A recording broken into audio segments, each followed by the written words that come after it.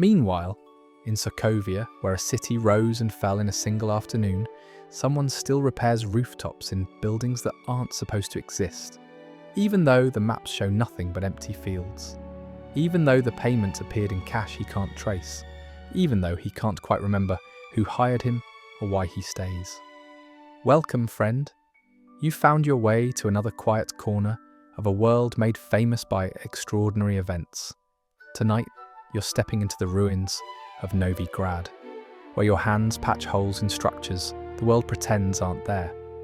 Here, while heroes move on to newer crises and governments erase inconvenient truths, you're mainly concerned with whether your last box of sealant will stretch far enough to weatherproof another family's shelter before the next storm arrives.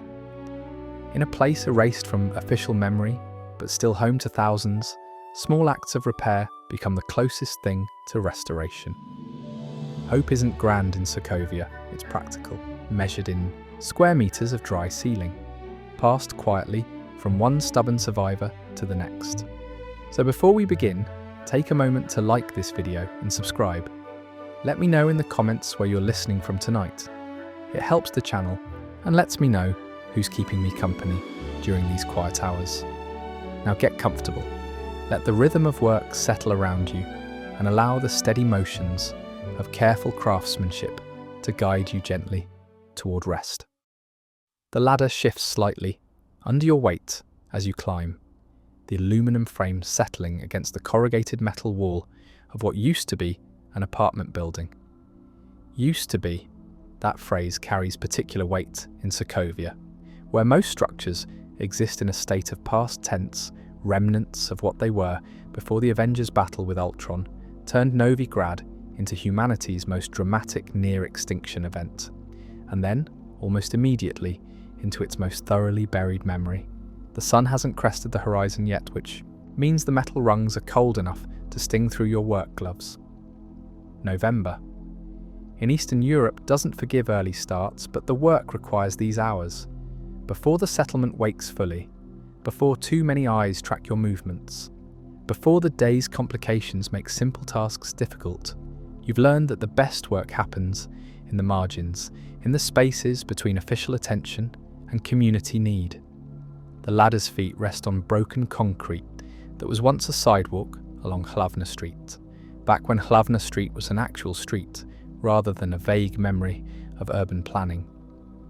The building you're climbing would have been condemned in any functional jurisdiction. 6 stories of Soviet-era construction that survived Ultron's assault only to be slowly failing through neglect and inadequate repair.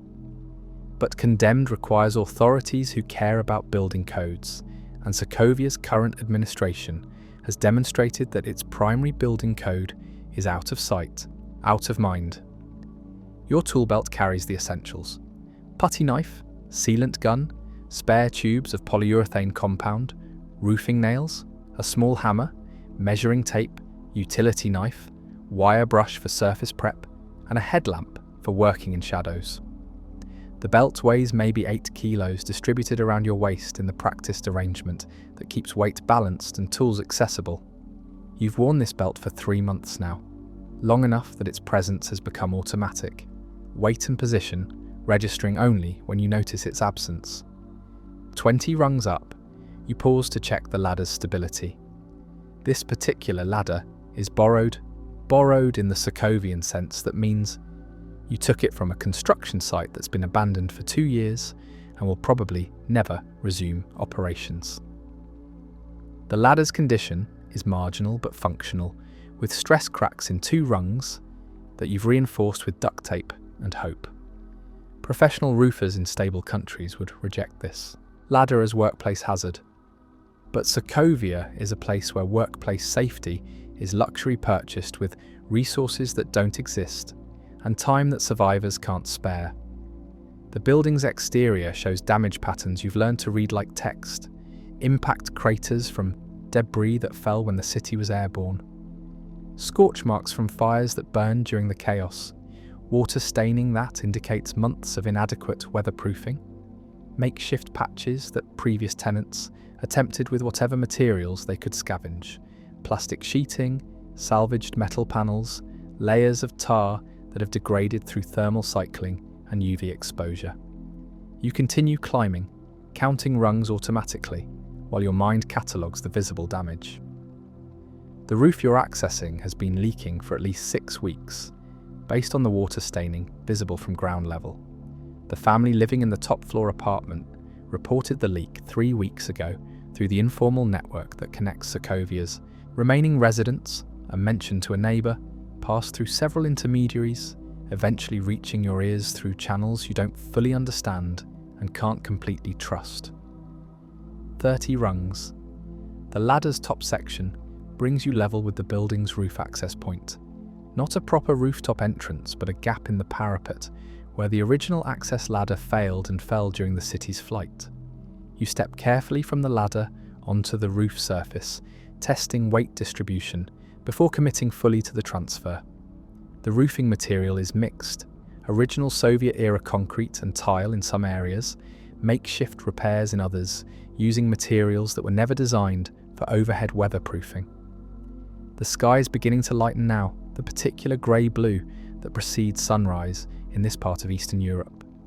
The temperature is maybe 3 degrees Celsius, cold enough that your breath fogs, but not cold enough for ice to make the roof surface immediately dangerous.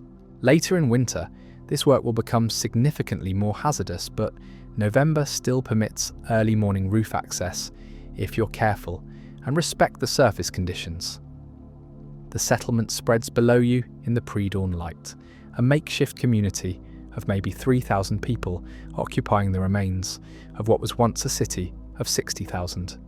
Novigrad's official population is 0, according to the Sokovian government's revised census data. The city doesn't exist on current maps. International aid organisations have no programmes listed for this location. The reconstruction funds that were promised and publicised went to administrative centres and photogenic locations, not to the ruins where survivors have stubbornly insisted on remaining despite every structural and political pressure to leave. You can see the settlement's geography from this height, the concentric rings of damage radiating from the city centre, where Ultron's vibranium device attempted to create an extinction event. The innermost zone is completely destroyed, buildings reduced to rubble that's too unstable for even desperate survivors to occupy. The middle zones show mixed damage, some structures partially standing, others collapsed, all of them marked by the violence of being lifted several thousand metres and then subjected to explosive forces that their engineering was never designed to survive. The outer zones, where you're working now, suffered only catastrophic damage rather than complete annihilation. These buildings show damage from debris impact, fire, structural stress, and 2 years of weather exposure without adequate maintenance. They're failing slowly rather than all at once, which makes them simultaneously habitable and dangerous. Safe enough that families accept the risks, unsafe enough that professional structural engineers would evacuate everyone immediately if any professional structural engineers were paying attention.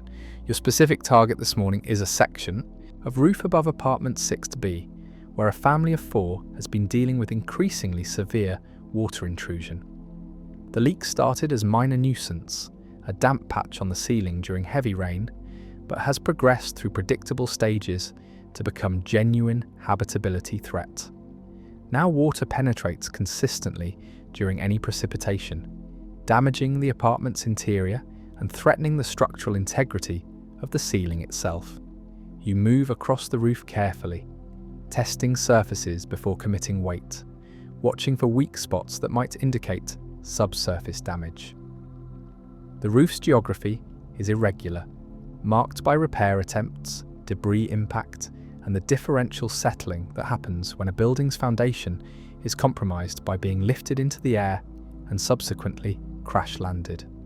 What should be level surface shows variations and irregularities that require constant attention to footing. The leak's source becomes visible as you approach the apartment's overhead position, a section where roofing tiles have failed completely, exposing the underlayment to direct weather. The underlayment itself shows degradation from UV exposure and moisture cycling. Below that, you can see the roof deck, which appears intact but is probably compromised around the penetration point where water has been entering for weeks. You set down your tool bag and kneel beside the damaged section, beginning the assessment that precedes any repair. The damage is more extensive than the ground-level evaluation suggested, not just missing tiles, but failed flashing around a vent pipe, deteriorated sealant at multiple joints, and evidence of previous repair attempts that used inappropriate materials and created new failure points.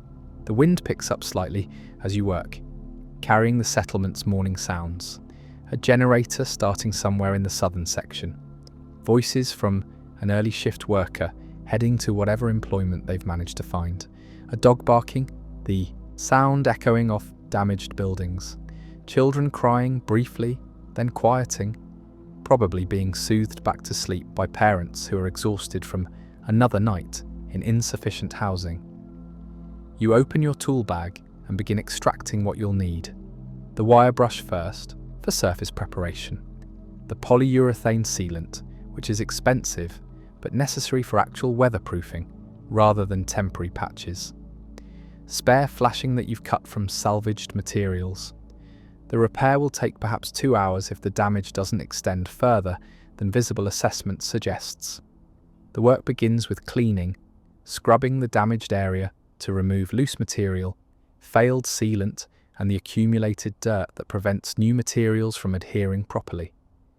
The wire brush scrapes against deteriorated concrete and metal, producing a rhythmic sound that's become the soundtrack of your Sokovian mornings. Scrape, pause, examine, scrape again. The meditation of repair work, the focus required by tasks that punish carelessness with failure. The surface preparation is tedious but essential. Rushing this phase compromises everything that follows, creating repairs that fail prematurely and force return visits that waste resources and time. You've learned through experience, through failures that you've had to fix and explain, that proper preparation takes twice as long as impatient instinct wants to spend, but prevents problems that take 10 times longer to address. The sun breaks the horizon properly now, casting long shadows across the settlement and bringing the particular gold-orange light that makes damaged buildings look almost beautiful if you don't think too carefully about what you're seeing. The temperature rises marginally, maybe 5 degrees now, enough that you can feel your fingers through the work gloves, enough that the metal tools don't feel quite as hostile in your grip. A voice calls up from below. Mikhail, an early riser who works as informal security for this block of buildings. "You're here early," he shouts, probably louder than necessary, but making allowances for 6 stories of vertical distance. "Leak in 6B, you call back, not stopping the work. Wanted to finish before the family wakes." "Coffee in my apartment when you're done," Mikhail offers, which is Sokovian hospitality, the offer of whatever small comfort can be shared, given freely despite personal scarcity, creating the networks of mutual support that keep the settlement functional when external support is completely absent. "Appreciated," you respond, meaning it sincerely. Mikhail's coffee is terrible, chicory heavy and bitter, but it's hot and it's offered generously, which makes it valuable beyond its objective quality. The surface is clean enough now, prepared for the actual repair. You load the sealant gun with a fresh tube of polyurethane compound, checking that the plunger mechanism works smoothly and that the compound hasn't begun curing prematurely. The compound is expensive. This tube cost more than a day's average wage in Sokovia, but it's necessary for repairs that actually seal rather than just appearing to seal. The first bead of sealant goes down along the joint where the roof deck meets the vent pipe, creating the foundation of the waterproof barrier you're building. The compound flows smoothly from the gun, thick and grey, filling the gap and adhering to both surfaces. You tool it with the putty knife, smoothing the bead and ensuring complete coverage, working quickly because the compound begins skinning over within minutes of exposure to air. The work settles into rhythm. Apply sealant, tool smooth, check coverage, apply more sealant. The repetition is meditative, requiring attention but not intense concentration, allowing your mind to drift in that space between active thinking and pure execution. Your hands know this work, have performed these motions hundreds of times across dozens of different roofs, and they continue. They're patterns while your consciousness drifts. You think about the payment, which arrived 3 months ago in ways that still don't make complete sense, an envelope of euros delivered by someone you can't quite remember, with instructions that were specific about scope but vague about source. Roof repairs across the settlement, materials and labour for 6 months, documentation not required. The amount was generous. Too generous for anonymous charity, not generous enough for money laundering or criminal enterprise, somewhere in between, suggesting patron with resources and interest, but not desire for recognition or involvement. You've spent 3 months trying to identify the source, asking careful questions, following threads that go nowhere, finding connections that dissolve when examined closely. Someone with resources paid you to repair roofs in a settlement that officially doesn't exist. Someone with access to European currency and knowledge of Sokovian conditions considered this work worth funding. Someone who either wanted anonymity or achieved it accidentally through organizational complexity that obscures individual identity. The mystery bothers you not because the work isn't legitimate, it clearly is, but because anonymity in Sokovia usually indicates danger. The people who hide their identities are typically those with reasons to avoid scrutiny, and reasons to avoid scrutiny usually involve activities that create problems for uninvolved parties who accidentally become involved. You're fixing roofs with money from someone who won't be identified, which means you're potentially participating in something that goes beyond roof repair, while having no way to evaluate what that something might be, or whether participation creates obligations or dangers you haven't anticipated. But the roofs need repair. The families need weatherproof housing. The work is legitimate, regardless of funding source. So you've continued, fixing leaks and patching damage, distributing the anonymous generosity across dozens of families while maintaining careful documentation of expenses that no one has requested and probably no one will ever review. The seal around the vent pipe is complete now, a continuous bead of polyurethane that will cure into flexible waterproof barrier. You move to the next problem area, the flashing where 2 roof planes meet at different elevations. The original flashing has failed, corroded through exposure and mechanical stress. You've brought replacement flashing cut from salvaged materials, sized to overlap the existing roof surfaces and create the water-shedding profile that prevents penetration. The replacement requires removal of several damaged tiles, which you do carefully, setting them aside for potential reuse elsewhere. The tiles are Soviet-era ceramic, heavy and durable when intact, but brittle when damaged. These particular tiles are cracked but not shattered, which means they might be useful for repairs where appearance matters more than perfect waterproofing. The flashing installation requires precision, positioning it correctly so that water flows over rather than under the material, securing it mechanically so that wind doesn't lift it, sealing the edges so that capillary action doesn't draw water through gaps that are too small to see, but large enough to permit moisture penetration. You've learned this precision through failure, through repairs that you thought were complete, but that failed during the next storm, requiring return visits and credibility damage that makes subsequent work more difficult.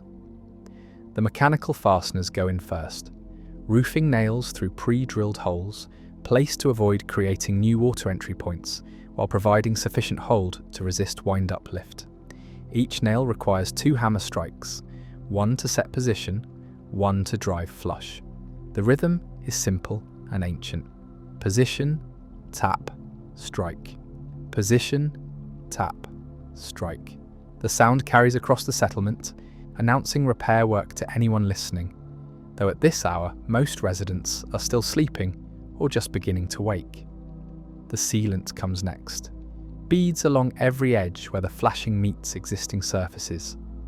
More tooling with the putty knife, smoothing and pressing to ensure complete adhesion and contact.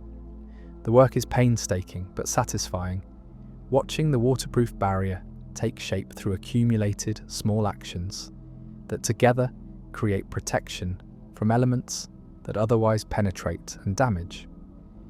An hour has passed since you began. The sun is fully up now, though still low enough that long shadows stretch across the settlement. The temperature has risen to maybe 8 degrees, almost comfortable for physical work, warm enough that you can feel your fingers precisely and grip tools without the clumsy hesitation that extreme cold creates. The repair is perhaps 60% complete. The major water entry points are sealed. What remains is restoration of the tile covering, ensuring that the repair is protected from UV degradation and mechanical damage, making the fix look intentional rather than makeshift. This final phase is where professional work diverges from desperate patching, taking the time to complete the repair properly, rather than stopping once immediate water entry is prevented. You hear sounds from the apartment below, voices, footsteps, the domestic movements of a family waking. They'll notice the leak is fixed, probably today, when the next rain comes and water doesn't penetrate. They might thank you, might not. Gratitude in Sokovia is complicated by pride and exhaustion, and the general difficulty of knowing how to respond to help that arrives unasked and unacknowledged. The work's purpose isn't gratitude anyway. The work's purpose is keeping rain out of living spaces, where children sleep and families try to maintain some fragment of normal life despite circumstances that are fundamentally abnormal. The tile restoration begins. You've salvaged enough intact tiles from other damaged sections to complete this repair properly. Each tile slots into the existing roof system, overlapping its neighbours according to the engineering principles that make tile roofs effective, each piece shedding water onto the piece below, creating a continuous drainage system that works with gravity rather than depending on perfect sealing. The tiles go down in rows, working upslope to ensure proper overlap. Each one requires verification that it's seated correctly, that the overlaps are sufficient, that no gaps exist where wind might catch and lift. The work is repetitive, but not mindless. Each tile is slightly different, each position has unique requirements, and carelessness creates failure points that compromise the entire repair. The final tile goes into position. You sit back on your heels and examine the completed repair, checking for gaps or problems that need additional attention. The work looks good, professional grade as good, as repairs get given the available materials and conditions. This roof section should remain weatherproof for years, assuming the building itself remains standing and occupied. You clean your tools, packing them into the bag with the practiced efficiency of someone who's learned that organisation prevents losses and reduces setup time on the next job. The sealant gun gets wiped down to prevent residue from curing in the mechanism. The putty knife gets scraped clean. The spare nails go into their container. Everything returns to its designated position in the tool bag, ready for immediate use tomorrow morning or the morning after that. The descent requires more attention than the ascent. Ladders are more dangerous going down, when you can't see where your feet are landing and weight distribution is awkward. You take it slowly, testing each rung, maintaining 3 points of contact, respecting the ladder's stress cracks and your own fatigue. 30 rungs, 20 rungs, 10 rungs. Ground. Mikhail is waiting with the promised coffee, 2 metal cups that he's been keeping warm over a small camping stove in his ground floor apartment. The apartment is sparse, furnished with salvaged items and decorated with almost nothing, but it's clean and organised and clearly maintained by someone who takes pride in whatever control they can exercise over their immediate environment. The family will be pleased, Mikhail says, handing you one of the cups. The leak was getting worse. Should be fixed now, you reply, accepting the coffee and immediately regretting it as the bitter liquid hits your tongue. But you drink it anyway, because Mikhail is sharing what he has, because refusing would insult the generosity, because the warmth is genuinely welcome, even if the flavour is objectively terrible. You do good work, Mikhail continues. Better than the first crews that came through after the incident. They'd patch and promise, and 2 weeks later, everything would fail. I just try to fix things so they stay fixed, you say, which is understating the difference between professional repair and makeshift patching, but which acknowledges the compliment without claiming more credit than feels comfortable. The conversation continues in the companionable way that forms between people who inhabit the same damaged space and share the same commitment to survival without surrender. Mikhail talks about the settlement's politics, the tensions between those who want to officially resettle and those who insist on staying. The complicated relationship with the Sokovian government that pretends Novigrad is empty, while occasionally sending officials to encourage evacuation. You listen more than talk, which is your habit. Information flows through settlements like water through damaged roofs, finding channels and spreading across surfaces, carrying the news and rumours and theories that people use to make sense of circumstances that don't make obvious sense. Mikhail is a conduit for that flow, collecting and sharing the settlement's knowledge, providing context that helps everyone understand what's happening and what might happen next. The coffee is finished. You rinse the cup in Mikhail's small sink, water from a jerry can since the building's plumbing failed months ago, and prepare to leave. The morning is still early, maybe 7:30, which means you have time to check the other scheduled repairs before the settlement's daytime activity makes roof work more complicated. Same time tomorrow? Mikhail asks, which is his way of confirming that you're continuing the work, that yesterday's repair isn't the end of your involvement with the settlement's maintenance needs. Same time, you confirm, different roof, same problems. The walk back through the settlement follows paths that have become familiar over 3 months of daily navigation. The streets that aren't really streets anymore, their asphalt broken and displaced by the city's flight and crash. The landmarks that mark navigation points, the collapsed building that everyone calls the Leaning Tower, the fountain that no longer functions but serves as gathering point, the memorial that someone erected to mark where particular individuals died during the attack. The settlement is waking fully now, smoke rising from cooking fires, children heading to the makeshift school that volunteers run in the basement of a partially destroyed community centre, adults moving toward whatever work they found, day labour in distant towns, salvage operations, the various enterprises that emerge wherever people gather and need sustaining. You exchange greetings with people you recognise, nods and brief words that acknowledge shared presence without demanding conversation. The settlement has its social protocols, learned and reinforced through daily repetition. Privacy is respected even in close quarters. Help is offered, but not forced. Survival requires cooperation balanced with independence, support networks that function without becoming obligation traps. Your next stop is Building 17, where a leak has been reported in the stairwell access to the roof. The building is 4 stories, shorter than this morning's work, which means the ladder climb will be quicker. The damage pattern is different here. Not tile failure, but sealant degradation around a roof-mounted ventilation system.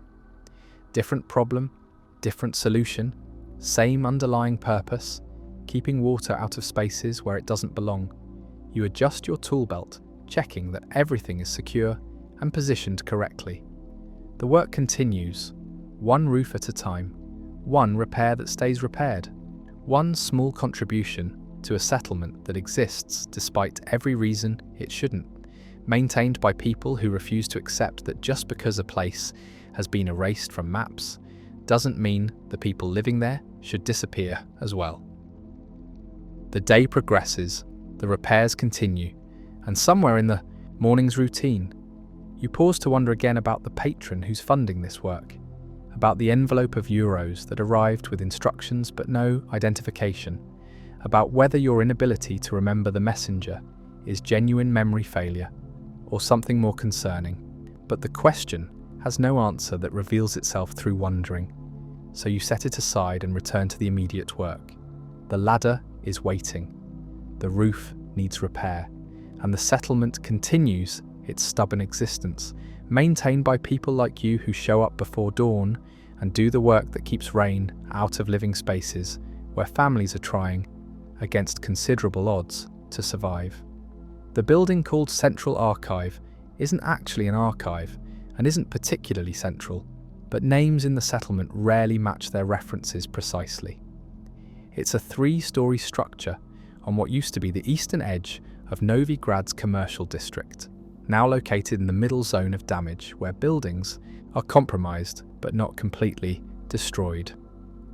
The ground floor houses a communal kitchen that serves subsidized meals to settlement residents. The second floor contains the informal medical clinic that Dr. Petrov operates with donated supplies and expired medications that are better than no medications at all. The third floor is where the settlement's accumulated knowledge lives, maintained by a woman named Katya, who appointed herself historian without official authorization, because history doesn't require authorization when no official authority exists to grant it. You climb the stairs in early afternoon, having completed 3 roof repairs and needing information that might exist in the accumulated documents and photographs that Katya has been collecting for 2 years. The stairs are concrete, original to the building, showing cracks from the city's traumatic elevation, but remaining structurally sound enough for daily use. The walls display water damage patterns, staining and discoloration from the extended period when the roof leaked before someone with skills and materials repaired it adequately.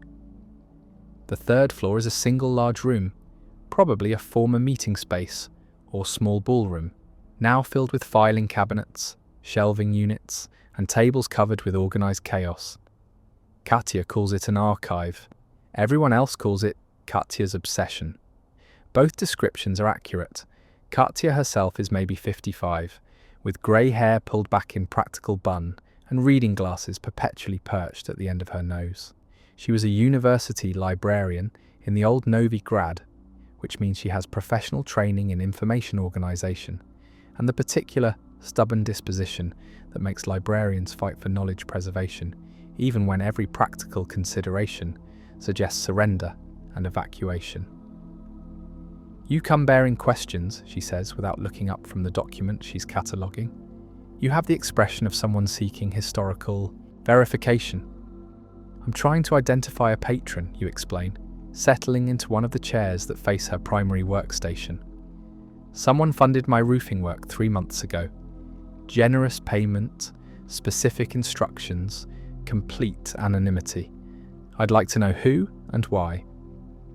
Katya sets down the document and removes her reading glasses, which is her signal that you have her full attention. Describe the payment method, the delivery, everything you remember about the initial contact. You provide the details, sparse as they are, an envelope of euros delivered by messenger whose face you can't quite visualize, with instructions that were typed rather than handwritten. The amount was sufficient for 6 months of materials and labour. The scope was specific: roof repairs throughout the settlement, prioritising family housing over commercial or public structures.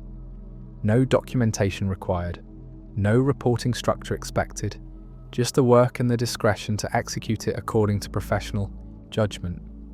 And you've been unable to identify the source? Katya asks, already reaching for one of her filing cabinets. I've asked everyone I can think to ask. No one claims knowledge or admits involvement. The money is legitimate. The bills aren't counterfeit. The banks accepted them without question. But the source is completely obscure. Katya extracts a file labelled External Support Unattributed and spreads its contents across her work table. The file contains documentation of similar mysterious contributions to the settlement. Donated food supplies without clear origin, medical equipment that appeared without attribution, construction materials delivered by drivers who claimed ignorance of their employer's identity. You're not the first recipient, she says, organising the documents chronologically. There have been at least 7 similar incidents over the past 18 months. Each time the pattern is identical. Generous support, specific purpose, complete anonymity. Someone with resources is systematically supporting the settlement while refusing identification. The pattern should be reassuring. It suggests your situation isn't unique or particularly dangerous, but it actually increases the mystery's complexity. 1 anonymous donation could be eccentric charity. 7 suggests organised intervention by someone with sustained interest and substantial resources. Any theories, you ask, examining the documents? They include photographs of the donated materials, testimony from recipients describing their initial contact, and Katya's own analytical notes attempting to identify common factors or connection points. 3 primary hypotheses, Katya says, pulling out a separate document that contains her theoretical framework. First, humanitarian organisation working unofficially because official aid to Sokovia is politically complicated. Second, wealthy individual with personal connection to Novigrad, former resident, relative of victims, someone who considers themselves morally obligated. Third, intelligence organisation using humanitarian support as cover for surveillance or other covert activities. Each hypothesis has different implications. Humanitarian organisation would be benign but annoying in its insistence on anonymity. Wealthy individual would be touching but ultimately not concerning. Intelligence organisation would be actively dangerous, creating complications and obligations that you haven't consented to and can't easily escape. Which do you think is most likely, you ask? Katya adjusts her reading glasses, settling them back into position on her nose. Intelligence organisation. The operational sophistication suggests professional execution. The pattern of support indicates strategic thinking rather than reactive charity. The anonymity is maintained too perfectly for amateur operation. She pauses, meeting your eyes. Which means you're probably contributing to something larger than roof repair, though what that larger something might be remains unclear. The assessment matches your own suspicions, but making them explicit increases the weight of participation. If you're unknowingly facilitating intelligence operations, continuing the work might create obligations or dangers beyond immediate roof repair, but stopping means abandoning families who need weatherproof housing, regardless of the funding source's complications. What would you do, you ask, genuinely uncertain about the ethical calculus? I'd continue the work while remaining alert to requests that extend beyond stated scope, Katya says. Roof repair is legitimate need regardless of funding source.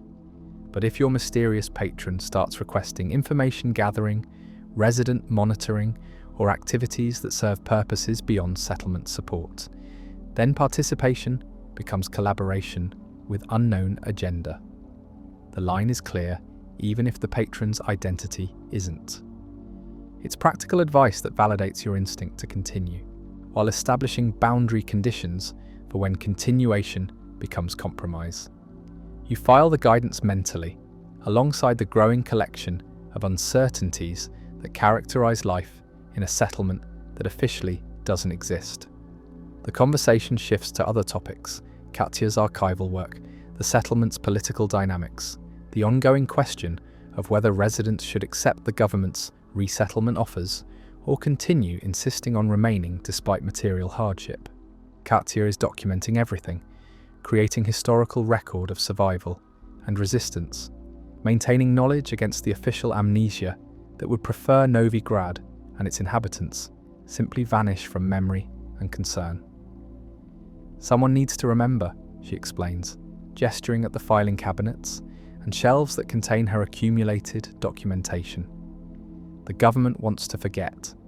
The international community is embarrassed by how comprehensively they've abandoned us. The world's attention has moved on to newer crises. If we don't preserve our own history, no one else will. The archive contains photographs from before the attack, showing Novigrad as it was, a modest but functional city, nothing spectacular, but home to 60,000 people living ordinary lives. It contains documentation from during the attack, captured by survivors and collected afterward. Images of the city lifting into the sky, the chaos and terror, the eventual crash that scattered debris across kilometers of countryside. It contains evidence of the aftermath, the initial rescue operations, the promised reconstruction support, the gradual abandonment as political and economic reality made sustained assistance impossible. You spend an hour exploring the archive's contents, learning history that you'd heard fragments of, but never seen comprehensively documented. The attack itself lasted perhaps 20 minutes. The time between Ultron's device activation and the Avengers' successful intervention, but the attack's consequences have lasted 2 years and will last indefinitely, affecting thousands of lives in ways that rarely make international news, because suffering is only newsworthy when it's fresh and photogenic. One section of the archive contains documentation of the disappeared, residents who left the settlement after the attack and haven't been heard from since, some presumably relocated successfully, finding homes in other cities, rebuilding lives without maintaining connections to place and people who remind them of trauma. Others might have died during evacuation or afterward, their fates unknown because no authority is tracking Sokovian refugees with sufficient care to maintain accurate records. Katya maintains this registry of the disappeared with the same methodical attention she brings to everything, creating space for people to exist in memory even when their current existence can't be verified. Names, photographs when available, last known locations, descriptions, provided by relatives or friends, its memorial and missing persons registry simultaneously, acknowledging that people don't stop mattering just because they've stopped being visible. This is important work, you say sincerely, understanding that Katya's archive serves purposes beyond historical documentation. Its resistance against erasure, assertion that Novigrad and its people existed and continue existing regardless of official denial. Someone has to do it, Katya replies, which is the settlement's unofficial motto. Someone has to repair roofs, someone has to run the medical clinic, someone has to organise food distribution, someone has to document history. The work gets done because individuals decide it must be done and then do it despite absence of official support or recognition.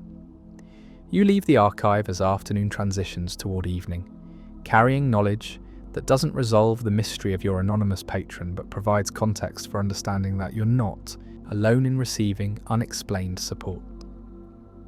The pattern suggests something systematic, which could be reassuring or concerning depending on what that system's actual purposes are and whether they align with the stated purposes that recipients experience. The walk back through the settlement follows different paths than your morning route, taking you through sections where you've completed repairs and where families are beginning to experience the material difference between leaking roofs and weatherproof housing. In Building 9, you see that the apartment where you fixed the roof last week has hung curtains in the window, a small gesture that indicates the residents feel secure enough in their environment to invest in minor improvements. In Building 14, the family whose ceiling you repaired has painted the wall that had been stained by water damage, another signal that stability enables restoration beyond immediate emergency response. These signs of improvement are small but meaningful. They indicate that people are transitioning from pure survival mode into longer-term habitation planning, making decisions that assume continued occupation rather than imminent evacuation. Your roof repairs facilitate that transition, creating conditions where families can invest emotionally and materially in spaces they inhabit, establishing homes rather than merely occupying emergency shelter. But the improvements also highlight the settlement's fundamental precarity. You're repairing roofs on buildings that would be condemned in any functional jurisdiction, creating weatherproof housing in structures that aren't truly safe, enabling continued habitation of places that probably should be evacuated. The work is simultaneously beneficial and potentially harmful, helping people in immediate term while possibly delaying the difficult decisions about long-term relocation that would ultimately serve their interests better than improved emergency shelter can. The ethical complexity bothers you in moments of reflection, though it doesn't stop the work. People need roofs over their heads today. The fact that those roofs are on buildings that shouldn't be occupied doesn't change the immediate need for weather protection. You're addressing present necessity while acknowledging that present necessity isn't the same as long-term solution. The evening communal meal is being served when you pass Central Archive's ground floor. The smell of cooking reaches the street. Tonight's meal is apparently some variation on bean soup, which is common because beans are cheap protein that stretches limited resources. You're not particularly hungry, but communal meals serve social purposes beyond nutrition, creating the spaces where settlement residents connect and maintain the relationships that make community possible. You join the line, accepting the bowl and bread that volunteers are distributing. The meal is exactly what it smells like. Bean soup with minimal seasoning served, with dark bread that's dense and heavy, but provides calories.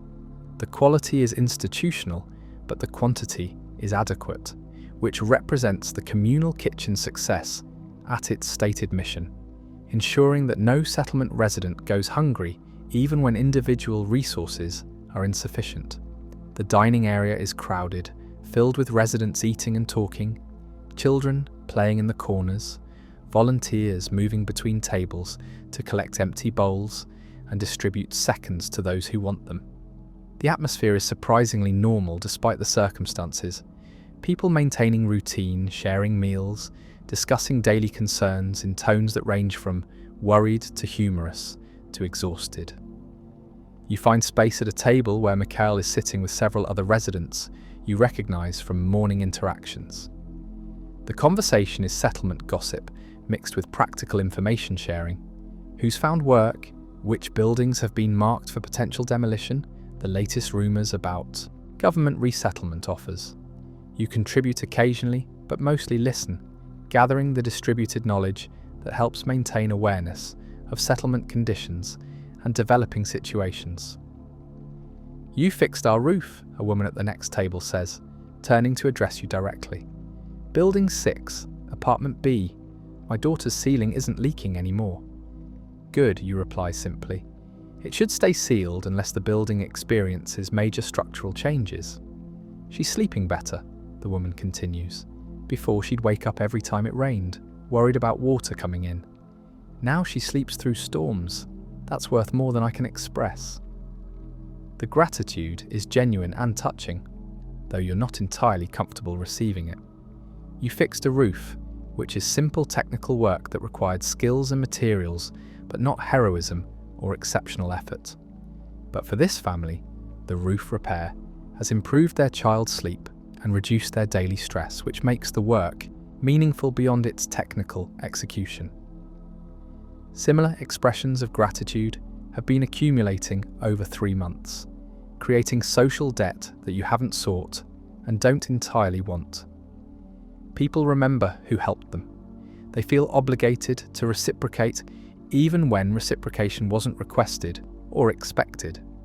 The settlement operates on these informal networks of mutual obligation, everyone owing everyone else in complicated patterns that create community cohesion while sometimes making individual autonomy difficult.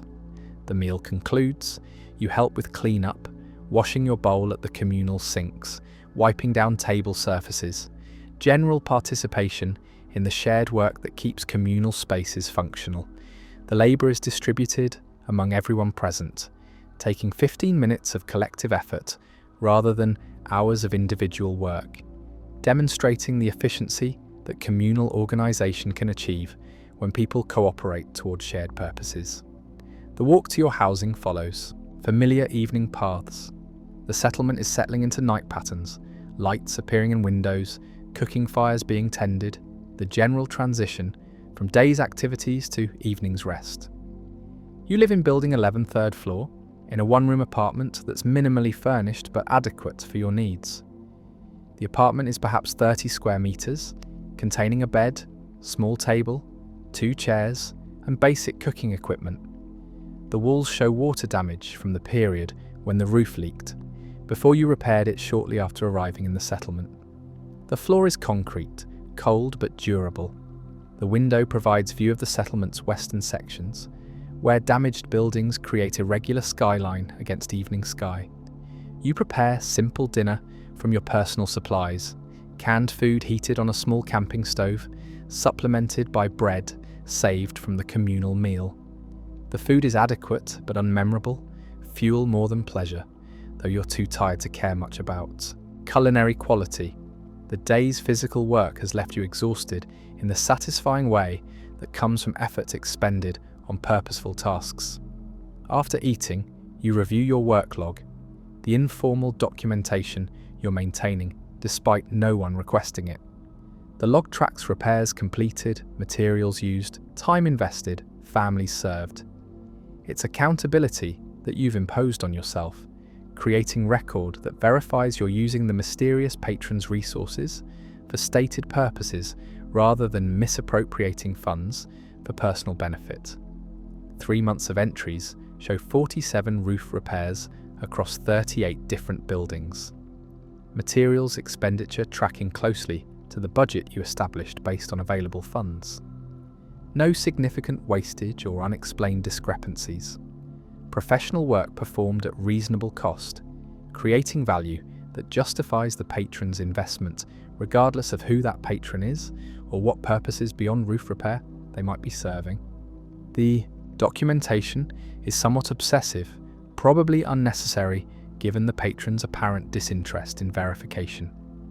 But maintaining careful records feels like professional obligation and provides evidence that you're approaching the work with integrity, even when circumstances make integrity difficult to prove or verify.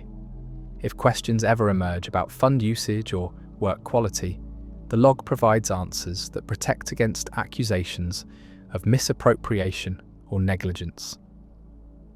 The evening deepens toward night. The settlement's sounds change. Fewer voices, less activity, the transition into hours when most people are sheltering in their inadequate homes and trying to rest despite cold and discomfort that make quality sleep difficult.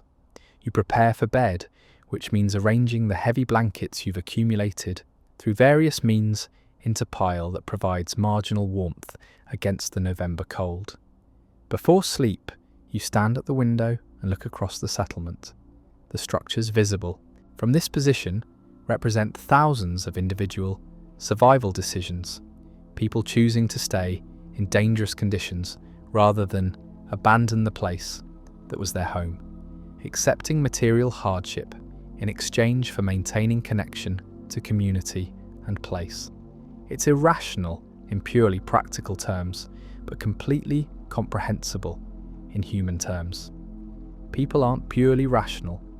They make choices based on emotion and identity and belonging, accepting costs that rational calculation would reject. You're participating in that collective irrationality, maintaining buildings that shouldn't be maintained, enabling continued occupation of space that probably should be evacuated. But the irrationality feels more human than the rational alternative, abandoning people because their circumstances are inconvenient, erasing places because remembering them is uncomfortable, moving on because staying engaged is difficult. Tomorrow will bring more roof repairs, more families expressing gratitude for work that seems simple but makes meaningful difference in their daily lives. More incremental progress toward making the settlement marginally more habitable, while fundamental questions about its long-term viability remain unresolved. But tomorrow is distant yet. Tonight there's only the familiar room, the inadequate warmth of accumulated blankets, and the gradual drift towards sleep that comes from exhaustion and acceptance of circumstances that exceed your capacity to control or fully understand. The settlement continues around you. The roofs you've repaired keep rain out of living spaces, and somewhere the mysterious patron whose resources enable this work remains unknown and unknowable, maintaining anonymity that's either protective generosity or dangerous manipulation, depending on factors you can't assess and purposes you can't verify. Sleep comes gradually, consciousness fading through stages rather than extinguishing all at once. The last thought before dreams take over is familiar. Tomorrow you'll continue the work, repair more roofs, help more families, and defer the larger questions that have no available answers. The night deepens, the settlement rests as much as difficult conditions permit, and the work waits for morning, patient and necessary, ready to continue when light returns, and ladders can be climbed safely toward roofs that need repair. The fourth month begins with structural failure in Building 22, not collapse but significant enough damage that the building's continued occupation becomes questionable even by the settlement's relaxed standards. You're called to assess the damage early on a Tuesday morning, arriving to find residents evacuated into the building's courtyard, while Mikhail and several other informal authorities debate whether repair is possible or evacuation is necessary. The failure is visible from ground level, a section of roof sagging inward, indicating that the supporting structure has weakened beyond its capacity to carry load. The damage might be progressive failure from the city's flight and crash, or it might be new stress from accumulated water penetration, or it might be a combination of factors creating cascade that threatens the entire building's stability. "Can you fix it?" Mikhail asks, though his tone suggests he knows the answer isn't simple. "I need to see it from above," you reply, already calculating what equipment you'll need and whether intervention is practical or just delays inevitable evacuation. The ladder climb is familiar, but the assessment at roof level reveals problems beyond simple weatherproofing. The structural supports beneath the roof surface have degraded significantly. Combination of water damage, metal corrosion, and stress fractures from the building's traumatic elevation. The roof is still carrying its own weight, barely, but any additional load or further degradation will trigger more serious failure that could threaten occupants below. This is beyond simple roof repair. This requires structural engineering, proper materials, and probably complete evacuation during renovation work that would take weeks and require resources well beyond your mysterious patrons' generous but limited funding. The building needs professional intervention, or it needs abandonment. Half measures will just delay catastrophe while creating false sense of security that puts people at risk. You descend and deliver the assessment to the waiting residents. The roof damage is symptom of larger structural problems. Repairing the visible damage won't address the underlying issues. This building needs professional engineering evaluation and probably extensive reconstruction. Or it needs evacuation until those resources become available. The news is received with resignation rather than surprise. The residents have lived in failing buildings for 2 years. They understand that structures have limits and that eventually those limits get reached regardless of determination. To remain, the question shifts from whether evacuation is necessary to where people will go when evacuation happens. The settlement's informal housing committee meets that afternoon in Central Archive's second-floor space, the area that Dr. Petrov normally uses for medical consultations, but which doubles as meeting room when health emergencies aren't demanding the space. You're invited because the Building 22 situation affects broader settlement planning, and because your 3 months of roof work have given you overview of structural conditions across multiple buildings. The committee consists of 7 residents who've taken on leadership roles through combination of expertise, personality, and willingness to accept responsibility without official authorization. Mikhail is there, representing security concerns. Katya attends as historian and information manager. Dr. Petrov provides medical perspective. The others represent various constituency interests: families with children, elderly residents, the workers who found employment in distant towns and commute daily. Building 22 is the most urgent case, but it's not the only structure showing concerning signs, you explain. spreading out rough maps of the settlement that Katya has annotated with building conditions. At least 5 other buildings have damage patterns suggesting progressive structural failure. Some might last years, others might fail within months. We need systematic assessment and probably phased evacuation of the most compromised structures. The recommendation creates tension because it conflicts with the settlement's founding principle. Stay regardless of difficulty, maintain presence regardless of official pressure to leave. Voluntary evacuation, even of specific buildings, feels like surrender to forces that would prefer Novigrad's complete erasure from memory and reality. If we start evacuating buildings, where do people go? Asks Helena, who represents family interests on the committee. The other structures are already overcrowded. We can't just shuffle people between equally inadequate housing. It's a legitimate concern. The settlement's habitable housing is limited, and spreading occupants more thinly across existing structures just distributes risk rather than reducing it. Real solutions require new construction or external housing assistance, neither of which appears likely given the political and economic context. We could request support from the government's resettlement program, Dr. Petrov suggests carefully, knowing the proposal is controversial. Not complete evacuation, just temporary housing for residents displaced from buildings that need extensive repair. The suggestion creates immediate resistance. The resettlement program is understood as Trojan horse.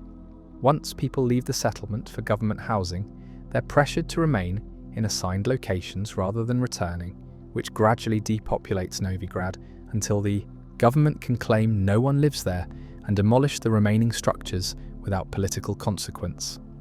We don't accept resettlement offers, Mikhail states flatly. That's been our consistent position. Accepting temporary housing is just gradual version of complete evacuation. The meeting continues for 2 hours, circling around the fundamental problem. People need safe housing, but safe housing requires resources or compromise. And neither resources nor acceptable compromise appears available. The discussion is circular and frustrating but necessary, giving voice to different perspectives and ensuring that whatever decisions emerge consider multiple interests. Eventually, a preliminary plan forms. Conduct systematic assessment of all occupied structures, prioritize repair work based on urgency and feasibility, and temporarily relocate Building 22 residents into less crowded areas of the most stable buildings. It's not ideal solution, but it's workable compromise that addresses immediate safety concerns without requiring surrender to resettlement pressure. Your role in the plan is expanded, not just roof repair, but comprehensive structural assessment, providing technical expertise that the committee lacks. It's mission creep from the original scope, but it's necessary mission creep that serves settlement's actual needs, rather than just your patron's mysterious purposes. After the meeting, you find yourself walking with Katya back towards Central Archive. The afternoon is cold but clear, and the walk provides opportunity for conversation that wasn't appropriate during the formal meeting. You're becoming integral to the settlement's infrastructure, she observes, not just the roofer anymore, the technical expert whose assessment determines significant decisions. I'm just providing information about building conditions, you reply, uncomfortable with the characterization. The committee makes the actual decisions.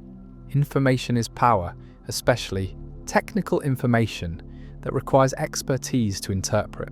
Whether you intend it or not, your assessments shape policy. She pauses at the archive entrance, which makes understanding your patron's purposes even more important. If you're unknowingly advancing agenda that conflicts with settlement interests, the community's trust in your expertise becomes vulnerability. The concern is valid and troubling. Your structural assessments affect where people live and how resources get allocated. If those assessments are influenced, even unconsciously, by purposes beyond simple technical evaluation, then you're manipulating the settlement while appearing to serve it. The mysterious patron's anonymity becomes more problematic when your role extends beyond simple roof repair into broader infrastructure planning. What would you do, you ask again, having learned that Katya's judgment tends to be sound even when her conclusions are uncomfortable. I document everything transparently, she says. Make your assessments public, show your reasoning, invite verification from anyone with relevant expertise. Remove the possibility that your technical authority is being used to advance hidden agenda. Trust is maintained through transparency, and right now the settlement needs to trust your technical judgment. The advice is practical and immediately implementable. You've been maintaining work logs, but haven't been sharing them broadly. Making your documentation accessible transforms private accountability into public verification, allowing the community to evaluate whether your work serves stated purposes or advances hidden interests. That evening, you prepare a comprehensive summary of your 3 months of work. Repairs completed, buildings assessed, materials used, patterns observed. The document is technical but accessible, written for audience that includes both experts and concerned residents without specialized knowledge. You bring it to Katya the next morning, requesting that she add it to the archive's publicly accessible materials. This is good, she says, reviewing the document. Transparent documentation that residents can examine and verify. It won't eliminate all concerns about your mysterious patron, but it demonstrates your commitment to accountability. The document is posted in Central Archive and copied to public boards in the communal kitchen and medical clinic. Within days, residents begin referencing it, asking questions about specific repairs, requesting clarification on technical assessments, generally engaging with the information in ways that suggest they're taking seriously the opportunity to verify your work.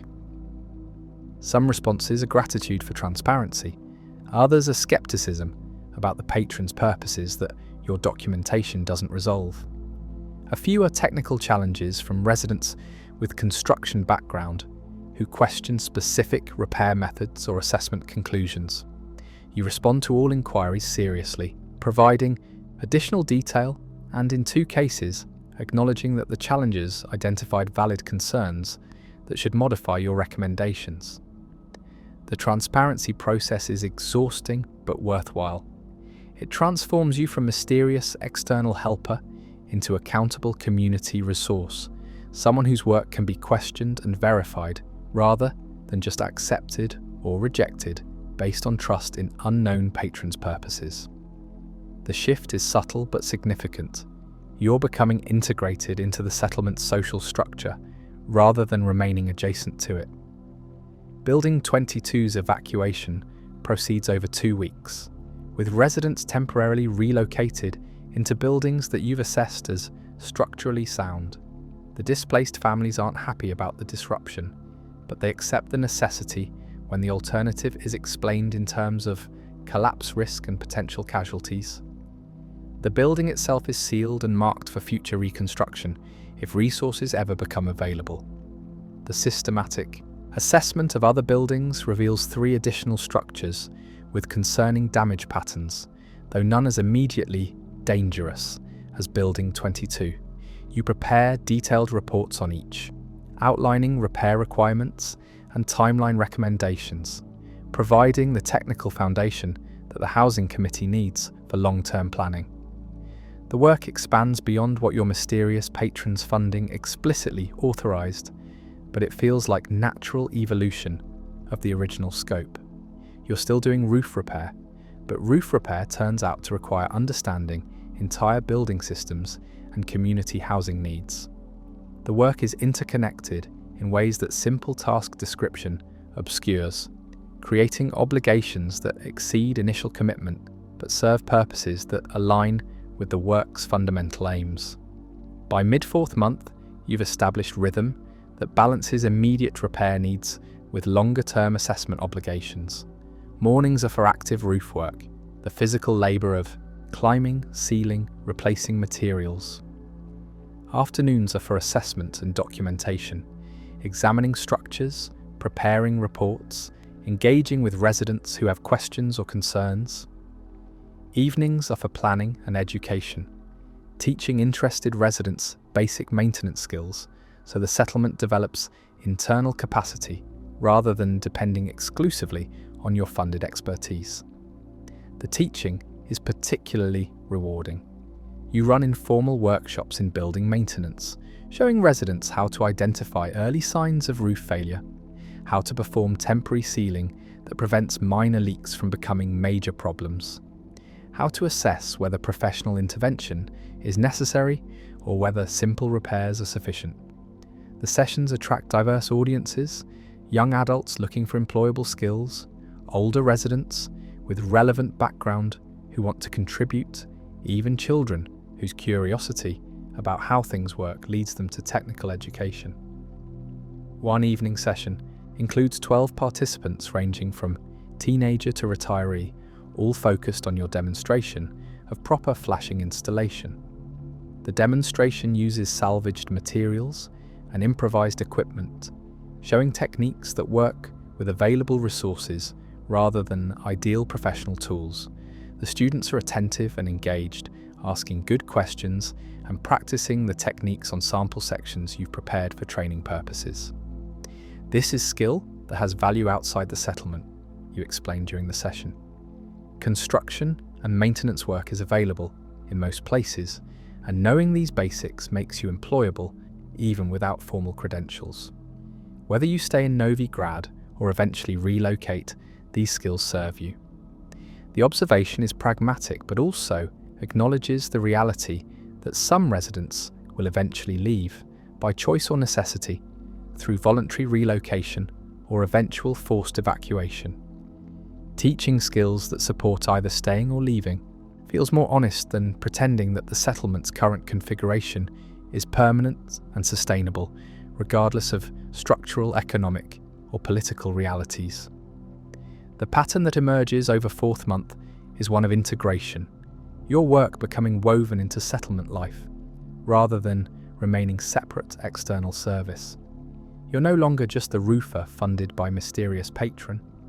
You're technical resource, teacher, committee participant, and increasingly, community member whose presence is expected and whose absence would be noticed. The transformation wasn't planned or sought, but it happened through accumulated daily interactions and the natural evolution that occurs when external helper becomes embedded in community they're serving. The mysterious patron's purposes remain unknown, but your own purposes have clarified through practice and engagement. You're here to help maintain habitability for people who've chosen to stay in impossible circumstances. The work serves that purpose regardless of funding source or hidden agendas that might exist beyond your awareness. As long as your technical judgment remains sound and your commitment to transparency is maintained, the patron's anonymity becomes background concern rather than paralyzing uncertainty. Building 22 stands empty now, sealed and silent, waiting for resources that might never arrive. But its former residents are housed adequately in buildings you've verified as safe.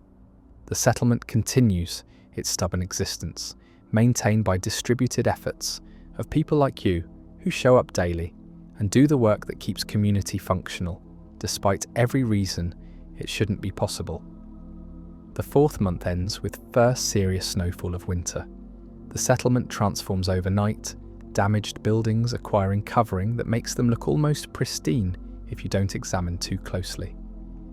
The snow creates immediate problems: additional weight on compromised roofs, ice formation that damages, weatherproofing, transportation difficulties that make materials acquisition more challenging. But the snow also creates opportunities for joy.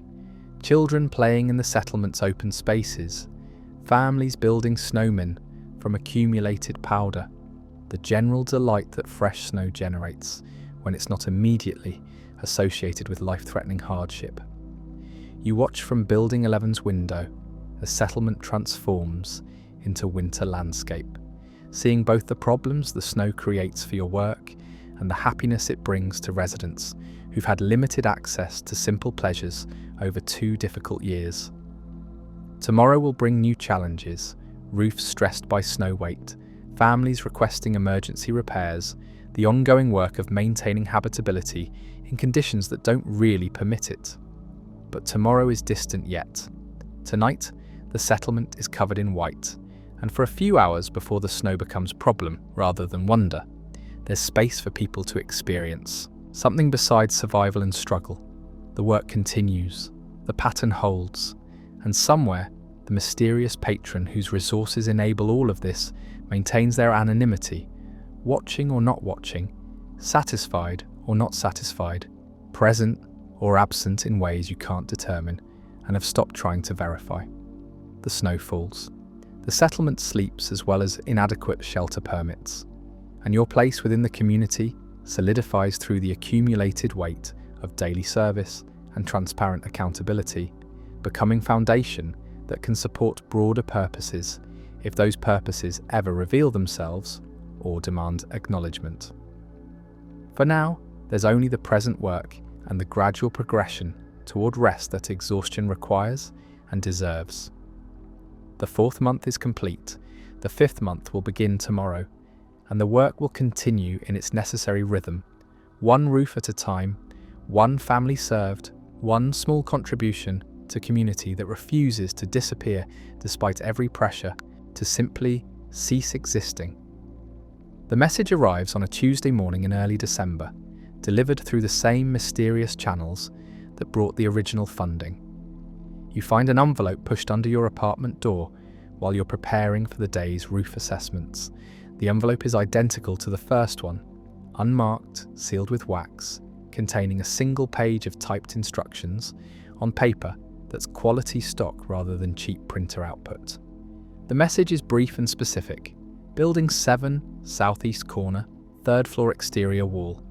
Assessment required. Structural concern beyond normal deterioration. Detailed documentation necessary. Report findings through usual channels. The instruction is unusual for several reasons. First, it's the first time the patron has made specific request beyond general roof repair scope. Second, it references usual channels that don't actually exist. You've had no reporting relationship or communication structure. Third, it identifies specific structural concern without explaining how the patron knows about it or why it requires your attention rather than normal assessment process. You examine the envelope carefully, looking for additional information or clues about source. The wax seal shows no identifying marks. The paper is generic high-quality stock available from numerous suppliers. The typing could be from any printer. Everything about the envelope is deliberately anonymous, while simultaneously communicating legitimacy through its quality and presentation. The mysterious patron has remained silent for 4 months, providing resources without demanding accountability or directing specific activities. This sudden communication breaks that pattern, suggesting that whatever purposes the patron is serving have progressed to phase requiring more active involvement. The shift is concerning, but not immediately threatening. The request is for assessment, not action. An assessment is something you'd perform anyway if structural concerns were brought to your attention through normal channels. You include Building 7 in the morning's assessment schedule, approaching it without special preparation or equipment beyond your normal tools and documentation materials. The building is 4 stories located in the middle damage zone, occupied by approximately 30 residents across 12 apartment units. You've done roof work on Building 7 previously, fixing minor leaks, but haven't conducted comprehensive structural assessment beyond what roof repair required. The southeast corner 3rd floor exterior wall is visible from the ground, showing damage patterns that are common across the settlement. Impact marks from debris, weathering from extended exposure, the general deterioration that affects buildings that weren't maintained adequately after traumatic structural stress.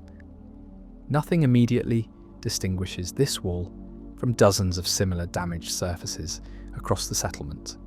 You climb to the 3rd floor through the building's interior stairwell, which is dark and cold but structurally sound. The hallway provides access to 4 apartments, 2 of which are currently occupied. The southeast corner apartment belongs to an elderly couple who you've met briefly during previous roof work. They're not home currently, but their door is unlocked, common practice in the settlement where security concerns are balanced against emergency access needs. The apartment's interior shows the expected signs of marginal maintenance: walls that need painting, floors that need repair, general wear that accumulates when resources are insufficient for anything beyond essential upkeep. You move to the southeast corner, examining the exterior wall from inside, looking for the structural concern that the message referenced. Initially, nothing appears unusual. The wall shows some cracking in the plaster, but plaster cracks are universal in the settlement's damaged buildings. The window frame is slightly misaligned, but frame alignment issues are similarly common. The baseboard shows water damage, but water infiltration affects most buildings during winter weather. But closer examination reveals anomaly that's not consistent with normal deterioration patterns. The wall shows slight bulging, outward displacement of maybe 2 centimeters over a meter-wide section. The bulging is subtle enough that casual observation wouldn't detect it, but careful measurement reveals that the wall surface isn't following the plane it should maintain if the structure were stable. Outward bulging indicates that something is pushing the wall from inside, or that the wall's structural support has failed and gravity is creating differential movement, or that thermal expansion is occurring unevenly across the wall's cross-section. All possibilities are concerning because they suggest active structural failure rather than static damage from past trauma. You photograph the bulging from multiple angles, take measurements at several points, and examine the surrounding structure for additional signs of stress. The adjacent walls show minor cracking that could be thermal movement or could be sympathetic damage from the southeast corner's failure. The floor shows slight slope toward the corner, suggesting differential settlement that might indicate foundation problems below. This is beyond simple assessment. This requires understanding the building's entire structural system, determining whether the corner failure is a localized problem or symptom of more extensive damage, and deciding whether continued occupation is safe or whether evacuation is necessary. The anomaly is exactly the kind of concern that would require detailed documentation and expert evaluation, which makes the patron's advanced knowledge of it particularly mysterious. You spend 2 hours conducting thorough assessment, examining the building's foundation, checking the structural elements that support the third-floor wall, looking for patterns that explain the localized failure. The investigation reveals what appears to be a combination of factors: impact damage from the city's flight and crash that compromised the corner's structural support, water infiltration that has accelerated deterioration of load-bearing elements, and possibly some subsurface settlement that's creating differential stress across the building's foundation. The documentation you prepare is comprehensive: photographs, measurements, analysis of contributing factors, assessment of risk level, and recommendations for either repair or evacuation. The report is professional quality, the kind of documentation that structural engineers would produce if structural engineers were engaged with the settlement's problems. You're not a structural engineer, but 4 months of intensive assessment work has given you practical expertise that approximates professional competence in building evaluation. The question is how to report findings through usual channels when no usual channels exist. You decide to treat the instruction as directive to share findings with the settlement's housing committee, which is the normal recipient of your structural assessments. If the patron has access to committee deliberations, they'll receive the information. If they don't, then the instruction was misleading, or the patron will contact you through other means to clarify reporting expectations. The housing committee meets that evening, and you present the Building 7 findings alongside assessments of 2 other structures that showed concerning patterns during the week's inspections. The presentation is straightforward, technical information delivered without editorial comment, allowing the committee to make informed decisions about priorities and resource allocation. The discussion that follows is predictable. Building 7's corner failure is concerning but not immediately critical. The risk is progressive failure over weeks or months rather than imminent collapse. Repair is theoretically possible but would require resources beyond current availability.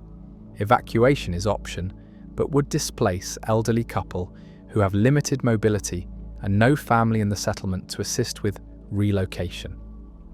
The committee's decision is to monitor the situation weekly, mark the southeast corner apartment as unsafe for occupation, and relocate the elderly couple to ground floor apartment in a building with better structural stability.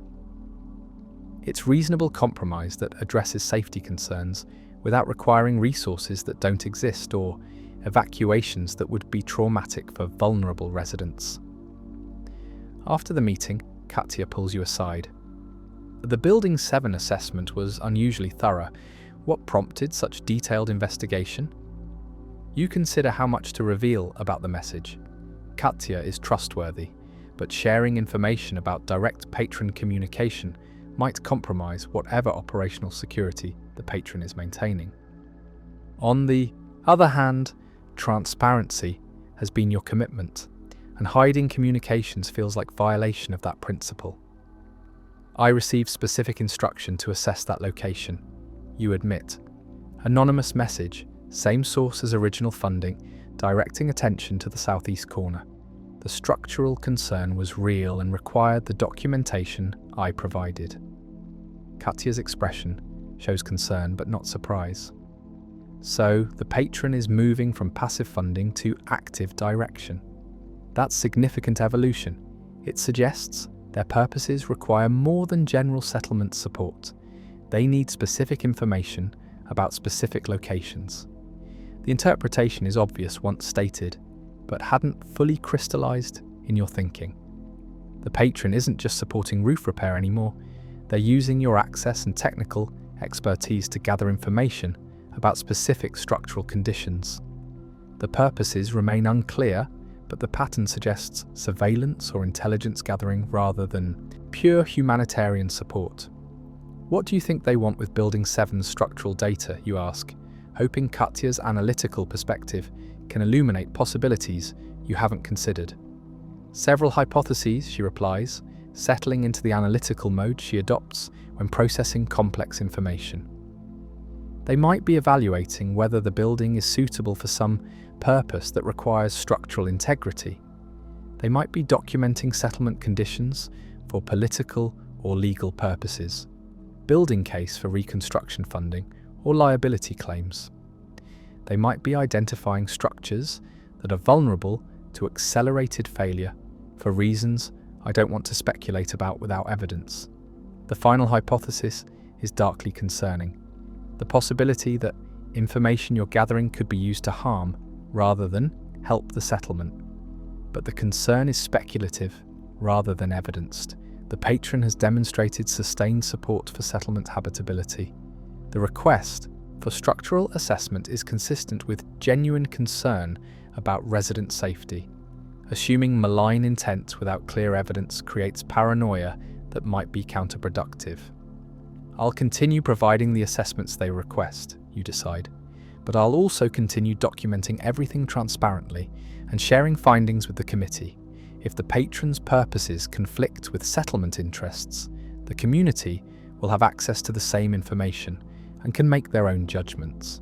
It's not a perfect solution, but it maintains your commitment to transparency while acknowledging that you can't prevent the patron from using information for purposes you don't control or fully understand. The information exists regardless. Building 7's structural problems are real, whether or not you document them. Your documentation makes the information more precise and accessible, but it doesn't create problems that would otherwise remain hidden. 3 days later, you find another envelope under your door. The message is similarly brief. Assessment received. Continue structural evaluations as scheduled. Additional specific requests will follow as needed. Resources remain available for material costs and expanded scope. The message confirms that the patron has access to committee proceedings or has infiltrated someone within the committee's membership. The confirmation of information access is unsettling, but not surprising. Anyone capable of maintaining 4 months of anonymity while funding systematic settlement support clearly has operational sophistication that includes information gathering capabilities. The reassurance about continued funding is welcome, but creates new questions about resource limits and sustainability. Resources remain available suggests that funding isn't constrained by normal budgetary limits, which implies either substantial wealth or organisational backing rather than individual charity. The reference to expanded scope acknowledges that your work has grown beyond original roof repair focus and indicates the patron endorses that expansion. You show the second message to Katya, maintaining your transparency commitment even though doing so might compromise the patron's operational security. Her response is thoughtful consideration, followed by practical advice. You're in an interesting position, she observes. The patron clearly values your work and wants to maintain the relationship. They're providing resources and flexibility while also directing your attention towards specific concerns. This creates opportunity for you to influence their priorities by including conditions about transparency and community benefit in your continuing participation. The suggestion is strategic rather than immediately implementable. You don't have direct communication channel with the patron. Messages arrive, but no mechanism exists for sending replies or negotiating terms. But the idea of asserting conditions is appealing, creating a framework where your expertise is provided in exchange for commitments that protect settlement interests rather than potentially compromising them. The mechanism for communicating conditions becomes apparent when you consider that the patron clearly monitors your activities and committee participation. Making public statements about your work's principles and boundaries effectively communicates expectations even without direct message channel. If the patron objects to stated conditions, they can withdraw funding or communicate alternative expectations. If they accept conditions, they implicitly agree to constraints that protect against potential misuse of your assessments. At the next Housing Committee meeting, you request time to make statement about your assessment work and the principles that guide it. The committee agrees, curious about what you want to formalise. I've been providing structural assessments funded by anonymous patron, you begin, stating what everyone knows but hasn't been formally acknowledged in committee context. The work serves settlement interests by identifying safety concerns and informing housing decisions. I'm committed to continuing this work under specific conditions that protect community trust and ensure assessments serve settlement needs rather than potentially compromising them. First, all assessment findings will be shared publicly through the archive and community boards. No private reporting to the patron or anyone else that bypasses community access to technical information. Second, any specific requests from the patron will be disclosed to the committee before investigation begins, allowing community input about whether investigation serves settlement interests or creates concerns that should limit participation. Third, if patron requests appear to conflict with settlement welfare, I'll decline participation even if that means losing funding support. Community benefit is primary obligation that supersedes patron or a relationship. These conditions are non-negotiable. If the patron finds them unacceptable, the funding relationship can end. But the work will continue through community resources and volunteer effort, maintaining the assessment function that's become essential to settlement safety planning. The statement is received with approval, committee members nodding agreement, Katya making notes for archive documentation, general sense that you've articulated principles that should have been explicit from the beginning. The public declaration creates accountability structure that protects against mission drift or co-optation, ensuring that even if the patron's purposes diverge from community interests, your work remains aligned with the settlement's needs. Whether the patron will find the conditions acceptable remains to be seen. The fourth month ends without additional communication, which might indicate acceptance of stated terms or might indicate the patron is reconsidering the relationship's parameters. Either way, you've established boundaries that make continued participation ethically defensible while creating framework for declining requests that cross lines you're not willing to traverse. The work continues under the stated principles. Roof repairs proceed according to safety priorities and resource availability. Structural assessments are comprehensive and publicly documented. The teaching sessions expand to include more advanced topics, developing the settlement's internal technical capacity. And through all of it, you maintain awareness that you're operating within complex web of purposes and interests that exceed simple humanitarian service, but that remain for now aligned enough with community welfare to justify continued engagement. The first anomaly, the specific request for Building 7 assessment, turns out to be pattern rather than isolated incident. But the pattern is managed through transparent protocols that protect community interests, while maintaining access to resources that enable essential work. It's imperfect arrangement, but imperfect arrangements are how things actually function in complex situations where perfect solutions don't exist. And waiting for perfection means no work gets done at all. The snow deepens, winter settles fully over the settlement, and your work enters new phase, more strategic, more bounded, more explicitly committed to community benefit as primary obligation that shapes how external support gets accepted and utilised. December's second week brings weather that transforms the settlement's marginal habitability into genuine crisis. The temperature drops to -15°C and stays there for 5 consecutive days, accompanied by wind that makes exposed conditions feel closer to -30. The cold isn't just uncomfortable, it's life-threatening for people living in structures with inadequate insulation, insufficient heating, and weatherproofing that barely functions in moderate conditions. You wake on the crisis's third morning to reports that 2 elderly residents died overnight, hypothermia in buildings where heating equipment failed, and backup systems were non-existent. The deaths aren't unexpected given the conditions, but they're preventable tragedies that highlight the settlement's fundamental inadequacy as long-term housing solution. People are dying from cold in buildings that should have been evacuated months ago, maintained in occupation through combination of stubborn determination and lack of acceptable alternatives. The Housing Committee convenes emergency session in the communal kitchen, which is one of few spaces with a reliable heating sufficient for extended occupation. The attendance is larger than normal. Residents who usually don't participate in governance meetings have come because the crisis affects everyone, and decisions made today will determine whether additional deaths occur before the cold snap breaks. We need immediate triage, Dr. Petrov begins, his medical expertise making him natural leader during health emergencies.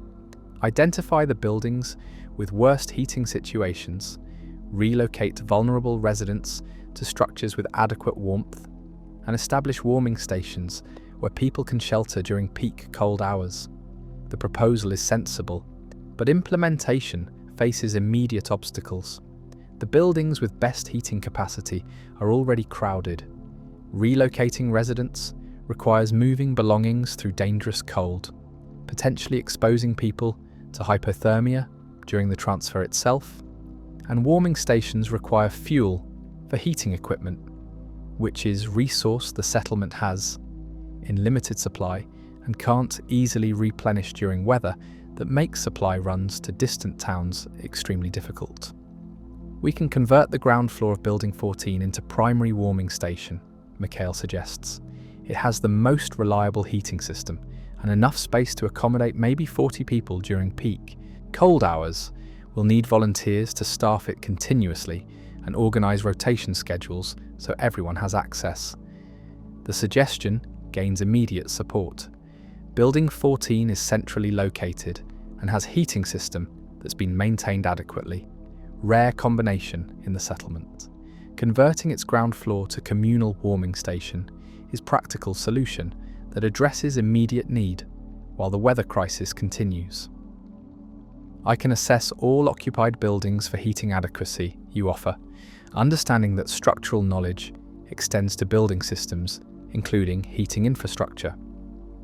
Identify which structures have heating sufficient for overnight occupation and which ones require resident relocation to prevent additional cold-related deaths. The committee accepts the proposal, authorizing immediate assessment with implementation authority, unusual grant of direct action capacity that reflects the crisis's urgency. Normally, assessments lead to committee deliberation before implementation. But the weather doesn't permit deliberative process. People need relocation today, not after meetings and consensus building exercises. You begin the assessment immediately after the meeting concludes, moving through the settlement building by building with checklist that evaluates heating capacity, insulation adequacy, and resident vulnerability. The process is rapid but thorough. You're not conducting detailed technical evaluations, just determining whether each building can keep its occupants alive through the remaining cold nights. Building 3 fails immediately. The heating system is completely non-functional, and the 6 residents have been surviving through combination of layered clothing and shared body heat that's inadequate when temperatures reach -15. You mark the building for immediate evacuation and inform residents that relocation will happen before nightfall. Building 7. The same building where you conducted detailed structural assessment, at the patron's request, has marginal heating that's insufficient for the elderly couple still living there despite the southeast corner evacuation order. They've been supplementing the building heat with small portable heater that's fire hazard and doesn't provide adequate warmth for overnight safety. They need relocation to Building 14's warming station or to ground floor apartment in building with better heating infrastructure. Building 12 has adequate heating but dangerous overcrowding. 12 people in space designed for 4, creating fire hazards from improvised sleeping arrangements and overwhelming the available sanitation facilities. The overcrowding is recent, resulting from previous relocations as other buildings failed, and it's creating conditions where disease transmission becomes likely even if cold-related deaths are prevented. The assessment takes 6 hours, moving through 23 occupied buildings and evaluating conditions for approximately 200 residents. The results are sobering. 7 buildings require immediate evacuation due to heating failure. 5 buildings have marginal systems that might not survive extended cold, and 11 buildings have adequate heating but varying levels of overcrowding that create secondary problems. You prepare summary report and present it to emergency session that the committee convenes in early evening. The numbers tell story of settlements stretched beyond capacity, maintained through determination that's admirable but insufficient when weather creates conditions that determination can't overcome. We need to relocate 43 residents from buildings with failed or inadequate heating, you explain, highlighting the buildings on Katya's settlement map. Most can be accommodated in the warming station or through temporary overcrowding in buildings with adequate heating. But we have vulnerable populations, elderly, very young children, people with existing health conditions who need priority placement in the warmest available spaces. The committee works through the logistics quickly, assigning relocation responsibilities to volunteers and organising transportation of essential belongings. The process is efficient, refined through previous emergency responses, demonstrating the organisational capacity that the settlement has developed through 2 years of crisis management. The actual relocations begin immediately, continuing through the evening as residents move from cold buildings to warmer accommodations. You participate directly, helping elderly residents pack essential items and accompanying them to new locations, ensuring they're settled adequately before moving to assist the next evacuation. One relocation brings you to apartment on Building 7's second floor, where a woman in her 70s lives alone in space that's barely above freezing, despite her attempts to heat it with improvised equipment. Her name is Anya, and she's resistant to evacuation despite the obvious danger. "I've lived in Novigrad for 40 years, she says, refusing to pack despite your patient explanations about hypothermia risk. "I survived the attack, survived the aftermath, survived 2 winters already. I'm not leaving my home because of cold weather." The resistance is understandable, but dangerous. Anya's age and the apartment's inadequate heating create combination that could easily result in overnight death if she remains in place. But forced evacuation violates principles of autonomy and respect that should govern even emergency interventions. "You're not leaving permanently," you explain, sitting at her small table rather than standing over her in posture that might feel threatening. "Just for the duration of this cold snap, probably 3 more days, you'll stay in the warming station where it's safe, and you can return as soon as the temperature moderates enough that your apartment's heating is adequate." The compromise, temporary rather than permanent, evacuation is acceptable to Anya after additional patient discussion. She packs minimal belongings and accepts your escort to Building 14's warming station, where volunteers are organising sleeping arrangements and meal service for the temporarily displaced residents. The warming station is crowded but functional, heated to maybe 18 degrees through combination of the building's system and supplemental portable heaters that volunteers have contributed. Sleeping areas are marked with tape on the floor, creating personal spaces that provide minimal privacy while maximising capacity.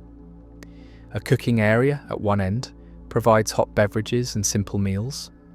The atmosphere is refugee camp rather than comfortable shelter, but it's warm, and that's what matters when the alternative is life-threatening cold. You help Anya settle into her designated sleeping area, ensuring she has adequate blankets and knows where to find food and sanitation facilities. She's exhausted from the move, and the stress falling asleep almost immediately, once horizontal. Around the warming station, similar scenes repeat. Displaced residents settling into temporary accommodations, volunteers organising services, the community mobilising to protect its most vulnerable members during crisis that tests everyone's capacity and commitment. The night passes without additional deaths. The warming station functions adequately, maintaining temperature sufficient for overnight safety. The buildings where residents remained in place all have heating systems that perform adequately. Your assessment successfully identified the dangerous situations and enabled preventive relocations. But the crisis isn't resolved. The cold snap continues for 2 more days, requiring sustained operation of the warming station and continued monitoring of heating systems that might fail under extended stress. You spend those days moving between buildings, checking heating equipment, identifying problems before they become failures, and coordinating with residents about their comfort and safety. On the 4th day, the temperature moderates slightly, rising to -5, which is still cold but no longer immediately life-threatening for people in buildings with marginal heating. The committee decides to maintain the warming station for 1 more night, but to begin returning residents to their apartments if heating systems are functioning adequately and residents feel comfortable with return. The return process is gradual, spreading over 2 days as people move back to their apartments with mixed feelings. The warming station provided safety, but required surrendering privacy and autonomy. Home, even cold, inadequate home, offers independence that communal shelter doesn't permit. The balance between safety and autonomy is personal calculation that each resident makes differently, with some choosing to remain in the warming station even after their building's heating is restored, and others returning immediately despite continued cold. Anya is among those who return quickly, rejecting the suggestion that she might be safer remaining in the warming station for additional days. "I appreciate the shelter," she tells you during the return escort, "but I need to be in my own space, even if that space is colder than optimal. Some things matter more than comfort." The sentiment is common among the settlement's residents, They've chosen to remain in damaged buildings rather than accept government relocation to safer accommodations. They value autonomy and connection to place more than they value optimal material conditions. Your work supports those choices by making the marginal circumstances slightly more survivable, enabling people to maintain their chosen residence without quite as much immediate danger. The crisis concludes after 6 days, having claimed 2 lives but potentially preventing additional deaths through rapid mobilisation and organised response. The deaths are mourned, memorial services held in the communal kitchen, the deceased buried in the informal cemetery that's developed on the settlement's eastern edge. But they're also acknowledged as inevitable consequences of living in conditions that don't really support safe habitation. Dr. Petrov presents crisis summary at the Housing Committee's post-emergency review meeting. We responded well given our limited resources. The warming station prevented additional deaths that would have occurred without coordinated intervention. But we need to acknowledge that we'll face similar crises throughout winter, and each crisis tests our capacity and luck. We can't prevent all cold-related deaths when people are living in buildings that aren't adequately winterized. The assessment is clinically accurate but emotionally difficult. The committee members know that people will die this winter from preventable causes. They know that the settlement's continued occupation means accepting casualties that could be avoided through evacuation and resettlement. But they also know that forced evacuation would destroy the community that's formed around the determination to remain, and that community has value that justifies some level of material risk. We continue improving heating systems where possible, Mikhail proposes. We maintain the warming station as available resource for future cold snaps. We accept that we're making choices that involve risk, but we make those choices transparently and with community input rather than having them imposed by external authorities who don't understand what we're trying to preserve here. The proposal captures the settlement's fundamental position, accepting risk as price of autonomy, choosing community over comfort, maintaining presence despite material hardship, because presence itself is the goal beyond which all other considerations are secondary. Your role in the crisis response has elevated your standing within the community. People remember that your heating assessments enabled timely evacuations that prevented additional deaths. They remember that you personally assisted vulnerable residents with relocations, treating them with respect and patience during stressful transitions. They remember that your technical expertise served community welfare without agenda beyond keeping people safe. The elevated status creates new responsibilities and expectations. You're no longer just the roofer, not even just the structural assessor. You're becoming informal infrastructure coordinator, the person who understands building systems comprehensively and can be trusted to make decisions that affect resident safety. The role wasn't sought, but it's been earned through demonstrated competence and commitment, and refusing it would create vacuum that the settlement can't afford, given its limited technical expertise. The day after the warming station closes, you find another envelope under your door. The message is longer than previous. Communications. Crisis response demonstrated value of comprehensive infrastructure knowledge. Settlement requires sustained technical support beyond roof repair. Expanded funding authorised for heating system improvements, electrical infrastructure assessment, and structural reinforcement prioritisation. Material budget increased accordingly. Continue current approach with emphasis on preventing future emergency situations through proactive system upgrades. The message represents significant expansion of scope and resources. The patron is responding to demonstrated needs rather than imposing predetermined agenda, adapting their support to match the settlement's actual requirements as revealed through crisis response. The approach suggests genuine commitment to settlement welfare rather than instrumental use of humanitarian cover for alternative purposes. But the message also reveals something about the patron's information access. They know about the crisis response in detail, not just that it happened, but how it was executed and what it demonstrated about technical requirements.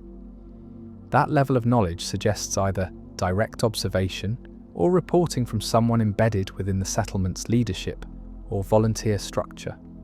The surveillance might be benign, just monitoring to ensure effective resource use, but it's surveillance nonetheless, creating power asymmetry where the patron knows substantially more about you and the settlement than you know about them.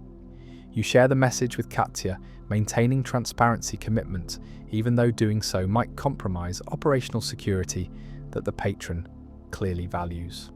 Her response is a mixture of pragmatism and concern. The expanded support is welcome and needed, she acknowledges.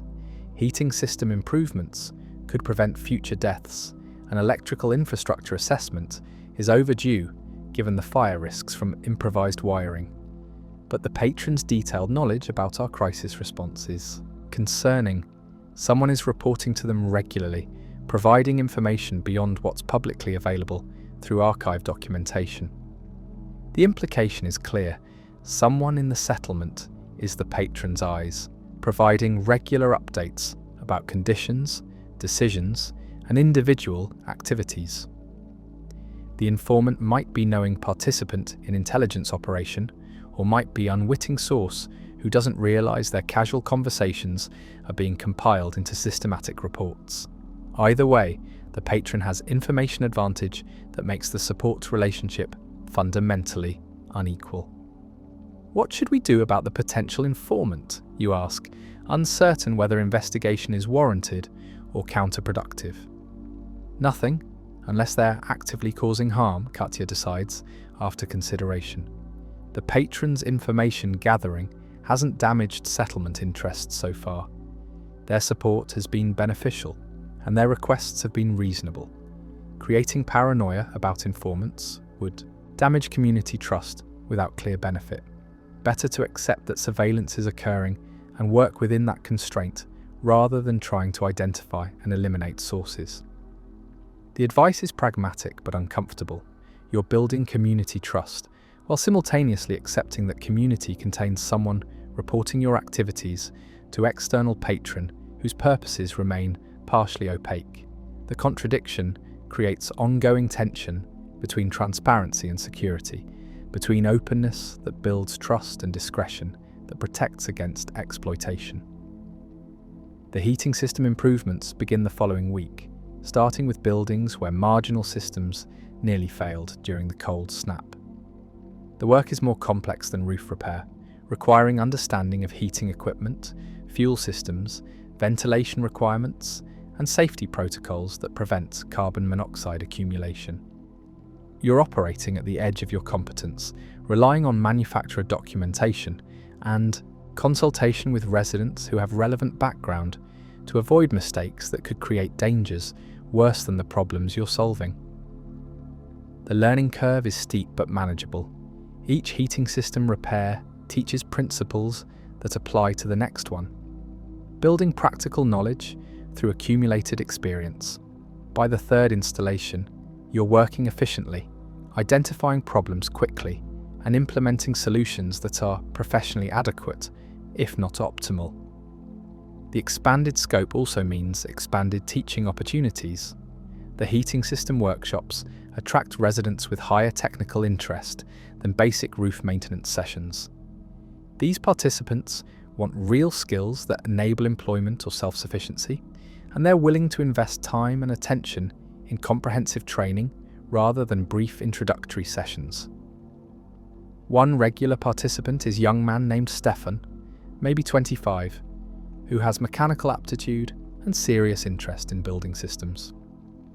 He follows you during heating installations, asking detailed questions and volunteering to assist with tasks that require a second pair of hands.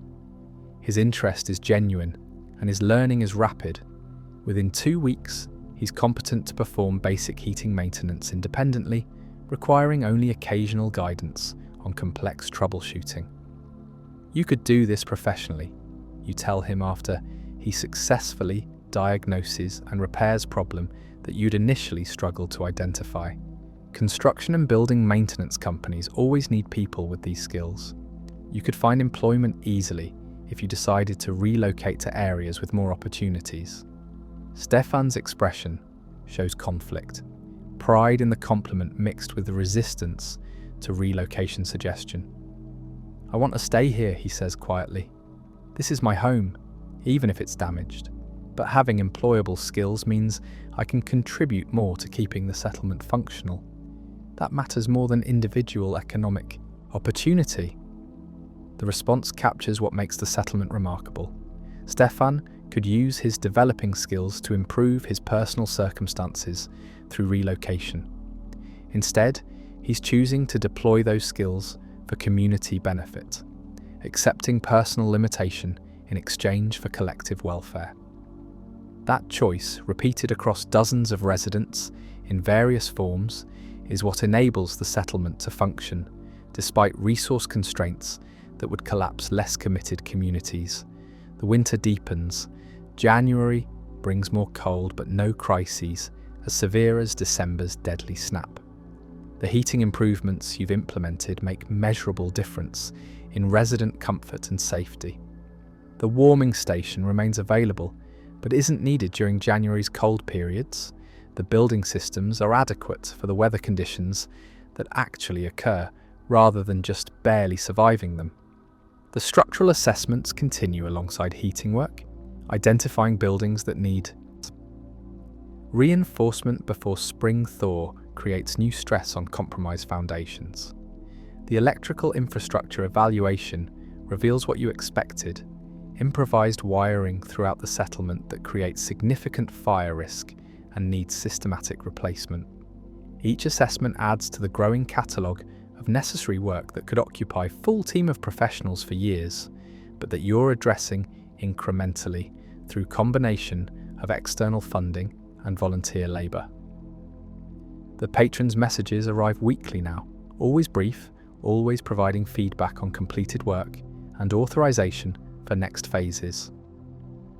The communications are professional and supportive, acknowledging good work and encouraging continued effort without micromanaging execution or imposing requirements beyond the general scope you've established. The relationship has settled into rhythm that's functional, if not fully comfortable. You're providing technical expertise and transparent documentation. The patron is providing resources and strategic guidance, and the settlement is benefiting from collaboration that serves community needs, even if underlying purposes remain partially mysterious. By late January, you've been working in the settlement for 5 months. The accumulation of daily effort has created transformation that's visible in material conditions and resident welfare. Roofs that leaked are now weatherproof. Buildings that were dangerously cold now have adequate heating. Electrical systems that risked fire have been upgraded to safer configurations. The work isn't complete. The settlement still needs years of investment to reach truly adequate infrastructure, but it's progressing systematically rather than remaining perpetually stuck in emergency crisis mode. More significantly, the settlement's internal capacity has grown. Stefan and 6 other residents now have skills that enable them to perform maintenance independently, reducing reliance on your daily intervention. The housing committee makes more informed decisions because they have better data about building conditions and clear priorities for resource allocation. The community has moved from reactive crisis management toward proactive infrastructure planning, creating a sustainable approach to maintaining habitability rather than just surviving from one emergency to the next. The transformation validates the patron's investment and your commitment to transparent, community-centered work. Whatever the patron's underlying purposes, the immediate effects are beneficial. Families are warmer, safer, and more secure.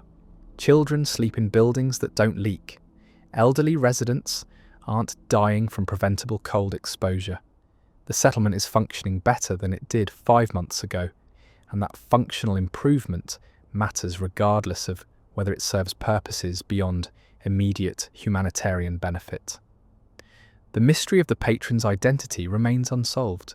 The informant who provides them detailed information about settlement activities remains unidentified. The long-term sustainability of external support remains uncertain, but the immediate work continues productively, addressing real needs with effective solutions, building infrastructure and community capacity that will serve residents regardless of how external support evolves. The winter is halfway complete. The worst weather is probably past, though February could bring surprises that test preparation and resilience. The work schedule for the remaining winter months is full. Buildings that need attention, systems that require upgrades, training sessions that develop additional technical capacity.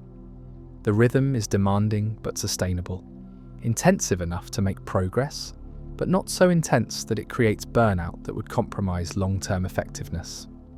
You stand on Building 11's roof one January evening, watching the settlement settle into night routines. Smoke rises from chimneys and heating vents.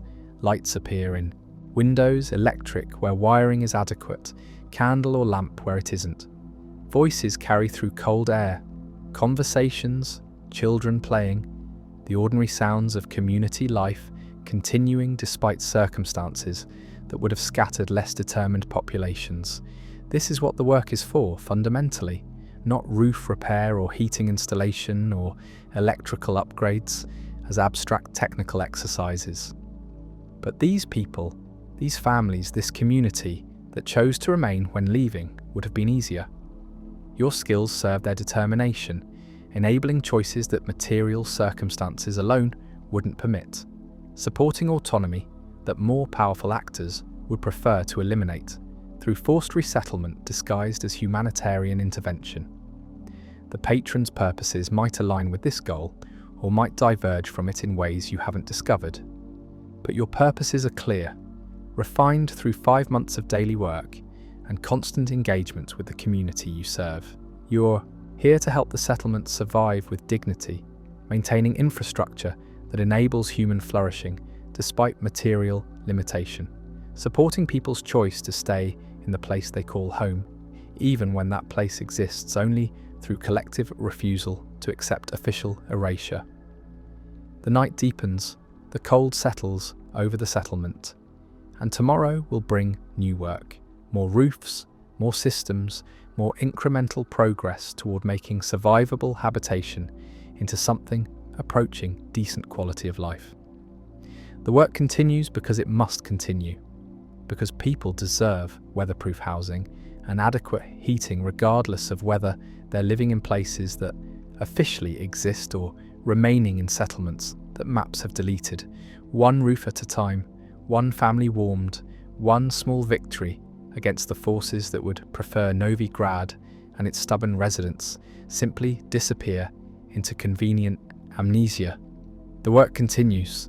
Tomorrow and tomorrow and tomorrow, February arrives with deceptive calm, clear skies, temperatures hovering just below freezing, snow that falls lightly and melts within days rather than accumulating into the drifts that characterize December and January. The moderate weather creates opportunity for exterior work that winter conditions normally prevent, and you take advantage by tackling projects that require extended time on rooftops or working with materials that don't perform well in extreme cold. One such project is Building 9's complete roof replacement, not repair but full reconstruction of section that's deteriorated beyond what patching can address. The work requires removing damaged materials, reinforcing the underlying structure, and installing new roofing system using materials that the patron's expanded budget has made available. It's the kind of comprehensive work that makes long-term difference, but that's only possible when weather cooperates and resources are sufficient. Stefan has progressed to serving as your primary assistant on complex projects, and the roof replacement becomes intensive training opportunity. You explain each step as you execute it, how to evaluate structural capacity before adding new roof weight, proper installation sequence for waterproofing layers, fastening techniques that resist wind uplift without creating water penetration points. Stefan absorbs the information with focused attention, asking questions that demonstrate He's not just following instructions but understanding underlying principles that enable independent problem solving. Why do we overlap the layers this direction rather than the other way? He asks during waterproofing installation, pointing at the configuration you've specified. Water flows downward, you explain, positioning the next section to demonstrate. Each layer needs to shed water onto the layer below without allowing upward capillary action. If we reverse the overlap, water can work its way between layers and defeat the waterproofing system. The installation direction isn't arbitrary, it's determined by physics and the behaviour of water on sloped surfaces. Stefan nods understanding and adjusts his installation technique to match the correct pattern. This is why the teaching matters, not just training people to follow procedures, but developing understanding that enables them to work effectively without constant supervision, to troubleshoot problems independently, to eventually train others and expand the settlement's technical capacity beyond what any individual can provide alone. The roof replacement takes 4 days of intensive work, but the result is professionally adequate installation that should provide decades of weatherproof performance, assuming the building itself remains structurally sound. The family living in the top floor apartment watches the work progress, and on the final day they invite you and Stefan to share a simple meal as thanks for the transformation of their living conditions. The meal is modest, soup and bread, tea that's more chicory than actual tea, but it's offered with genuine gratitude that makes the simple food feel celebratory. The family's 2 children, ages 6 and 9, are particularly excited about their newly waterproof ceiling, treating it like it's remarkable achievement rather than basic housing standard that should be universal. "We can paint now," the mother explains, gesturing at walls that show water staining from previous leaks. Before, there was no point because new leaks would just damage fresh paint. But now, we can make it look nice, make it feel more like home. The comment illustrates what adequate infrastructure enables, not just physical safety, but psychological comfort. The capacity to invest in improvements beyond emergency repairs. The transition from survival mode to actual habitation, where residents can make choices about aesthetics and comfort rather than just addressing immediate crises. After the meal, walking back through the settlement toward your respective apartments, Stefan asks a question that's been developing over weeks of working together. Where does the funding come from? The materials we're using aren't cheap. The quantity we've gone through in 5 months would normally require major construction budget. But there's no visible funding source, no organisation claiming credit, no government programme that I can identify. The question is reasonable, and you've been expecting it. Stefan is observant and intelligent. Working closely on projects has given him comprehensive view of resource flows that makes the mystery obvious rather than hidden. He deserves honest answer within the constraints that your transparency commitment and operational security considerations create. Anonymous patron, you explain, providing the summary you've shared with the Housing Committee and Katya. Funding arrived 5 months ago with instructions to repair roofs and address infrastructure needs. No identification, no reporting requirements, just resources and general scope. I've been transparent with the community about the situation. All expenditures are documented, all assessments are public, all decisions about priority and allocation go through the Housing Committee. But the patron's identity remains unknown despite my efforts to identify them. Stefan processes this information while we walk, his expression showing the same mixture of appreciation and concern that most people display when learning about the mysterious support. And you trust them, even not knowing who they are or what they might want beyond stated purposes? I trust the work, you reply, which is the answer you've developed through 5 months of engagement with this question. The support has been beneficial, the requests have been reasonable, and the community has benefited materially.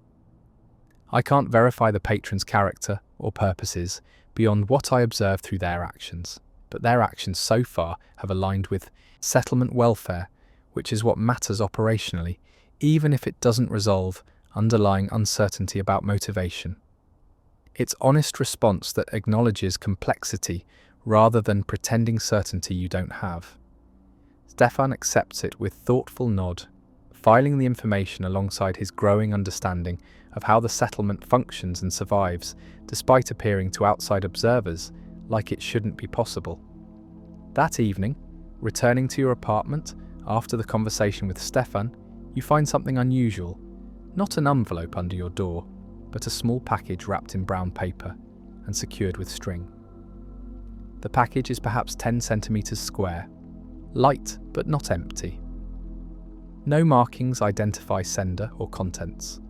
The mysterious delivery creates immediate suspicion. Previous communications were envelopes containing typed messages.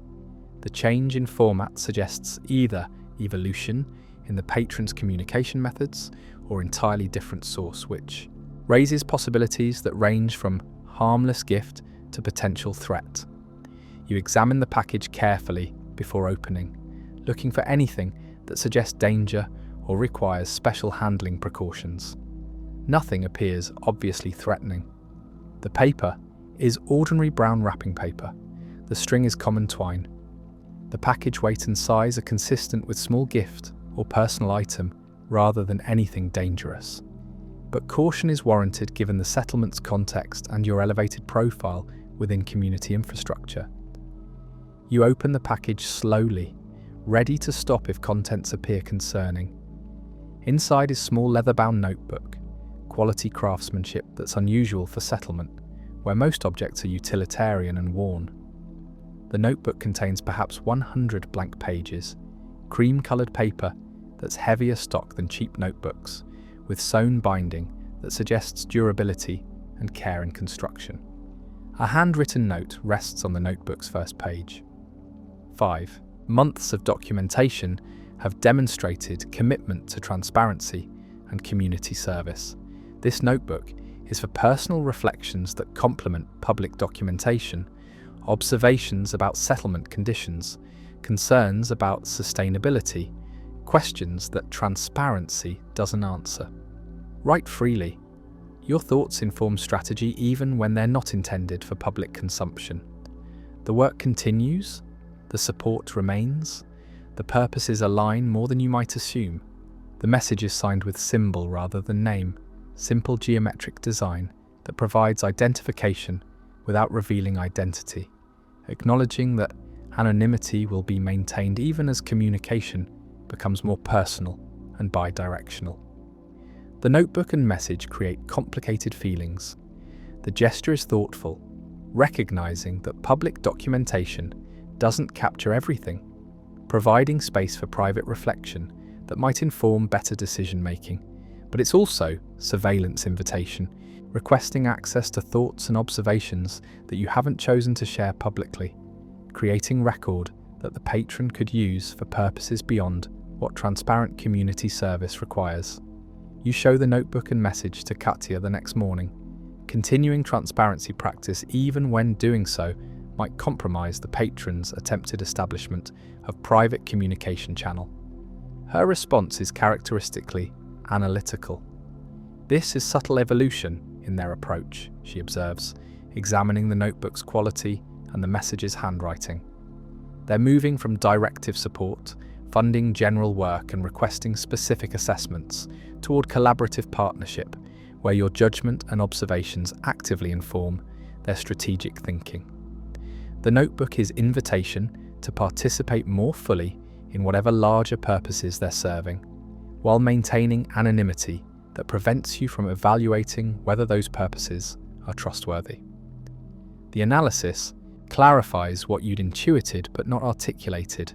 The patron wants deeper engagement, values your perspective beyond just technical execution, and is attempting to create relationship that's more collaborative than purely transactional. But collaboration requires trust, and trust is difficult when one party maintains complete anonymity while requesting increased access to the other party's private thoughts and observations.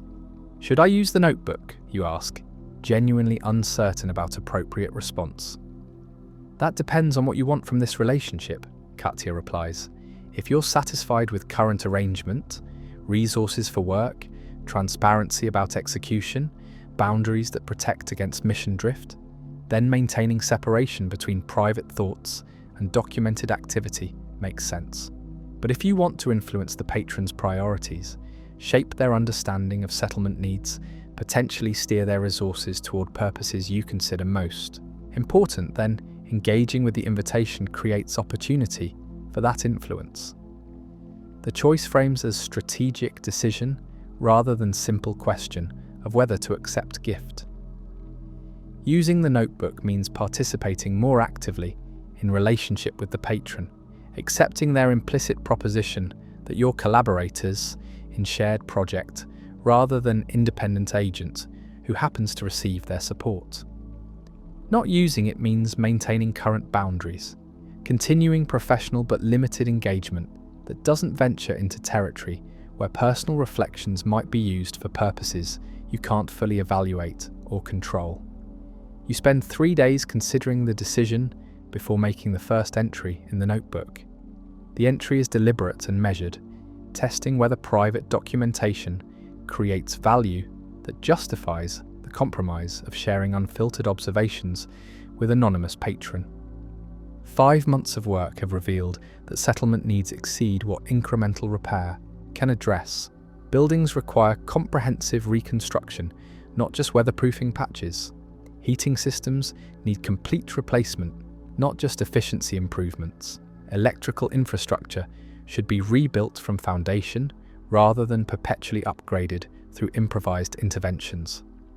The obstacle isn't technical knowledge or even material resources. It's political reality that government would prefer settlements' gradual decline and eventual abandonment rather than investment that legitimizes continued occupation of place they've declared non-existent.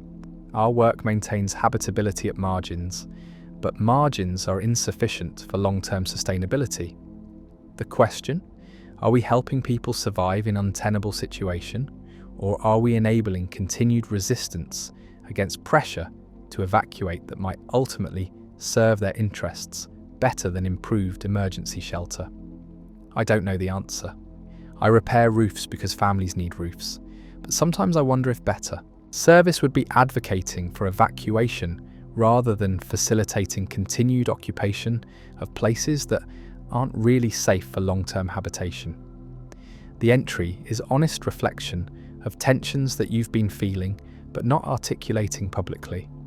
The settlement's determination to remain is admirable, but potentially counterproductive.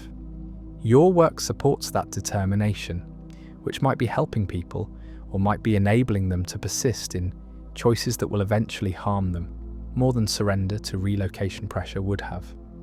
Whether sharing these thoughts with the patron is wise remains uncertain. But if the patron's purposes genuinely align with settlement welfare, then knowing about these tensions might inform better strategic decisions. And if the patron's purposes diverge from community interests, then the concerns you've expressed are ones you defend publicly anyway. Questions about sustainability aren't secrets that require protection. They're legitimate considerations that any honest assessment of settlement conditions must acknowledge. 3 days after the first entry, you find response, a small note slipped between notebook pages. Your concerns about sustainability are shared. The work you're doing maintains immediate habitability, but doesn't address systemic obstacles that prevent genuine reconstruction. Political intervention is required, but must be timed appropriately and supported by documented evidence of both settlement viability and government negligence. Continue current work while documenting conditions comprehensively. The evidence you're accumulating serves purposes beyond immediate repair. It builds case for policy intervention that could transform settlement situation from tenuous survival to supported reconstruction. The strategy requires patience. The timeline is measured in months or years, not weeks. But the work you're doing now creates foundation for intervention that could genuinely resolve rather than just temporarily address the problems you're observing? The response reveals more about the patron's purposes than any previous communication. They're not just supporting humanitarian work, they're building evidence for political intervention, using your documentation to construct a case that could compel government action or international attention that might force policy changes. The roof repairs and heating installations serve dual purposes: immediate benefit to residents and evidence of settlement viability that contradicts official narrative of Novi Grad as abandoned ruin that no one occupies. The revelation is simultaneously reassuring and concerning. Reassuring because it suggests the patron's purposes do align with settlement welfare, at least as they understand it. Concerning because it means your work is being used for political purposes that you haven't explicitly consented to, creating implications and obligations that exceed simple technical service. You share the response with Katia, who reads it several times before commenting. This explains the pattern of their support. They're not just helping the settlement survive, they're building case for policy intervention that could change everything. Your documentation isn't just maintenance records, it's evidence that Novi Grad remains occupied, that residents deserve support rather than abandonment, that government claims about the settlement being empty are lies that violate obligations to citizens. Should we be participating in this, you ask, needing external perspective on whether the revealed purposes justify continued engagement or should prompt reconsideration of the entire relationship? That depends on whether you trust the patron's judgment about political strategy and whether you believe policy intervention could actually improve conditions rather than making them worse, Katya replies. Political intervention could mean reconstruction funding and official recognition, or it could mean forced evacuation and building demolition, officially dismantling what you've been working to maintain. The patron's strategy might be sophisticated or naive, without knowing who they are or what political leverage they possess. Evaluating their plan's viability is impossible. The uncertainty is frustrating but inescapable. You're participating in strategy whose success depends on factors you can't assess, implemented by actor whose capabilities and connections remain unknown, toward outcome that could benefit the settlement or could trigger consequences that destroy what you've helped build. But the alternative, withdrawing from relationship with the patron, means abandoning resources that have materially improved hundreds of lives. The heating systems you've installed prevent deaths. The roof repairs create weatherproof housing. The electrical upgrades reduce fire risk. These benefits are real and immediate, regardless of whether the documentation you're creating eventually serves political purposes that succeed or fail in their broader aims. You decide to continue the work while maintaining careful attention to whether the patron's requests ever cross lines that would make continued participation unethical. The notebook becomes a journal where you document both technical observations and strategic concerns, creating record that's honest about tensions and uncertainties, rather than presenting falsely optimistic assessment of settlement sustainability. The patron's responses continue, not to every entry, but periodically, providing context that helps you understand how your work fits into larger strategy. The communications reveal organisation and planning that's sophisticated, suggesting the patron isn't individual philanthropist, but well-resourced organisation with political connections and long-term strategy. By late February, pattern emerges through the accumulated communications. The patron wants comprehensive documentation of settlement conditions, not just building infrastructure, but resident welfare, community organisation, the social structures that enable survival despite material inadequacy. They want evidence that Novi Grad is an abandoned ruin, but functioning community that deserves support rather than erasure. They want your technical assessments to serve as foundation for political argument that government's abandonment of settlement violates obligations to citizens who chose to remain in their home despite traumatic circumstances. The strategy is compelling if implemented successfully, but success requires political leverage you can't verify the patron possesses, timing that depends on factors beyond settlement control, and outcomes that could range from genuine reconstruction support to forced evacuation disguised as humanitarian intervention. You're participating in gambit whose stakes are high and whose probability of success is unknown. But you're also maintaining infrastructure that serves immediate needs regardless of whether political strategy succeeds. The work continues to be defensible based on its direct benefits, even as it accumulates secondary purposes that exceed simple humanitarian service. The winter is ending. March approaches with promise of warmer weather and easing of conditions that have made the past 4 months particularly challenging.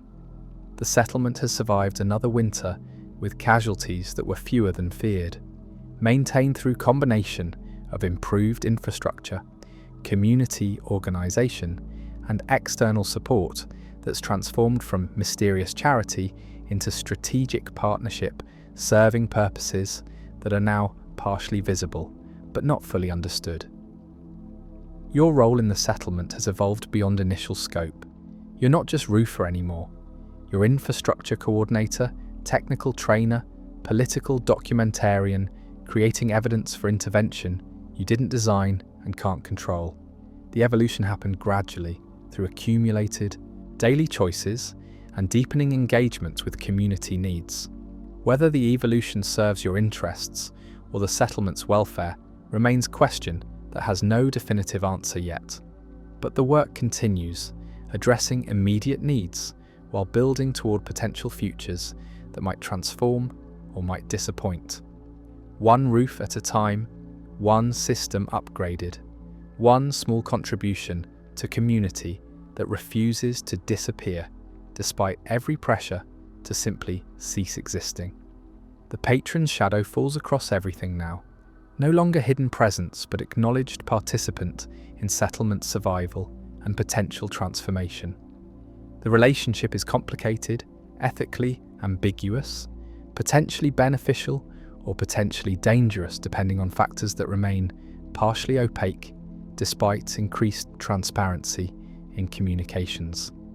But the roofs are weatherproof, the buildings are warmer, the electrical systems are safer, and families sleep with greater security because you showed up 6 months ago and continued showing up every day since, addressing needs that existed regardless of who funded the work or what purposes beyond immediate benefit that funding might serve. The work continues, the settlement persists, and the mysterious patron's purposes inch closer to revelation through accumulated communications that sketch outlines of strategy you're implementing without having designed or fully endorsed it.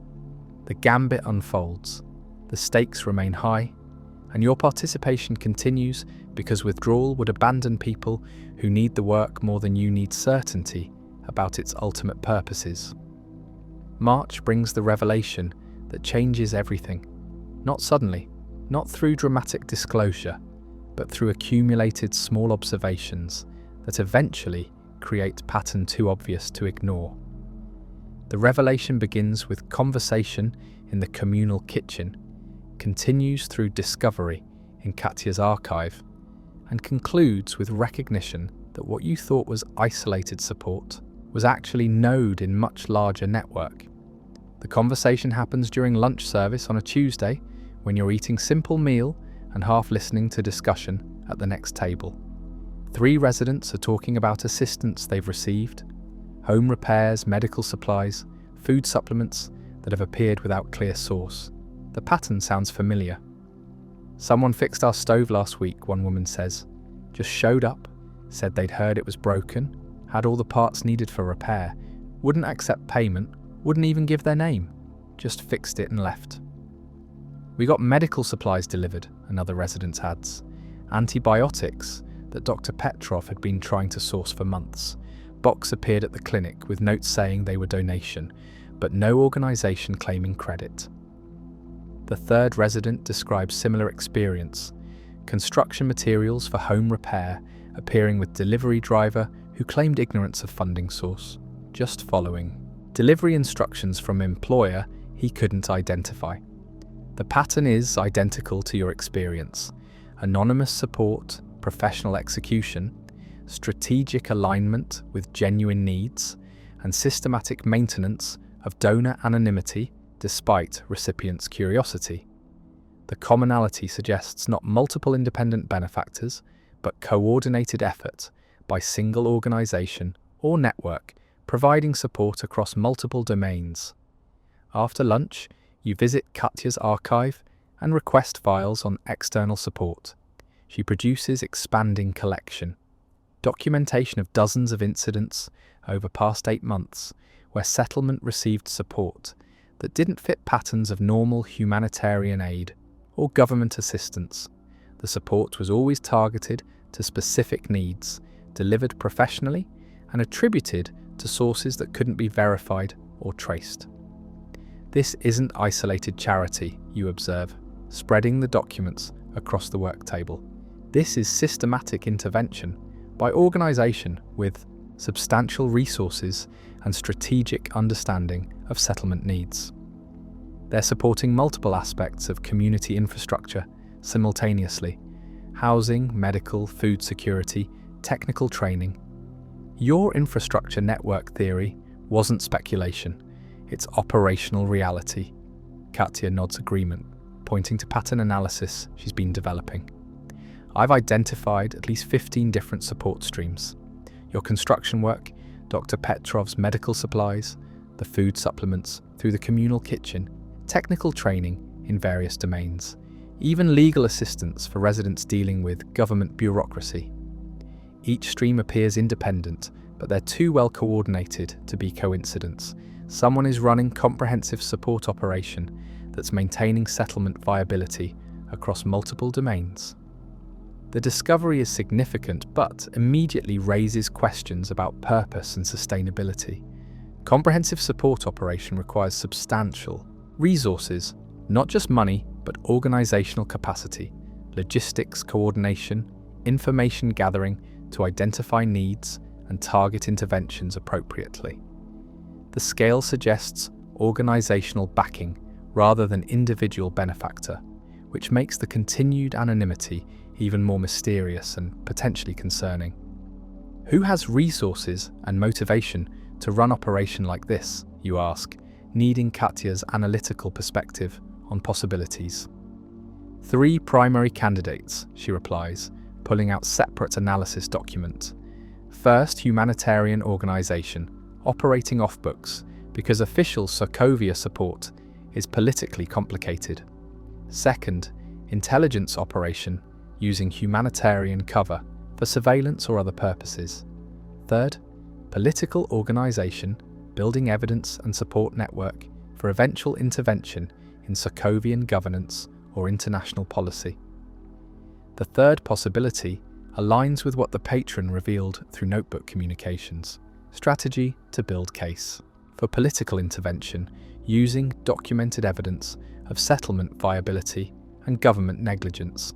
But intelligence operation remains possibility that can't be dismissed without more information about who's actually implementing the support network and what their ultimate purposes are. How do we verify which hypothesis is correct, you ask? We identify one of the other support streams and approach them about coordination, Katya suggests. If they're part of same network, they might have information about overall structure and purposes. If they're genuinely independent, the conversation still serves settlement interests by creating coordination between different support sources. The approach is sound. You identify most obvious target, Dr. Petrov's medical supply chain, which has been receiving materials through similar anonymous delivery pattern. That afternoon, you request meeting with Petrov to discuss the support network hypothesis. Petrov's medical clinic occupies Building 4's second floor, space that's been gradually transformed from bare apartment into functional medical facility through accumulated donations and improvised adaptations. The transformation is impressive given resource constraints: examination area with proper lighting, secure storage for medications, even basic diagnostic equipment. that volunteers somehow sourced and transported.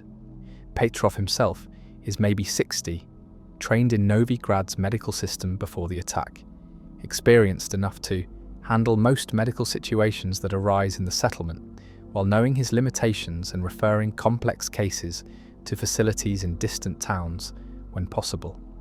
His continued presence in the settlement is act of dedication. He could find comfortable employment anywhere, but he chooses to serve this population despite inadequate facilities and constant resource shortages. "I've been wondering when someone would notice the pattern," he says, after you explain your observations about coordinated support.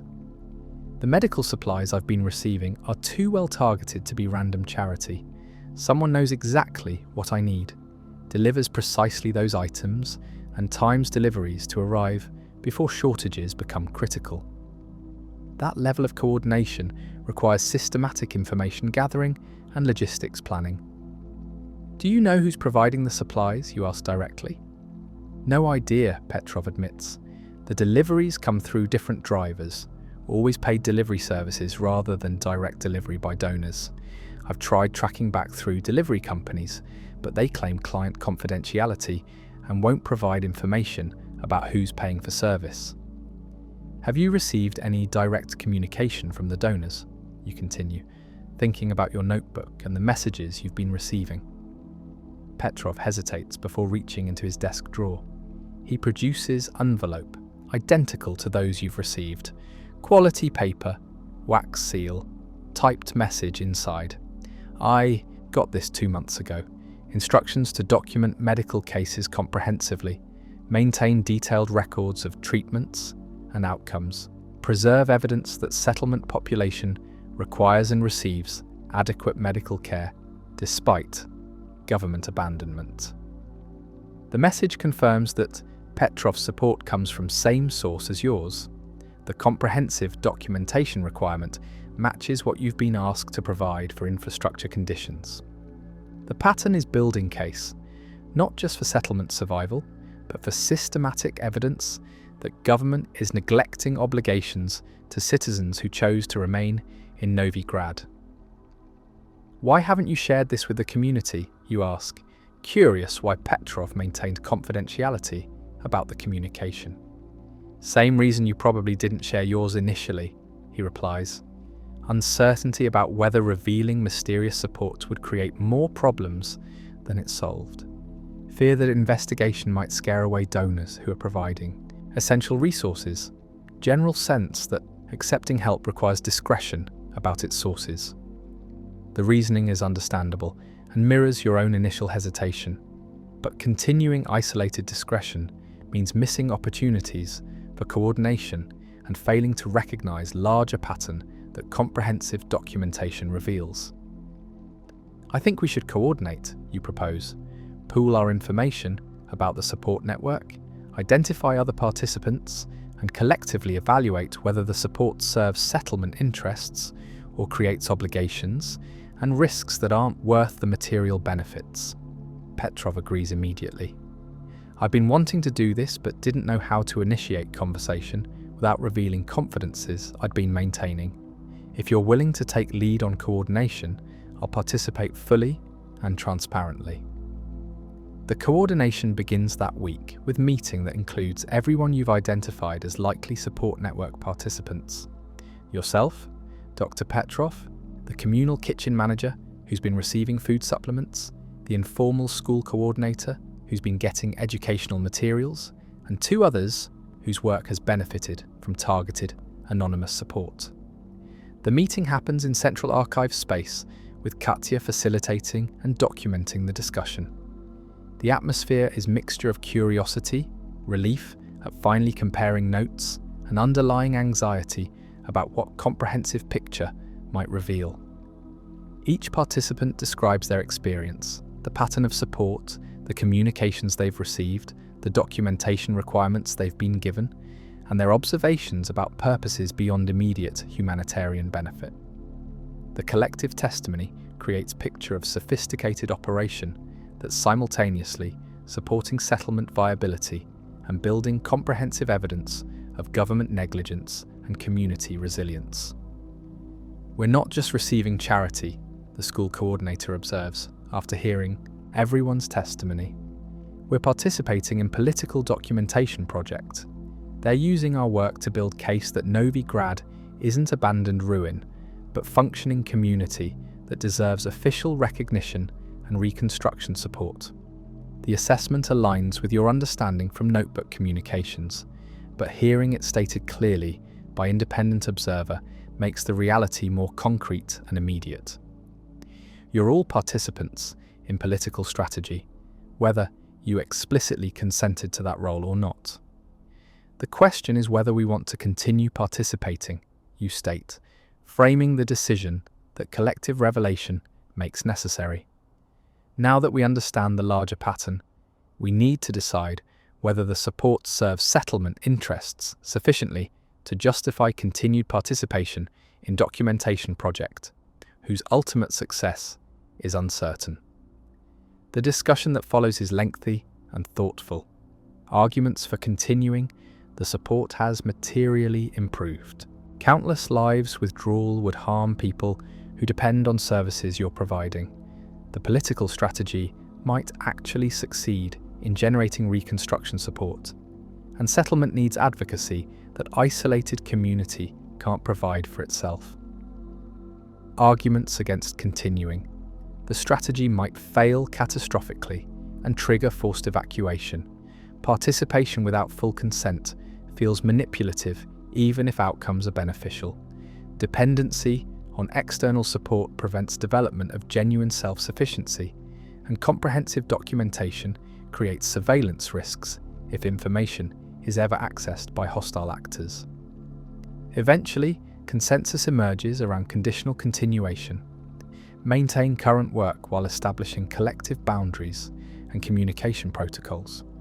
The group decides to draft joint statement articulating principles that govern continued participation, transparency with settlement residents about documentation purposes, collective decision-making about responses to support network requests, clear boundaries around information sharing that protects resident privacy and community autonomy. The statement is drafted over several days, refined through input from participants and review by housing committee members. The final version is posted publicly in archive and communal spaces, making explicit what had been operating through individual discretion and incomplete information. Settlement Support Network Transparency Statement. Multiple residents have been receiving coordinated support from anonymous network operating across infrastructure, medical, food security, education, and legal domains. This support has materially improved settlement conditions and enabled services that resource constraints would otherwise prevent. Investigation reveals that Support Network is building comprehensive documentation of settlement conditions as foundation for political intervention aimed at compelling government reconstruction support or international assistance. Our work serves dual purposes: immediate benefit to residents and evidence for policy advocacy. We commit to continuing this work under following principles. 1. Transparency. Documentation purposes will be disclosed to settlement residents.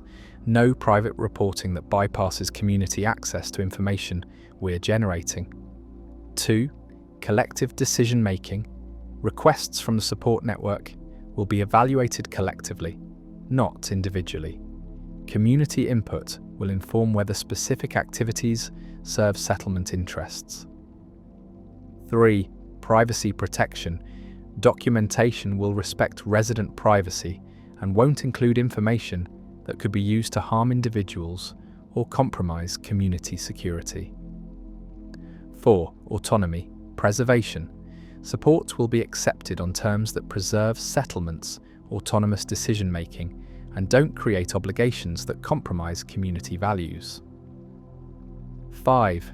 Sustainability focus. Work will emphasize developing internal capacity rather than creating permanent dependency on external support. These principles are non-negotiable. If support network finds them unacceptable, we'll continue serving settlement through community resources and volunteer effort. External support is valuable, but not essential. What's essential is maintaining community trust and ensuring work serves resident welfare rather than potentially compromising it. The statement is comprehensive public disclosure of what had been operating through careful discretion and fragmented understanding. Making pattern explicit creates accountability, but also potentially triggers response from support network, either acceptance of stated terms or withdrawal of resources that have become integral to settlement services. The response arrives within 48 hours, coordinated messages to each participant acknowledging the transparency statement and confirming continued support under the stated principles. The messages include additional revelation. Your collective transparency is appreciated and aligns with network purposes. Coordination will improve effectiveness and prevent duplication or gaps in support. Brief clarification of ultimate purposes.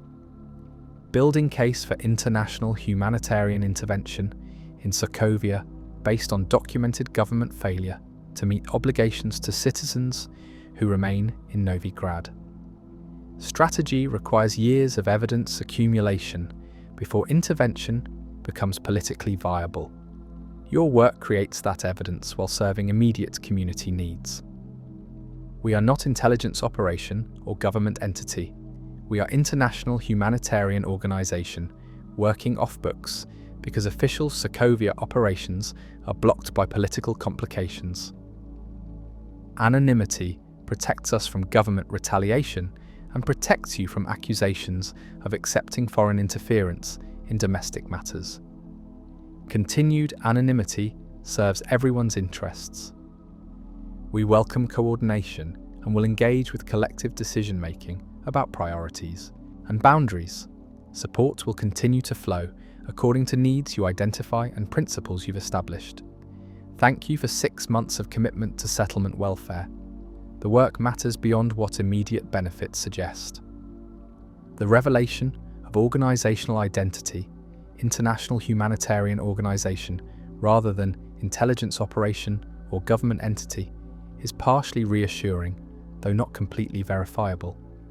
Organizations can claim humanitarian purposes while serving other interests, but the commitment to operating under the transparency principles you've established creates framework for continuing engagement while maintaining boundaries that protect community autonomy.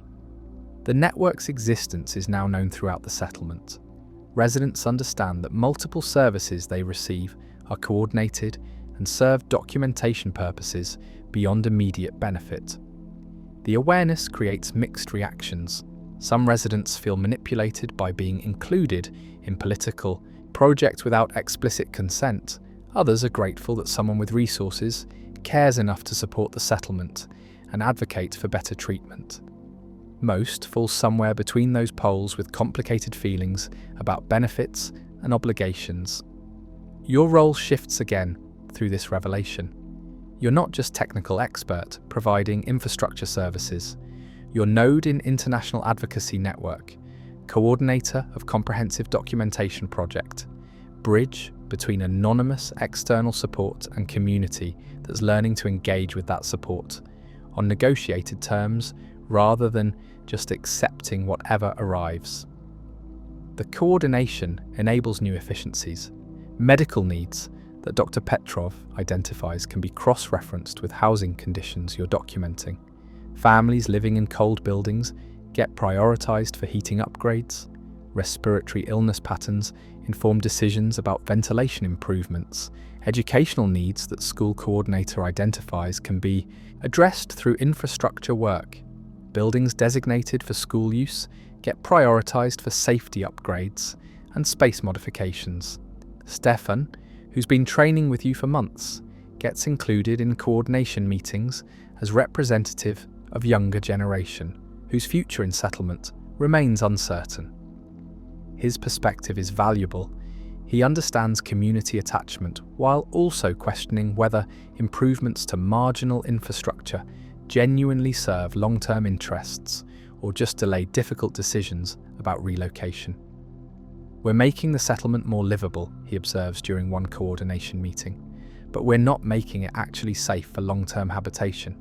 The buildings have fundamental problems that years of patches won't resolve. Are we helping people or enabling them to persist in a situation that will eventually harm them more than accepting relocation would?" The question echoes concerns you've been documenting in the notebook, and hearing Stefan articulate them independently validates that they're not just your personal anxiety, but legitimate assessment of actual tensions. The Settlement Coordination Group discusses the concerns seriously, acknowledging that their work exists in complicated space between humanitarian service and potential enablement of choices that aren't sustainable long-term. "Our role isn't to make those decisions for residents," Katya states firmly. "Our role is to improve conditions enough that people can make informed choices about staying or leaving. If we maintain habitability while documenting that even improved conditions don't constitute adequate long-term housing, we're serving transparency and autonomy. The choice belongs to residents, not to us.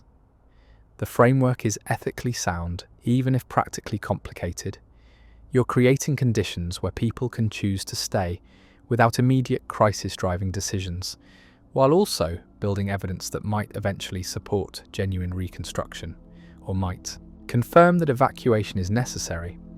The work serves both possibilities rather than foreclosing options through either neglect that forces evacuation or improvement that masks fundamental unsustainability. By late March, the coordination has transformed how the settlement functions. Services are integrated rather than isolated. Resources are allocated based on collective assessment of priorities rather than individual discretion. Documentation serves multiple purposes: immediate operational needs, political advocacy evidence, and historical record of community that refuse to disappear despite every pressure to simply cease existing. The hidden network is hidden no longer, but its purposes and ultimate effectiveness remain uncertain. The International Humanitarian Organization claims to be building case for intervention, but intervention success depends on political factors beyond settlement control. The evidence you're accumulating might compel action or might be ignored depending on whether anyone with power and authority cares enough to intervene in situation that governments would prefer to forget. But the immediate work continues to be justified by direct benefits, regardless of whether political strategy succeeds. The roofs you repair keep families dry. The heating systems you install prevent cold-related deaths. The medical supplies Dr. Petrov distributes treat illnesses that would otherwise kill vulnerable residents. These outcomes matter whether or not they eventually contribute to policy intervention. The pattern has emerged, the network is operational, and the settlement persists through combination of internal determination and external support that's finally acknowledged and coordinated rather than fragmented and mysterious.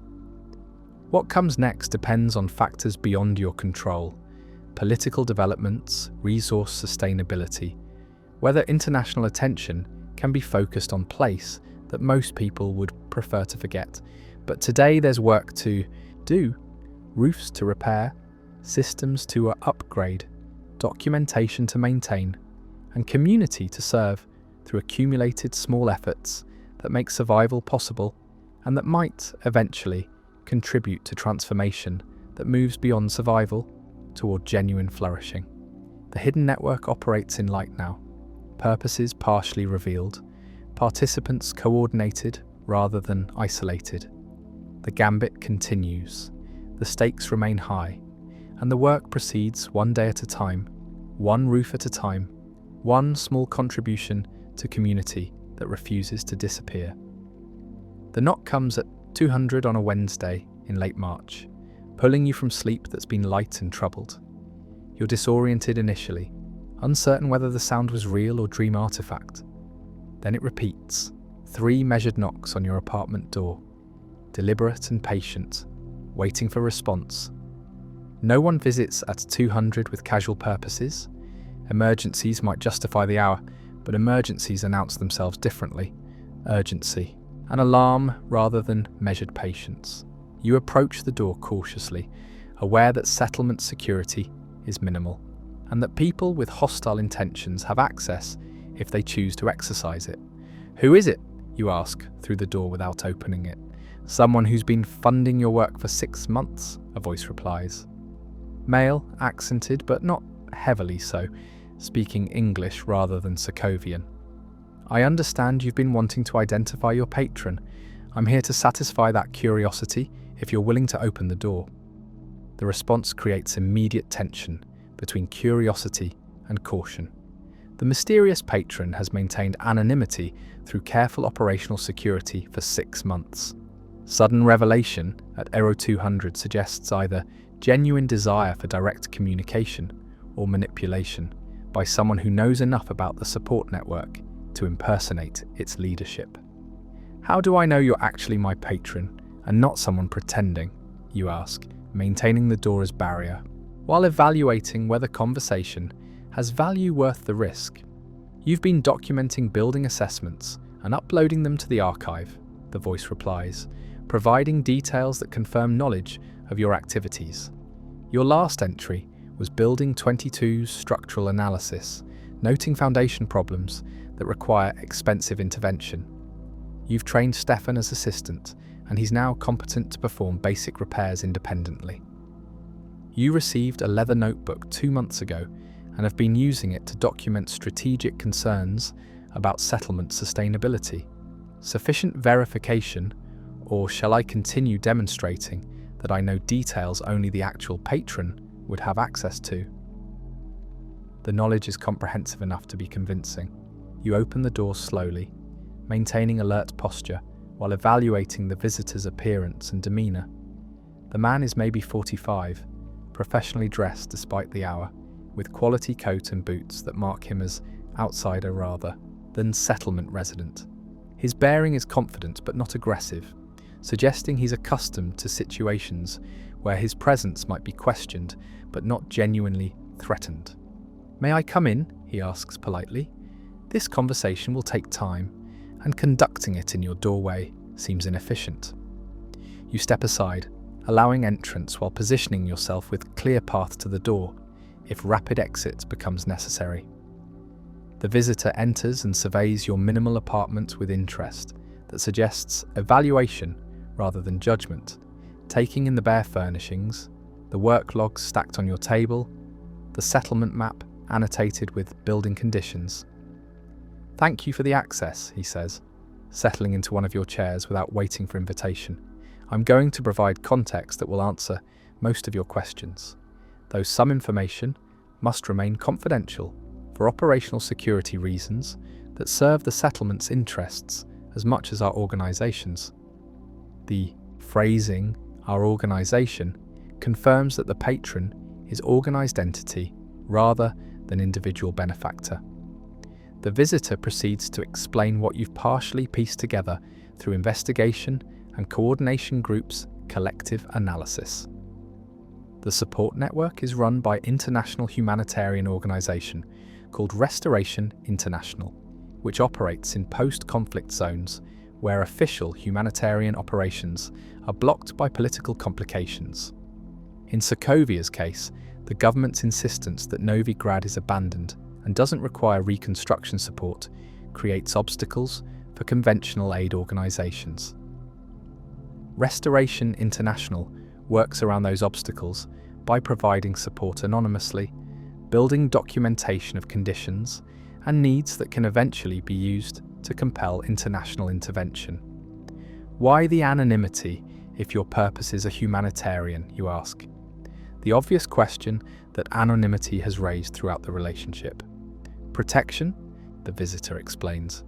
The Sokovian government views foreign support to settlements like Novigrad as interference in domestic matters and threat to their narrative that the attack's aftermath has been managed adequately. If our operations were public, we'd face expulsion and possibly legal prosecution. More importantly, settlement residents would face retaliation for accepting foreign assistance. Accusations of disloyalty pressure to evacuate, potentially denial of services that government does provide. Anonymity protects everyone. The logic is sound but creates power imbalance where the organisation knows everything about settlement conditions, while residents know almost nothing about who's actually supporting them or what the ultimate purposes are, beyond stated humanitarian aims.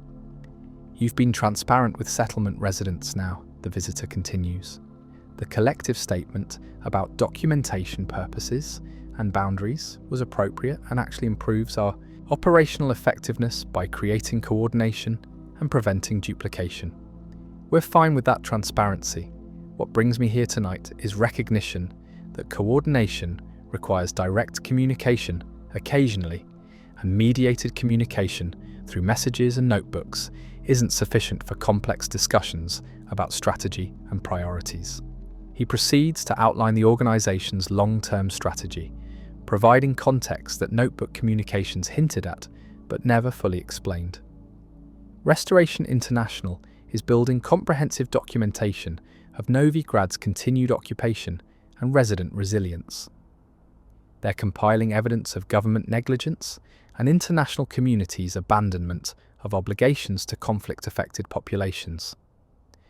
They're creating case that will eventually be presented to international humanitarian organisations, United Nations committees, and human rights bodies that have leverage to compel government action or authorise international intervention over government objections. The timeline is 3 years, he explains. We need that duration to build irrefutable evidence that settlement isn't temporary refuge, but established community that deserves recognition and reconstruction support. Your work documenting infrastructure conditions is an essential piece of that evidence, but it's just one piece. Medical, educational, economic, social dimensions all need comprehensive documentation, showing that people aren't just surviving, but creating functional community despite impossible circumstances. And if the intervention fails, you ask, needing to understand what happens if 3 years of evidence accumulation doesn't generate the political pressure the strategy requires. Then we've still improved thousands of lives through 3 years of sustained support, the visitor replies, without hesitation. Political success would be optimal outcome, but humanitarian benefit isn't contingent on political success. The work serves settlement residents regardless of whether it ever serves larger advocacy purposes. The response is reassuring but incomplete.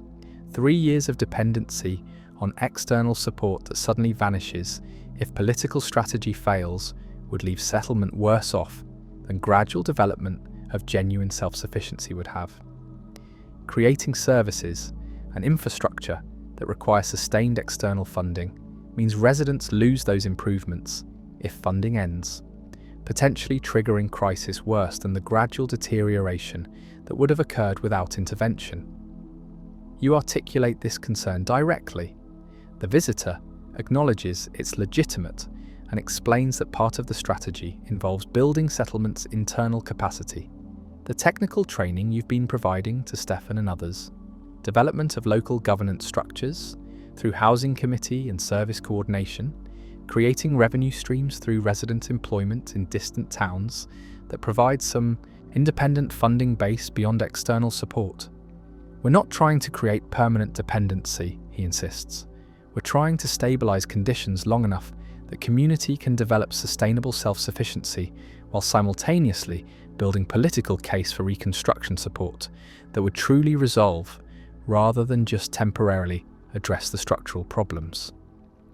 The conversation continues for 2 hours, covering operational details, strategic considerations, and direct answers to questions you've been accumulating throughout 6 months of mysterious support.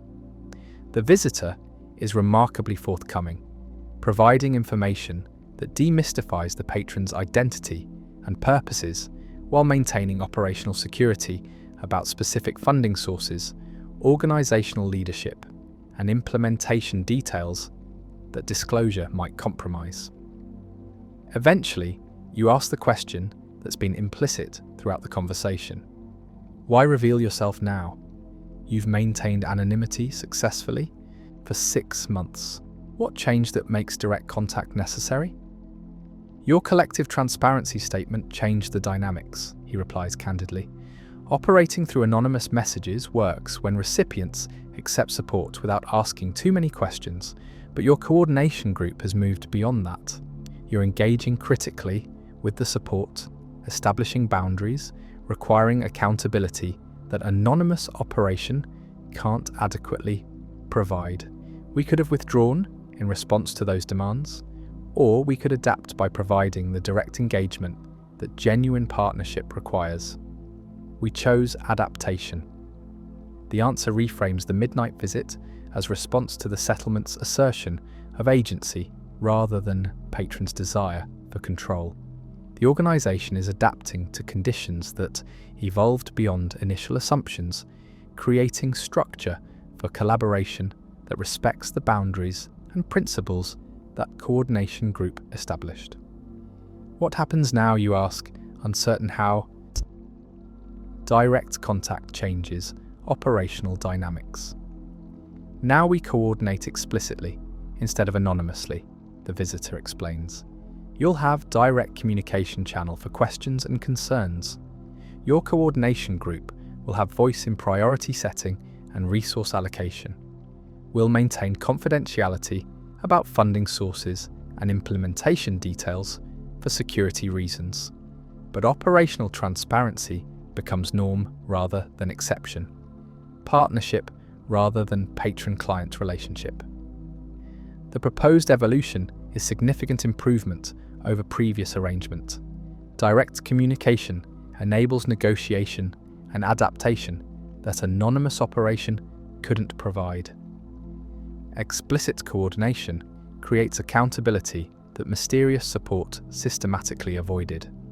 The relationship becomes genuinely collaborative rather than remaining fundamentally asymmetric despite attempts at transparency. The visitor prepares to leave as dawn approaches, having provided information that transforms your understanding of situation while creating new questions about implementation and sustainability. At the door, he pauses for final comment. What you're doing here matters beyond Novigrad, he says. Settlements like this exist across post-conflict zones, places that official systems abandon because sustained support is complicated and politically inconvenient. Restoration International works in dozens of locations, creating conditions where communities can survive and eventually flourish despite abandonment. Your work here informs our approach elsewhere. The documentation you're generating, the methods you're developing, the tensions you're identifying, they help us serve other populations facing similar circumstances. The revelation adds dimension you hadn't considered. Your work in Novigrad isn't isolated experiment, but node in international network serving abandoned populations across multiple contexts. The documentation serves local political advocacy, but also organisational learning that improves effectiveness in other locations. Your individual contributions participate in global effort to challenge abandonment of post-conflict populations, asserting that people deserve sustained support regardless of whether their continued presence is politically convenient. The visitor departs into pre-dawn darkness, leaving you with expanded understanding and complicated feelings. The mystery is solved, but the work's ethical ambiguities remain. You're participating in political advocacy strategy that might succeed or fail, enabling continued occupation of place that might not be sustainable long-term, contributing to international humanitarian operation that serves settlement interests while also serving organisational purposes that extend beyond local concerns. You don't sleep after the visitor leaves. Instead, you sit at your table and document the conversation in detail, creating record that you'll share with coordination group later that morning.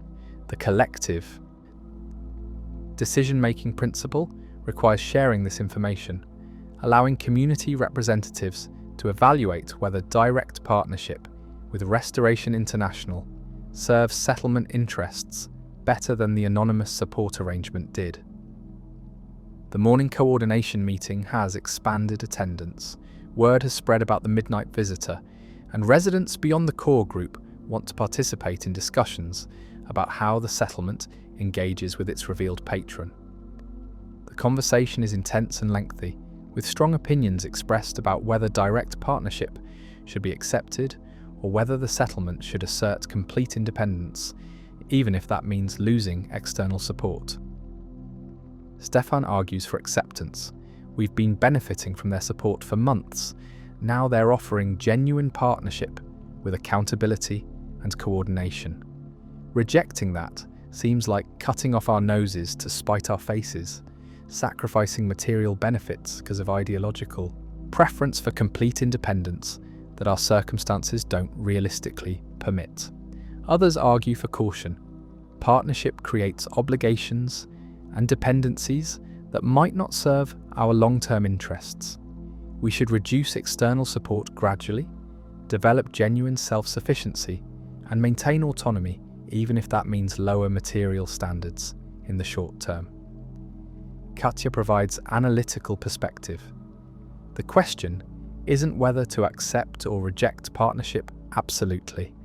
The question is what terms make partnership acceptable and what boundaries protect against potential exploitation or mission drift. We can engage with Restoration International under conditions that serve our interests while maintaining capacity to disengage if the relationship becomes problematic. After 6 hours of discussion, the Settlements Housing Committee, now functioning as de facto governing body, votes to accept direct partnership with Restoration International under negotiated terms that preserve community autonomy and create clear accountability structures. The decision isn't unanimous, but it's supported by a substantial majority who recognise that external support has materially improved lives, while acknowledging legitimate concerns about dependency and strategic alignment. The negotiated terms include quarterly public reporting about support received and priorities for resource allocation, community input through Housing Committee about specific projects and initiatives, right to decline particular activities that community feels don't serve settlement interests, gradual transition towards self-sufficiency rather than permanent external dependency, an explicit acknowledgement that political advocacy strategy serves settlement interests but doesn't obligate residents to participate beyond providing factual documentation of their circumstances. Restoration International accepts the terms without significant modification, confirming their stated commitment to partnership rather than control. The direct communication channel gets established, not just with you, but with the Housing Committee collectively, creating transparency about organisational engagement that anonymous operation systematically avoided. Your role shifts again through this evolution. You're no longer individual, mysteriously funded by anonymous patron. You're technical coordinator for international humanitarian operation, serving local community through negotiated partnership. The change makes relationship more transparent and accountable, but also more visibly connected to external organisation whose presence in the settlement some residents view with suspicion or resentment. The work continues under new framework. Roof repairs proceed according to Housing Committee priorities. Infrastructure improvements get planned through collaborative process involving both resident input and Restoration International's technical expertise. Documentation maintains its dual purposes, operational planning and political advocacy, but with explicit community understanding of how information gets used and who has access to it. Not everyone in the settlement supports the partnership. Some residents refuse services provided through Restoration International's support, insisting on managing with their own resources even when that means accepting reduced quality of life. Others accept services while vocally criticising the partnership as compromising settlement's autonomy and creating obligations that serve organisational interests more than community welfare. The criticism is legitimate, forcing ongoing evaluation of whether partnership actually serves settlement interests or whether short-term material benefits are being purchased at cost of long-term autonomy and self-determination. The tension doesn't have simple resolution. The settlement needs support that resources and capacity alone can't provide, but needing support creates dependencies that might not serve ultimate interests. You navigate this tension through commitment to transparency and persistent questioning of whether specific activities serve community welfare. Some requests from Restoration International get declined when they seem to serve organisational documentation needs more than settlement interests. Some projects get modified to emphasise capacity building rather than direct service provision, developing resident skills that enable eventual independence rather than creating permanent dependency on external expertise. Stefan's development illustrates the capacity building approach. By early April, he's competent to perform most infrastructure repairs independently, requiring your involvement only for complex problems or projects requiring specialised equipment. The transition from assistant to independent operator happens through sustained training and graduated responsibility, creating genuine local capacity rather than temporary filling of needs that evaporates. When external support ends, similar transitions happen across other support domains. Dr. Petrov trains 3 residents in basic medical care, creating backup capacity for when he's unavailable or when medical needs exceed what one person can manage. The school coordinator develops curriculum that older students can deliver to younger ones, creating educational continuity that doesn't depend on sustained external teaching support. The communal kitchen transitions toward resident management, with volunteers taking over operations that were initially organised through Restoration International's expertise. The capacity building focus aligns with stated commitment to eventual self-sufficiency, but it also reveals limitations of that aspiration. Some infrastructure needs genuinely require sustained external support. Buildings need materials that the settlement can't produce locally. Specialised repairs require expertise that can't be developed through informal training. Systematic reconstruction requires resources that residents' employment income can't generate. Self-sufficiency is partial and contextual rather than absolute, creating ongoing dependence on external support even as local capacity increases. By mid-April, 7 months after your arrival in the settlement, the pattern has stabilised. Direct partnership with Restoration International operates through negotiated terms and transparent accountability. Infrastructure improvements continue at pace that material resources permit. Political advocacy strategy proceeds through documentation accumulation that might eventually generate intervention or might ultimately be ignored by international community that's overwhelmed by competing crises. Your role has evolved from mysterious outsider to integrated community member, from individual roofer to infrastructure coordinator, from unknowing participant in anonymous support network to conscious partner in international humanitarian operation. The evolution happened gradually through accumulated daily choices and deepening engagement with community you're serving. The work continues, the settlement persists, and the mysterious patron is mysterious no longer, revealed as organisational partner whose purposes largely align with community interests, even if tensions and uncertainties remain about long-term sustainability and strategic success. One roof at a time, one system upgraded, one small contribution to community that refuses to disappear, maintained through combination of internal determination and external support that's finally structured as genuine partnership rather than charitable assistance that maintains comfortable distance between giver and receiver. The Midnight Visitor transformed the relationship's fundamental dynamics. What comes next depends on whether partnership serves settlement's interests better than previous anonymity did. Whether organisational strategy succeeds in generating political intervention, it's designed to compel, and whether community can navigate tensions between accepting necessary support and maintaining autonomy that residents value as much as material comfort.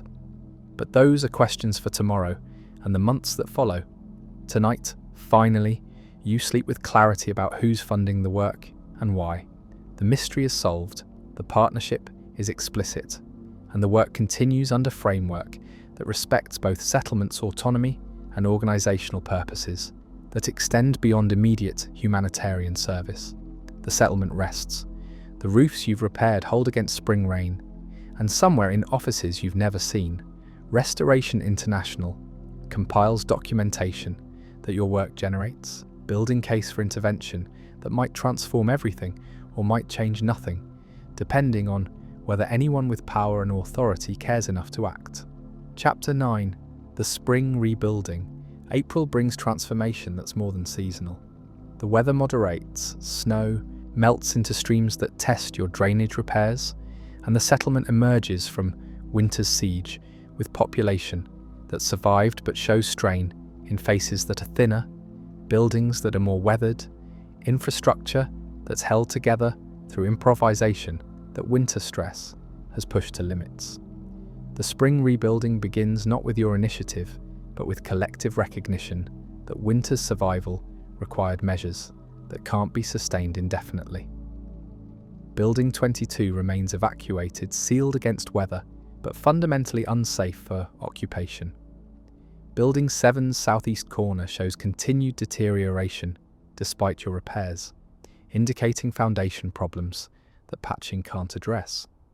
3 other structures have developed concerning damage patterns during winter's freeze-thaw cycles, requiring assessment that will probably conclude they need evacuation or major reconstruction. The Housing Committee convenes emergency session, not because immediate crisis demands it, but because spring represents window for comprehensive work that winter weather prevented and summer heat will make more difficult. The committee has expanded to include representatives from Restoration International, not controlling votes but advisory participants who provide technical expertise and resource availability information that informs planning. We have perhaps 8 weeks of optimal construction weather, you explain, presenting assessments that's based on weather patterns and available resources.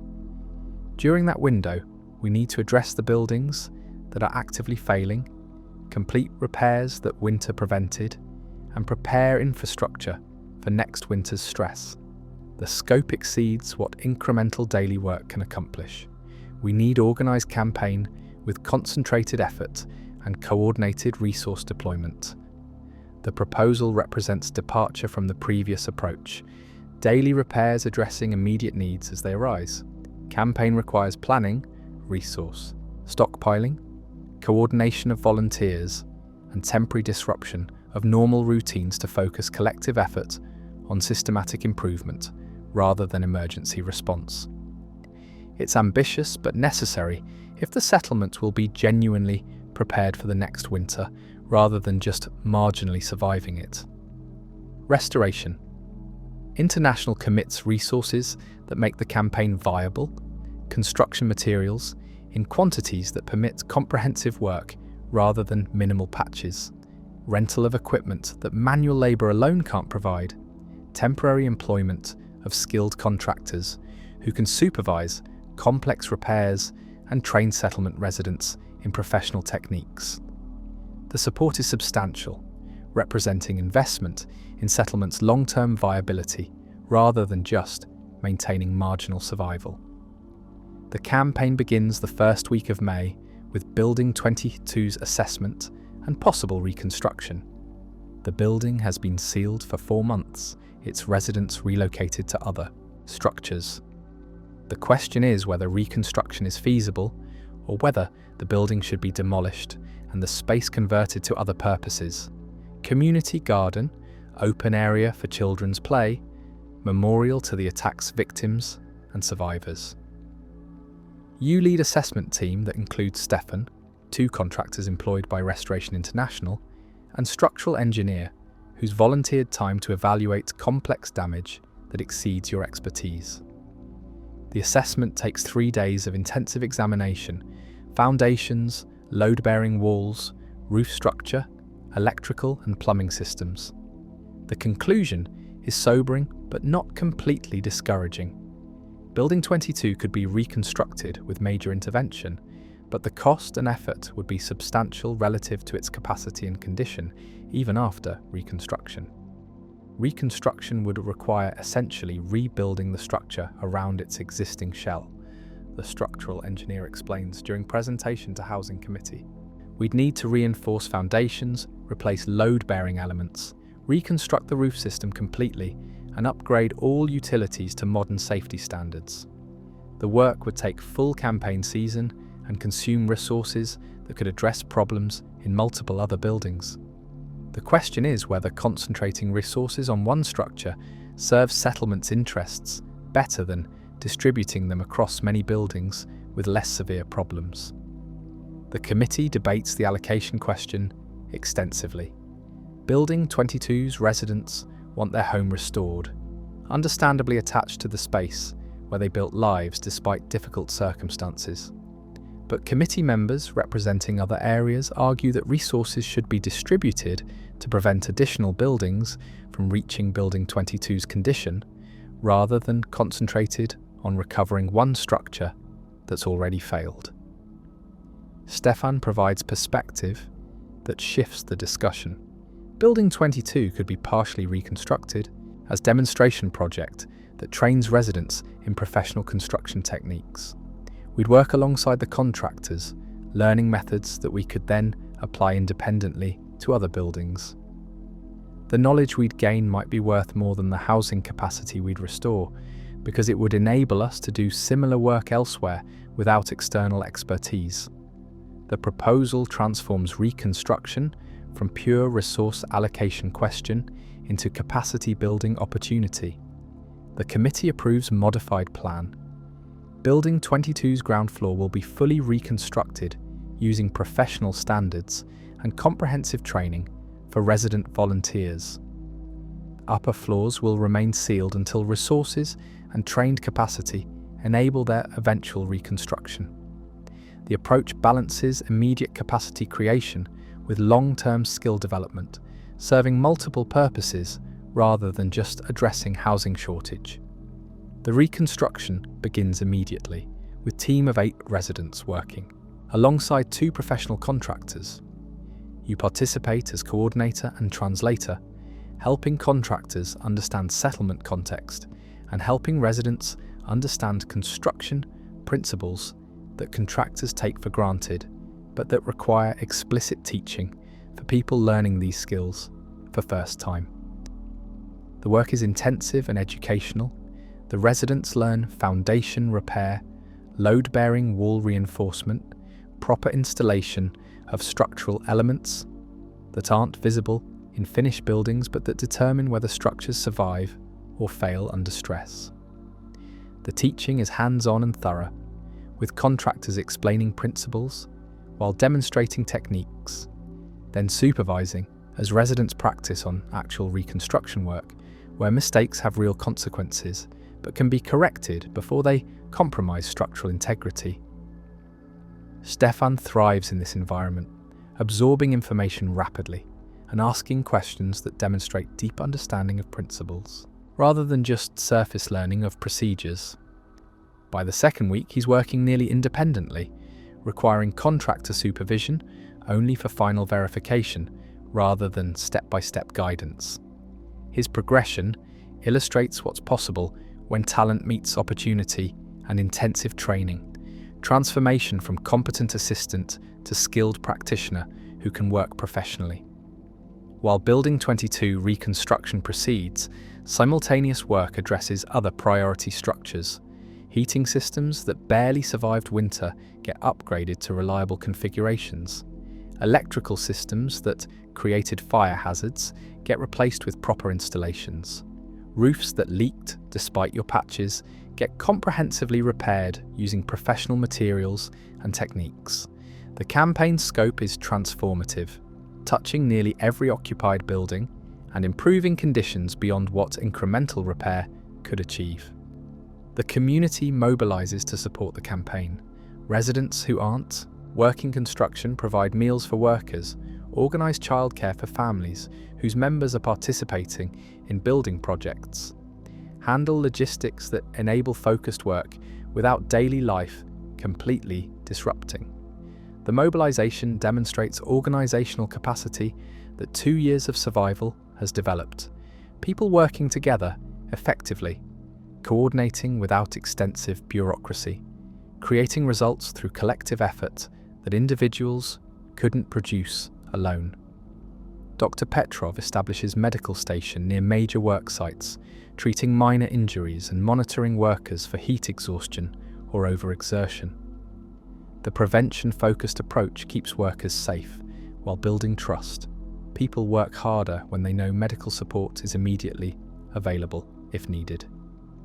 The medical presence also enables Petrov to continue training residents in basic healthcare, creating distributed capacity that improves settlements' resilience.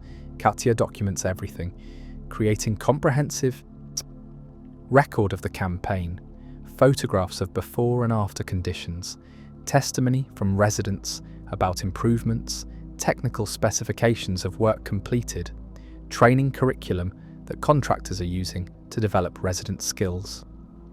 The documentation serves immediate operational purposes, tracking progress and resources, while also contributing to political advocacy strategy that Restoration International is pursuing. The campaign's intensity creates fatigue, but also camaraderie. People working together toward visible shared goals develop bonds that isolated individual efforts don't create. The settlement's social cohesion strengthens through the collective work, creating community identity that's more than just shared survival in difficult circumstances. It's active, collaborative improvement of conditions through organised effort and mutual support. By mid-June, 6 weeks into the campaign, the transformation is remarkable. Building 22's ground floor is reconstructed to professional standards, creating housing for 4 families with modern safety features and weatherproofing that will last decades if maintained properly. 12 other buildings have received major upgrades that address problems which would have caused failure within the next year or 2. The settlement's overall condition has improved from marginal survival to something approaching adequate habitability. Still not optimal, still requiring ongoing maintenance and eventual additional reconstruction, but fundamentally more stable and safe than it was when winter ended. The campaign's success creates momentum for considering what comes next. The Housing Committee, emboldened by demonstrated capacity to accomplish major projects, begins planning second phase reconstruction for late summer. Work on upper floors of Building 22, comprehensive renovation of Building 7 to address its foundation problems, possibly beginning reconstruction of buildings in the middle damage zones that have been completely abandoned since the attack, but success also reveals limitations. The campaign consumed substantial resources, Restoration International's material support, contractor time that was donated but isn't infinitely available, residents' labour that was volunteered but that displaced income-generating work that families depend on. Sustaining this intensity indefinitely isn't feasible. The settlement needs to return to balance between improvement projects and daily economic activities that enable residents to support themselves. The transition from campaign intensity to sustainable maintenance rhythm happens gradually through June and into July. The pace of work slows, residents return to employment in distant towns, the contractors complete their commitments and depart, leaving behind trained residents who can continue work independently. The campaign concludes not with dramatic finale but with gradual return to patterns that enable both improvement and survival through balanced allocation of time and effort. You conduct final assessment of campaign outcomes for presentation to Housing Committee and Restoration International. The quantitative results are impressive. 47 major repairs completed, 18 buildings upgraded to safe, habitable condition, 23 residents trained in construction skills that enable professional quality independent work. The qualitative outcomes are harder to measure but equally significant. Community cohesion strengthened through collective effort, resident confidence increased through demonstrated capacity to accomplish major improvements, settlements' viability enhanced through infrastructure that can support continued occupation for years rather than just months. The campaign has also revealed what remains beyond current capacity. The middle damage zones still contain dozens of buildings that are too compromised for safe occupation, but that represent housing potential if comprehensive reconstruction resources ever become available. The innermost zones remain devastated, requiring complete clearance and rebuilding that would take years and resources far exceeding what the settlement or Restoration International can deploy independently. The settlement has moved from crisis to stability, but stability isn't the same as flourishing. People have adequate housing and safety, but they don't have thriving economy or full restoration of pre-attack quality of life. Stefan's development represents the campaign's most significant success beyond physical improvements. He's now a skilled construction professional, capable of supervising complex projects and training others. His knowledge enables the settlement to maintain what the campaign built and to continue improvement work independently. He's also wrestling with difficult choice: stay in the settlement where skills serve community needs, or relocate to area with construction economy where skills could generate substantial income and provide better material future. I want to stay, he tells you during conversation about his options. This is my home, and these are my people. But I also want to build career and maybe have family someday, and those things are hard here, where opportunities are so limited. I feel guilty about thinking of leaving, like I'd be abandoning people who need the skills I've developed, but staying might mean sacrificing my own future for community benefit, and I'm not sure that's sustainable long term. The dilemma has no easy answer. Stefan's choice reflects larger tension that every settlement resident faces: loyalty to place and community versus pursuit of individual opportunities that require leaving. His skills make the choice particularly acute because his presence genuinely serves community needs, but expecting him to sacrifice personal ambitions for collective benefit creates unsustainable obligation that would eventually breed resentment. You should do what serves your interests, you advise, believing it despite knowing that his departure would create loss for the settlement. Community benefits when individuals flourish, not when they sacrifice themselves on altar of collective need. If leaving serves your development better than staying, then leave with my blessing and settlement's gratitude for what you've contributed. You don't owe perpetual service as payment for training you received. The conversation reflects broader questions that the campaign's success has made more urgent. As conditions improve, residents face clearer choices about whether to stay or relocate. The improvement makes staying more viable, but also makes leaving less desperate. People can choose to pursue opportunities elsewhere without it feeling like abandonment of community in crisis. Some residents will stay out of deep attachment to place and people. Others will leave seeking better opportunities.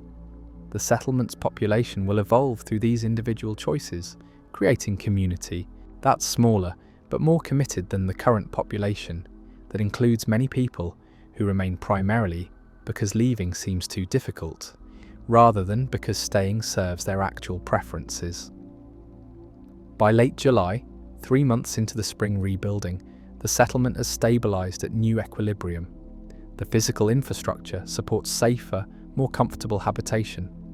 The resident population has shifted slightly. Some families relocating to find employment or rejoin extended family elsewhere, new arrivals coming because they've heard that Novigrad has become more livable than other options available to displaced Sokovians. The net population remains relatively stable at around 2,800 people, slightly smaller than winter's peak, but larger than the 2,000 who lived here when you arrived 9 months ago. Your role continues evolving through these changes.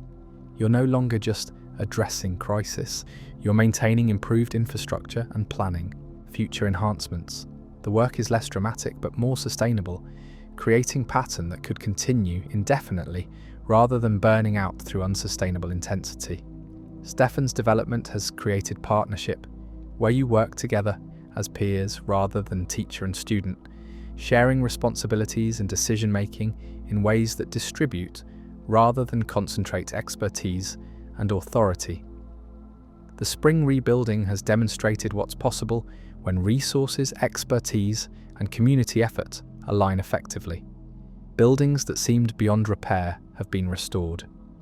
Residents who had no construction background have developed professional skills. The settlement has moved from marginally surviving to actively improving its conditions through organised collective efforts. The transformation isn't complete. Years of additional work remain necessary, but the direction is positive, and the momentum is building rather than dissipating. As summer deepens into August, you stand on Building 22's reconstructed roof, the first structure you saw failing when winter ended, now restored through 3 months of intensive campaign work. The settlement spreads below, looking different than it did 9 months ago. More lights in windows, more children playing in open spaces, more evidence of people investing in their environment rather than just occupying it temporarily while waiting for permission or opportunity to leave. This is what the work has created. Not perfect restoration, not elimination of all problems, but genuine improvement that makes survival less desperate and enables people to imagine futures in this place, rather than just enduring present circumstances while hoping for eventual escape. The work matters because it changes material conditions and creates possibilities that abandonment would have foreclosed. The mysterious patron is partner now, identified and engaged through negotiated relationship that serves community interests while supporting organisational purposes. The hidden network operates in daylight, coordinating support across multiple domains and building evidence for political intervention that might eventually compel city genuine reconstruction resources. The work continues toward purposes both immediate and distant, serving today's needs while building toward potential transformation of tomorrow. One roof at a time, one building reconstructed, one resident trained in skills that enable independence. The work continues in its rhythm, sometimes intense, sometimes steady, always focused on incremental progress that accumulates into significant transformation through patient, sustained effort. The spring rebuilding is complete, summer maintenance begins, and the settlement persists in its stubborn determination to exist despite every official and practical pressure to simply disappear into convenient amnesia that would make everyone's lives simpler except the people who would cease to have homes in places there, determined to remain.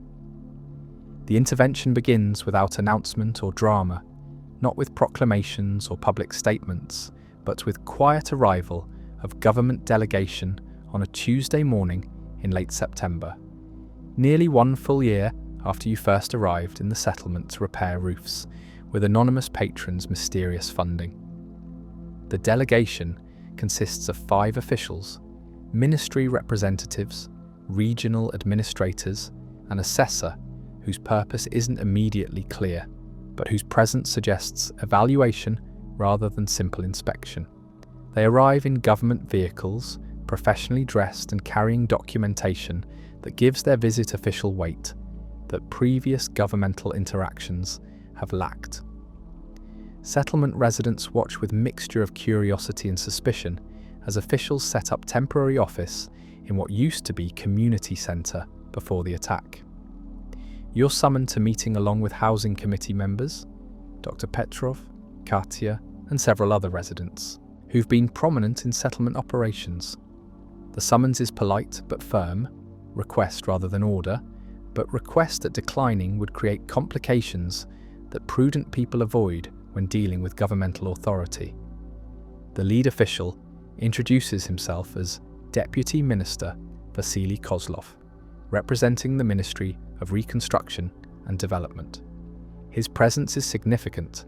Deputy ministers don't typically visit settlements that government claims don't exist, and the ministry he represents has been notable primarily for its absence from Novigrad's concerns over the past 2 years. We're here to conduct comprehensive assessment of settlement conditions, Kozlov begins without preamble. The government has received reports from multiple sources indicating that Novigrad remains occupied by significant population living in inadequate conditions without appropriate governmental support. These reports suggest that our previous understanding of post-attack evacuation completion was incorrect, and that substantial population remains in structures that require immediate attention for safety and habitability. The phrasing is carefully political, acknowledging settlements' existence without admitting that government deliberately ignored it, framing assessment as response to new information rather than correction of willful negligence. But the fact of official acknowledgement itself represents dramatic shift from previous position that Novigrad was abandoned and that residents who remained were squatters in place that no longer legally existed. Katya speaks first, her historian's precision cutting through diplomatic language. The settlement has been occupied continuously since the attack. Government officials have visited multiple times over 2 years. Previous assessments documented our presence and needs. This new information you're responding to is actually old information that government chose not to act upon until external pressure made, continued ignoring politically untenable. Kozlov accepts the correction without defensiveness, acknowledging that government response has been inadequate while avoiding direct admission of deliberate abandonment. Regardless of past failures, we're here now to determine appropriate governmental response to current conditions. We need comprehensive understanding of population, infrastructure conditions, resident needs, and feasibility of either sustained governmental support for continued occupation or organised relocation with appropriate assistance. The mention of relocation creates immediate tension.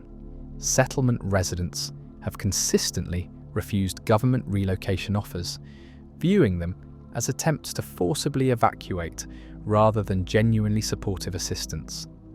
The Housing Committee chair responds carefully. This community has chosen to remain in Novigrad despite difficult circumstances. Any governmental support must respect that choice rather than using assessment process to pressure evacuation that residents have already rejected. Understood, Kozlov replies. Our mandate is to determine appropriate support for whatever residents choose, whether that's infrastructure reconstruction to enable continued occupation or relocation assistance for those who prefer to leave. We're not here to force evacuation, but to provide governmental resources that have been absent for too long. Over the following 3 days, the delegation conducts thorough assessment, touring buildings, interviewing residents, reviewing documentation that Katya has been maintaining for 2 years. You accompany officials on infrastructure assessments, providing technical explanations of conditions, repairs completed, and ongoing needs.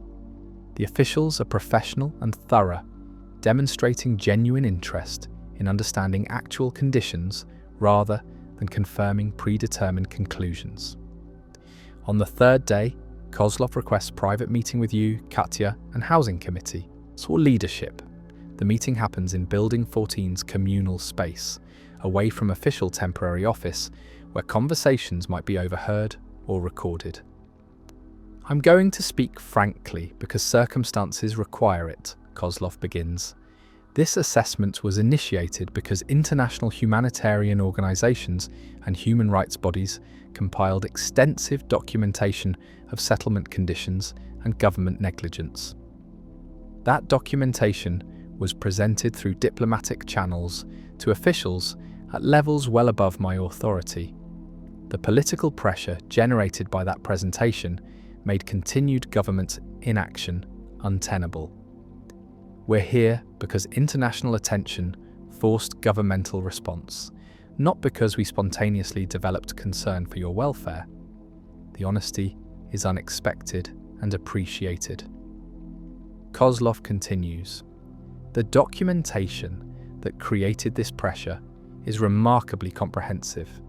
Infrastructure conditions, medical needs, educational provisions, economic circumstances, everything necessary to demonstrate both that settlement remains occupied and that government has failed fundamental obligations to citizens. Someone spent considerable time and resources compiling evidence that couldn't be dismissed or ignored. Do you know who provided this documentation to international bodies? You exchange glances with Katya, deciding in moment how much to reveal about Restoration International's role. Katya speaks. International Humanitarian Organization has been supporting settlement operations and documenting conditions as part of advocacy strategy. That documentation apparently achieved its intended purpose, compelling governmental attention to a situation that was being deliberately ignored. Restoration International, Kozlov states, demonstrating that government investigation has already identified the organization. They operate in multiple post-conflict zones, building documentation cases and generating international pressure that compels governmental responses. They're effective but not universally appreciated by governments whose negligence they expose. The comment hangs in the air, creating uncertainty about whether revelation of Restoration International's role will create problems for continued operations or for residents who've been cooperating with their documentation efforts. Kozlov continues before anyone responds. For what it's worth, I think their intervention was justified and probably necessary. Government should have been supporting this settlement without requiring external pressure. The fact that international organizations had to compile extensive documentation and engage diplomatic channels to generate basic governmental response is embarrassing and reflects poorly on our institutions and leadership. I'm not here to punish anyone for accepting international support. I'm here to determine how government can finally provide assistance that should have been offered years ago. The assessment is encouraging but requires verification through actual governmental action rather than just deputy ministers' personal sympathies. The Housing Committee Chair speaks directly. What governmental support are you authorised to provide, and what conditions or requirements come attached to that support? Kozlov produces detailed document outlining preliminary governmental response plan, funding for infrastructure reconstruction, technical assistance for building safety improvements, provision of utilities that settlement currently lacks, medical and educational support, employment programs that would create local jobs rather than requiring residents to commute to distant towns. The support is comprehensive and would address nearly every significant problem that settlement faces. The document also outlines two parallel tracks: sustained support for residents who choose to remain in Novi Grad and generous relocation assistance for those who prefer to leave. The support is contingent on settlement meeting basic safety and organisational standards, Kozlov explains. Dangerous buildings must be either reconstructed to code or evacuated. Infrastructure must meet minimum standards for utilities and services. Community governance must be formalised to enable effective coordination with governmental programmes. These aren't attempts to create obstacles, they're reasonable requirements for ensuring that governmental resources are used effectively and that residents aren't living in conditions that create preventable casualties. The requirements are legitimate, but also create concerns about governmental control replacing community autonomy. You voiced this directly. The settlement has maintained itself through informal organisation and community decision-making for 2 years. Formalising governance and meeting governmental standards might compromise the flexibility and autonomy that have enabled our survival. We need assurances that governmental support doesn't come with control that eliminates resident agency in determining how their community operates. Fair concern, Kozlov acknowledges. The formalization we're requiring is minimal. Legal recognition of settlements' existence, designation of official representatives for coordinating with governmental programs, basic accountability for how public resources are used. We're not trying to impose bureaucratic control that stifles community autonomy. We're trying to create structure that enables effective support while protecting governmental interests in ensuring resources are used appropriately. The conversation continues for several hours, working through details of what governmental support would look like in practice and what requirements settlements would need to meet. The discussion is serious but collaborative, with Kozlov demonstrating flexibility about implementation while maintaining firm position that certain basic standards are non-negotiable for governmental engagement. After officials depart, promising formal response within 2 weeks, the settlement convenes community meeting to discuss the assessment and potential governmental support. The meeting is largest gathering since the attack's aftermath. Over 400 residents cramming into spaces that weren't designed for such assemblies, everyone wanting voice in decisions that will determine settlement's future direction. The debate is passionate and divided. Some residents are enthusiastic about governmental support, finally receiving official recognition and resources after 2 years of abandonment. Others are deeply suspicious, viewing governmental sudden interest as an attempt to control or eventually eliminate settlement after international pressure made continued ignoring politically impossible. Some residents want to accept support while remaining vigilant about maintaining autonomy. Others prefer continuing current arrangements, relying on Restoration International and internal resources rather than engaging with government they fundamentally distrust. Stefan articulates perspective that resonates with many younger residents. We've survived 2 years proving we can maintain this settlement without governmental support. Now they're offering resources because international pressure forced their hand. That doesn't inspire trust in their commitment or reliability. What happens when international attention moves elsewhere and government decides supporting us is no longer politically necessary? Dr. Petrov provides counterpoint. Governmental support, even if motivated by external pressure, provides resources and stability that Restoration International can't sustain indefinitely. International organizations work in multiple locations. Their attention and resources will eventually shift to other crises. Governmental support, once established through official programs, creates ongoing obligations that are harder to abandon than voluntary international assistance. Katya offers historical perspective.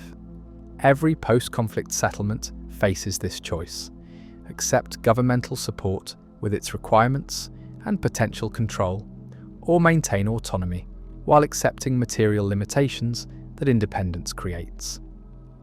Neither option is perfect. The question is which imperfection serves community interests better given our actual circumstances and realistic alternatives. The community meeting concludes without formal vote, but with general consensus emerging. Engage with governmental support cautiously, accepting resources while maintaining vigilance about autonomy and establishing clear boundaries that protect community decision-making.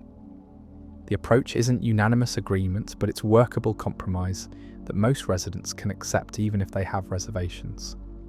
Over the following 2 weeks, the settlement prepares for governmental engagement.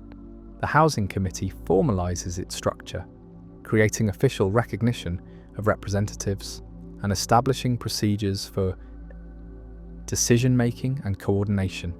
Building safety standards get reviewed against governmental requirements, identifying gaps that need addressing before official support can flow. Plans get developed for how governmental resources would be integrated with existing community operations rather than replacing them.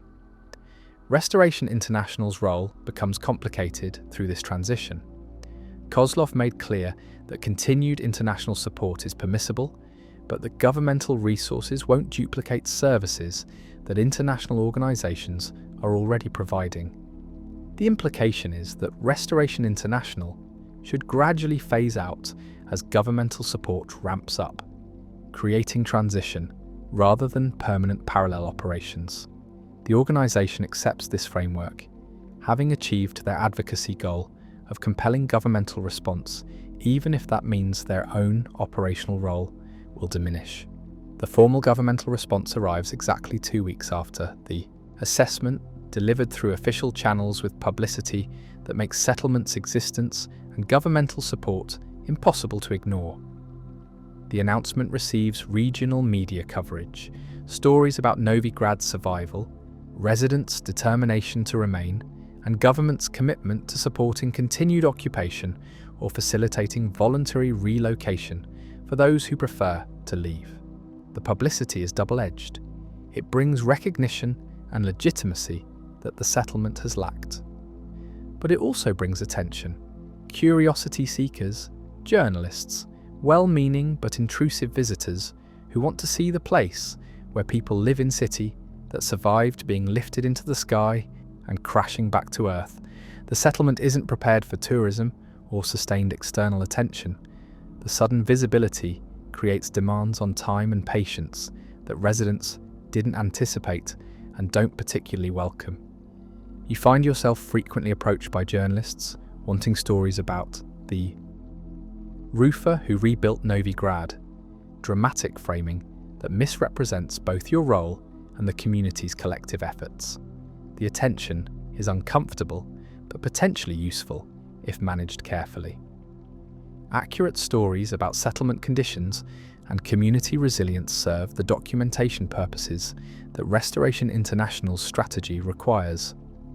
But inaccurate or sensationalized coverage could create problems, attracting criticism about governmental resources going to people who chose to live in dangerous conditions, or generating sympathy that manifests as intrusive charity rather than respectful support. Katya manages media relations, providing access while protecting resident privacy and ensuring accurate representation. Her experience as librarian and historian makes her effective at this role. She understands how to frame narratives while maintaining factual accuracy, how to satisfy journalists' need for compelling stories while preventing exploitation or misrepresentation of vulnerable populations. The governmental support begins flowing in October, exactly 1 year after your arrival. The first concrete action is Building 7's comprehensive reconstruction, the structure where mysterious patron first requested specific assessment, now receiving professional engineering intervention that addresses foundation problems requiring expertise beyond what settlement resources could provide. The reconstruction is managed by governmental contractors, but includes substantial resident participation, continuing capacity building approach that Spring Campaign demonstrated was effective. Additional governmental support follows: utility restoration, providing reliable electricity and water to all occupied buildings; medical clinic expansion, providing Dr. Petrov with proper facilities and regular supply chains for medications and equipment; educational resources, enabling settlement school to operate at standard comparable to schools in functioning towns rather than as improvised crisis response. The support is transformative, but also changes settlement dynamics. The community has defined itself through independence and self-sufficiency achieved despite governmental abandonment. Accepting governmental support requires adjusting identity. They're no longer solely autonomous survivors, but citizens receiving services that government should have been providing all along. The adjustment is psychologically complex, even when materially beneficial. Stefan makes his choice about staying or leaving in November, choosing to stay and work as governmental contractor, supervising reconstruction projects.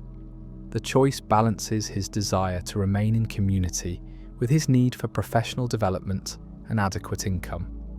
It's compromise that serves both individual and collective interests, demonstrating that staying and leaving aren't only options. Remaining while engaging with broader economy creates sustainable middle path. By December, 14 months after your arrival and 2 years after the attack, the settlement has transformed yet again.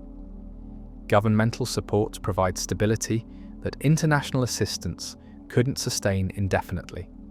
Infrastructure improvements continue at pace that resources permit. Population stabilizes around 2,500 residents, mixture of those who never left, those who returned after attempting relocation elsewhere, and new arrivals seeking housing in place, that's gained reputation as community that refused to disappear. Your role continues but changes form. You're no longer individual, mysteriously funded by anonymous patron. You're governmental technical advisor, coordinating reconstruction programs while maintaining relationships with Restoration International for services that governmental support doesn't yet provide. The work is more bureaucratic, but also more sustainable, less dependent on single organization's commitment or individual's sustained presence. The political intervention achieved its purpose, compelling governmental response that transformed settlement situation from tenuous survival to supported continued occupation. Whether that outcome serves residents' long-term interests better than alternatives remains uncertain. But the immediate effects are positive. Families have better housing, children have adequate education, medical care is reliable rather than improvised. Economic opportunities exist that enable residents to support themselves rather than just barely surviving. The intervention wasn't inevitable.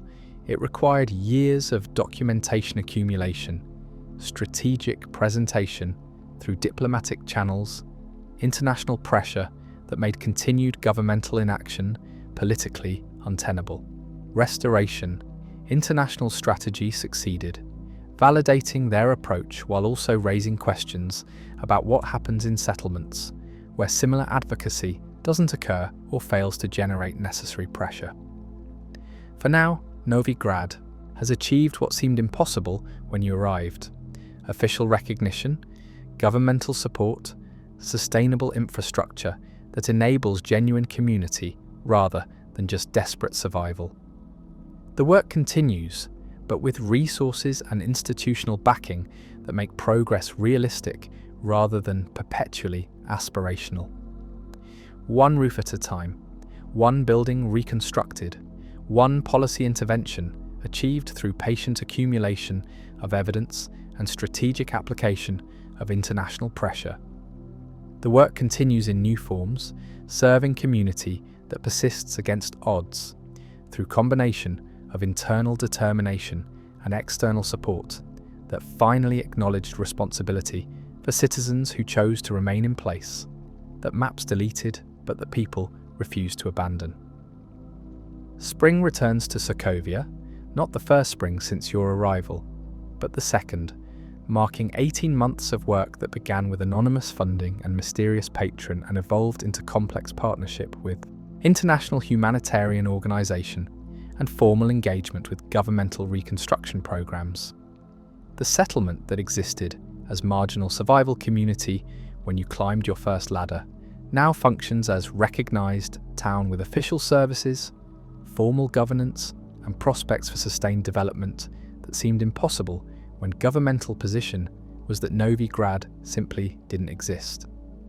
But spring also brings revelation that forces reconsideration of everything you've built and every choice you've made about staying versus leaving, serving versus flourishing, community commitment versus personal development. The revelation comes in form of job offer, not solicited, not expected, but compelling in ways that create genuine dilemma rather than easy decision. The offer arrives through Restoration International's channels. The organisation has been reducing its operational presence in Novi Grad as governmental support expanded, transitioning from direct service provider to advisory role that supports community capacity while avoiding duplication of what government now provides. But Restoration International operates in dozens of locations across post-conflict zones, and your work in Novigrad has attracted attention from organisational leadership who see potential for your expertise to serve other populations facing similar abandonment and infrastructure challenges.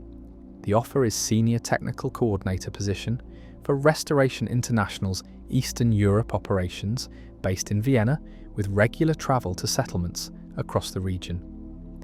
The role would involve what you've been doing in Novigrad: infrastructure assessment, reconstruction planning, capacity building with local populations, but at organisational scale rather than single community focus. The compensation is substantial by regional standards. The professional development opportunities are significant, and the impact potential exceeds what continued work in one settlement can achieve. The offer creates immediate internal conflict. You've spent 18 months becoming integrated into Novigrad's community, building relationships and trust that took sustained presence and demonstrated commitment to establish. Stefan and the other residents you've trained depend on your technical expertise for complex problems that their developing skills can't yet handle independently. The reconstruction projects that governmental support enabled are progressing well, but still require coordination and technical oversight that your departure would eliminate. But the offer also represents opportunity that staying in Novigrad forecloses. Your skills have regional value and could serve multiple populations rather than single community.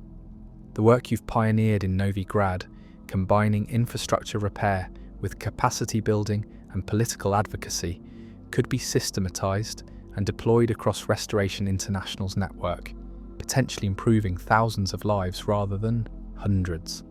Accepting the position means advancing professionally while expanding impact beyond what local focus permits. You share the offer with Stefan during reconstruction site visit, needing perspective from someone who understands both the work's technical demands and the community relationships it's embedded within. His response is characteristically direct. You should take it. I say that selfishly wanting you to stay, because your presence makes my work easier and because you've become friend as well as mentor. But objectively, you've accomplished what you came to do here.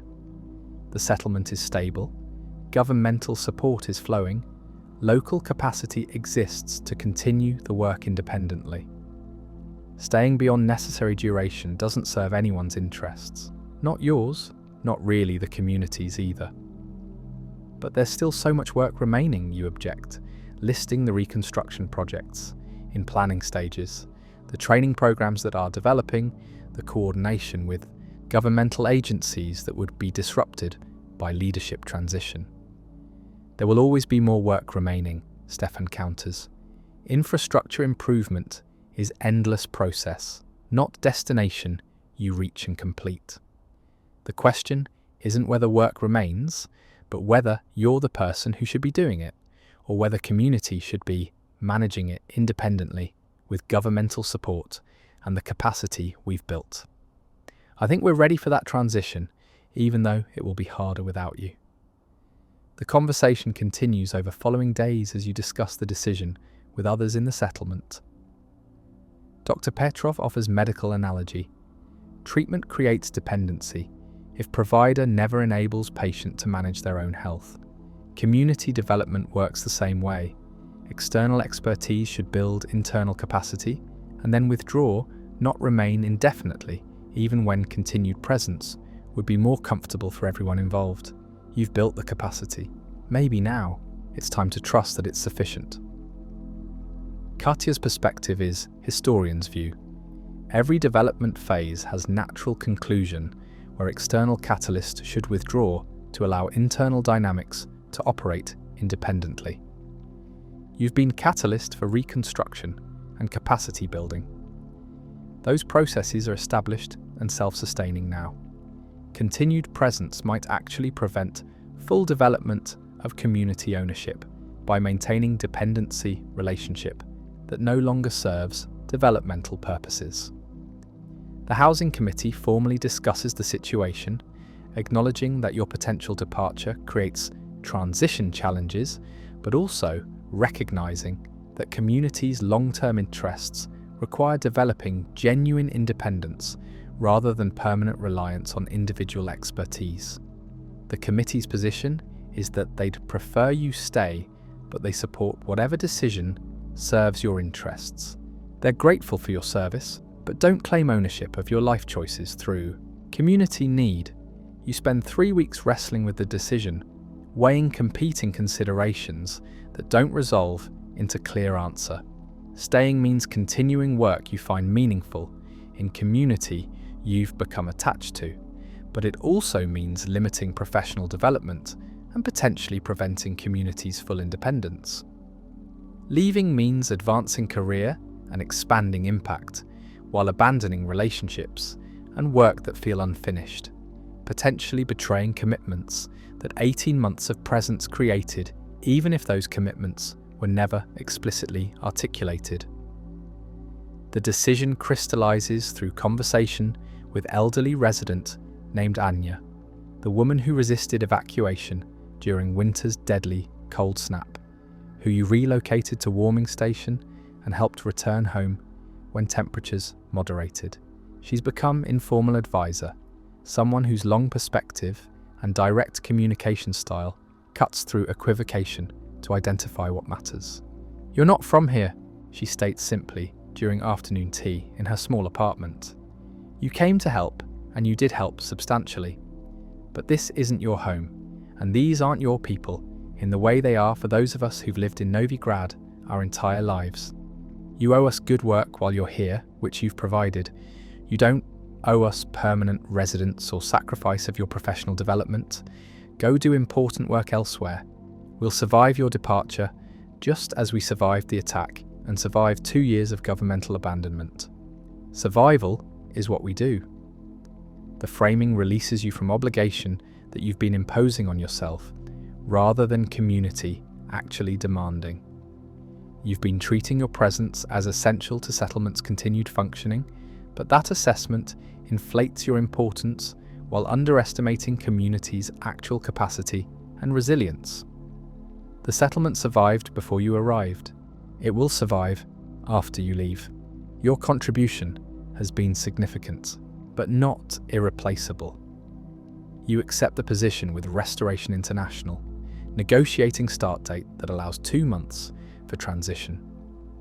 The 2 months will be used to complete current projects, to stopping points where others can continue them, to formalise documentation and training materials that will support continued capacity development, and to manage transition in ways that minimise disruption while enabling clean break that lets community assume full responsibility for its own development. The decision is announced publicly at community meeting in early April. The response is a mixture of disappointment and understanding. Residents had hoped you'd stay permanently, but they recognise that expecting perpetual service was unreasonable, and that your departure reflects community success in becoming self-sufficient rather than failure of commitment. The disappointment is real, but it's balanced by pride that their community developed to a point where external expertise is transitioning rather than remaining indefinitely necessary. The final 2 months are intensive and bittersweet. You work with Stefan and other trained residents to finalise their capacity to handle complex technical work independently. You document standard operating procedures for reconstruction projects, maintenance schedules, governmental coordination protocols, everything that's been residing in your experience rather than formalised in transferable knowledge. You complete Building 7's reconstruction and the initial phases of middle zone development, reaching points where continuation is straightforward rather than requiring technical innovation or troubleshooting. The work is complicated by emotion that you hadn't anticipated. You've become attached to this place and these people in ways that 18 months of daily presence created. The roofs you repaired, the buildings you reconstructed, the residents you trained, they're not just professional accomplishments but personal relationships and shared history that departure will end even though the physical work will continue. Stefan organises farewell gathering in late May, bringing together residents whose lives intersected with your work. The gathering is in Building 22's reconstructed community space, the building that was failing when winter ended, and that now stands as testament to what sustained effort and collective commitment can achieve. The space is crowded with people who want to express gratitude, share memories, and acknowledge that your departure marks end of chapter in Settlement's ongoing story. The testimonials are moving and overwhelming. Families whose roofs you repaired talk about children who sleep without fear of rain. Residents you trained describe how skills you taught them have enabled employment and economic independence. Dr. Petrov acknowledges that medical supplies you helped secure saved lives during winter's cold snaps. Katya presents bound volume of documentation you've generated, comprehensive record of 18 months of work that will serve as historical evidence and practical reference for continued development. Stefan's tribute is particularly affecting. You taught me to be roofer, but more importantly, you taught me to be teacher.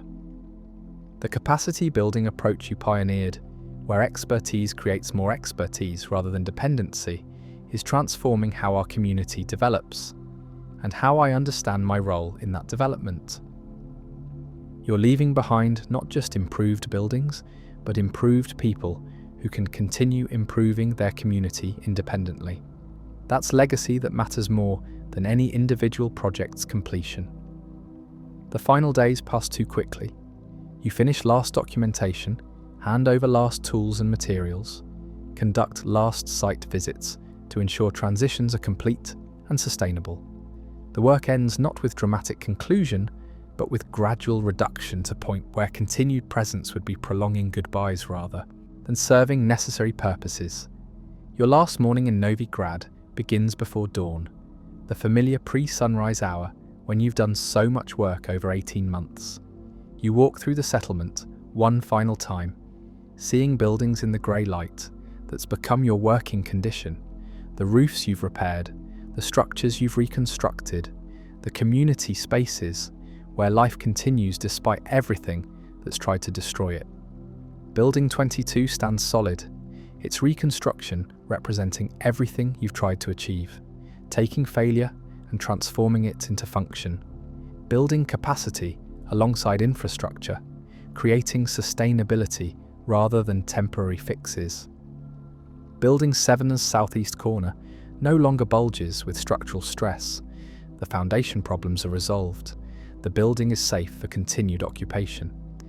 Across the settlement, roofs shed water properly. Heating systems maintain livable temperatures. Electrical systems operate without creating fire hazards.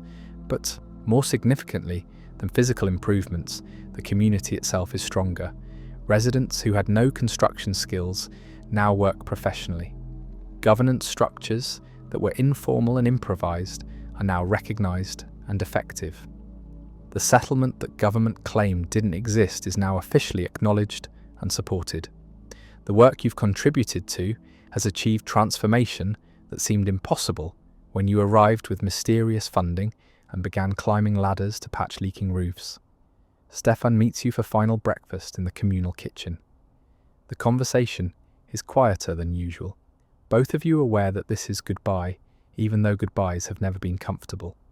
He gives you gift, small carved wooden model of Building 22, crafted with skill that demonstrates how far his abilities have developed. The model is both farewell token and symbol of continuation. You're leaving, but the work continues through hands you've trained. The departure itself is anticlimactic. A car arrives at appointed time. You load minimal belongings that 18 months in the settlement accumulated. Residents who are awake wave goodbye, but don't make dramatic ceremony of departure. They're people who've survived trauma and displacement. They understand that goodbyes are part of life in post-conflict circumstances. The car pulls away, taking you toward Vienna and new work with Restoration International, leaving behind community that you've served but that doesn't belong to you and never did. Watching the settlement disappear in the car's mirror, you feel a mixture of satisfaction and loss. The work mattered, the community benefited, the improvements will last, but you're also leaving relationships in place that became home, even though you always knew it was temporary. The difficult choice was necessary, but that doesn't make it comfortable or uncomplicated. The settlement persists in your absence, maintained by residents who survived your arrival and will survive your departure. Stefan continues training others, expanding capacity-building approach. Governmental support continues flowing, though bureaucratic complications occasionally disrupt services. Restoration. International maintains advisory presence, though operational role diminishes as community demonstrates sustained self-sufficiency. The work continues without you, proving that your contribution was significant catalyst, but not irreplaceable foundation. Your new role with Restoration International takes you to other settlements across Eastern Europe, places facing similar abandonment and infrastructure challenges, communities that need technical expertise and capacity building that your experience in Novigrad enables you to provide. The work is more varied and more complex than single community focus. You apply lessons learned in Novigrad, adapt approaches to different contexts, and gradually develop systematic methodology for infrastructure reconstruction and community capacity development in post-conflict zones. But Novigrad remains special, the place where you learn to combine technical expertise with community partnership, where anonymous funding transformed into formal humanitarian operation, where individual effort scaled into collective achievement. The 18 months there defined your professional approach and personal understanding of what development work means when done respectfully and sustainably. The difficult choice to leave rather than stay served both your interests and community's development. Staying would have been comfortable but potentially limiting. For you professionally, for community's genuine independence. Leaving created space for community ownership while enabling your expertise to serve broader impact. The choice was necessary even though it required sacrifice and acceptance of loss. Years later, visiting Novigrad during regional tour, you see settlement that's continued developing beyond where you left it.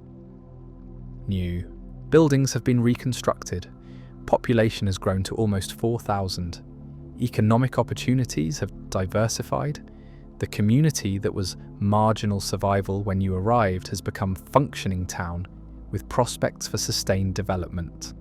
Your contribution was significant, but it was phase in ongoing story rather than complete narrative. Stefan has become lead contractor for regional reconstruction projects, training others in the capacity building approach you taught him. Building 22 operates as community centre and technical training facility. Dr. Petrov has trained 3 residents to provide primary medical care. The settlement has achieved stability that enables planning decades into future, rather than just surviving month to month. The difficult choice to leave enabled this development by creating space for community to assume full responsibility. External expertise catalyzed change, but internal capacity sustains it. The work continues through hands you trained, principles you established, systems you helped build. The legacy isn't measured in your continued presence, but in community's ability to flourish in your absence. The choice was difficult, but it was right. Service means enabling independence, not creating dependency. Development means building capacity that doesn't require external sustenance. The hardest part of helping communities is knowing when to stop, when continued presence becomes obstacle rather than support, when attachment must be released to allow genuine autonomy.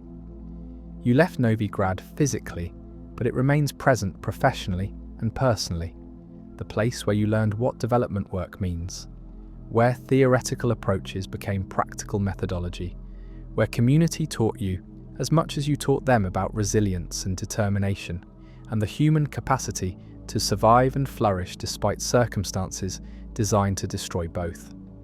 The difficult choice continues resonating through your career and life. Every departure from communities you serve involves similar calculation. When does presence serve, and when does it hinder? When is transition necessary, and when would it be abandonment? The balance is never perfectly clear, but Novigrad taught you to trust community capacity more than external necessity, to value independence over comfort, to recognize that best service sometimes means leaving rather than staying. The work continues, in Novigrad and elsewhere, through hands you trained and principles you established and communities that persist despite every pressure to disappear. The difficult choice enabled that continuation by creating space for autonomy that attachment would have compromised. One roof at a time, one community served and departed, one difficult choice made in service of development that requires release rather than possession. The work continues in new forms and locations, always informed by understanding that genuine service means enabling independence, even when that means accepting your own obsolescence. 5 years after leaving Novigrad, you return for settlement's official recognition ceremony, governmental event marking the town's transition from temporary post-conflict settlement to permanent municipality with full legal status and administrative capacity. The ceremony represents culmination of transformation that began with anonymous funding and mysterious patron, progressed through international advocacy and governmental intervention, and concluded with community demonstrating sustained viability that compels formal recognition. The return is bittersweet. You're attending as representative of Restoration International rather than as community member, marking the distance that 5 years and dozens of other projects have created between you and the place where your career in humanitarian development truly began. The settlement has continued evolving in your absence, developing in directions that your presence might have prevented or influenced differently. The independence that your departure enabled has created community that's genuinely autonomous rather than dependent on external expertise. The physical changes are immediately visible. New buildings have been constructed in the middle damage zones, not reconstruction of what existed before the attack, but new development designed for current needs rather than historical replication. The innermost zones remain largely cleared, with Memorial Park occupying space where the most severe destruction occurred. Population has grown to nearly 5,000, larger than when you left, though still smaller than pre-attack Novigrad's 60,000 residents. But more significant than physical changes are social and economic transformations. The settlement operates genuine local economy, construction firms that work regionally rather than just locally, service businesses that serve both residents and visitors, agricultural cooperatives that supply food to broader markets. The economy isn't prosperous by regional standards, but it's sustainable and growing, creating opportunities that keep young people like Stefan from having to choose between staying and professional development. Stefan himself has become a prominent figure, chief technical advisor to municipal government, owner of construction company that employs 30 people, trainer who's replicated capacity building methodology across dozens of communities. His development illustrates what community capacity building achieves when done effectively.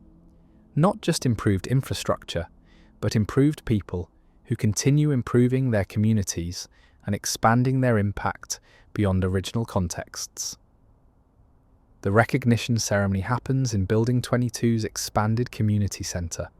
The space that was reconstructed during spring campaign has been enlarged and formalised, creating gathering place that serves town's civic functions.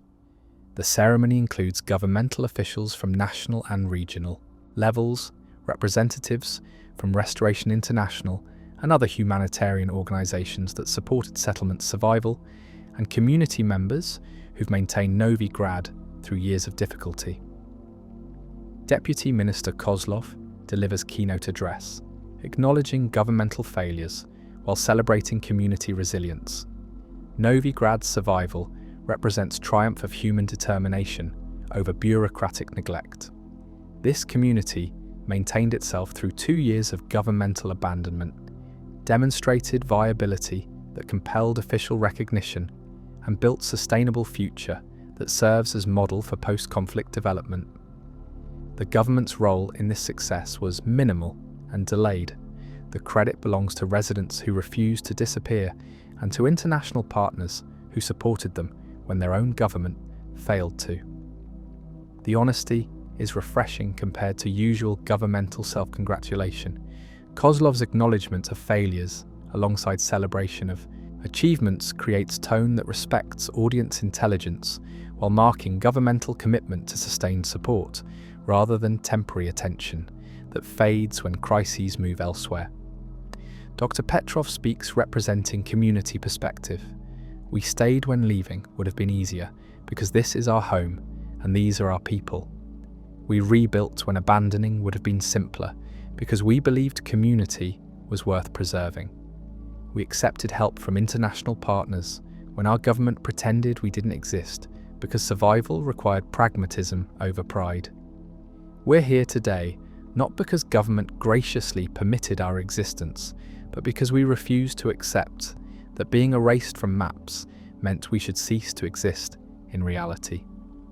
The speech receives enthusiastic applause from residents and respectful acknowledgement from governmental officials who understand that Petrov's critique is accurate even if uncomfortable. The ceremony continues with recognition of individuals and organisations that contributed to settlement survival and development, including you, receiving formal thanks for infrastructure work and capacity building that enabled communities' continued viability. The recognition is gratifying but also somewhat uncomfortable.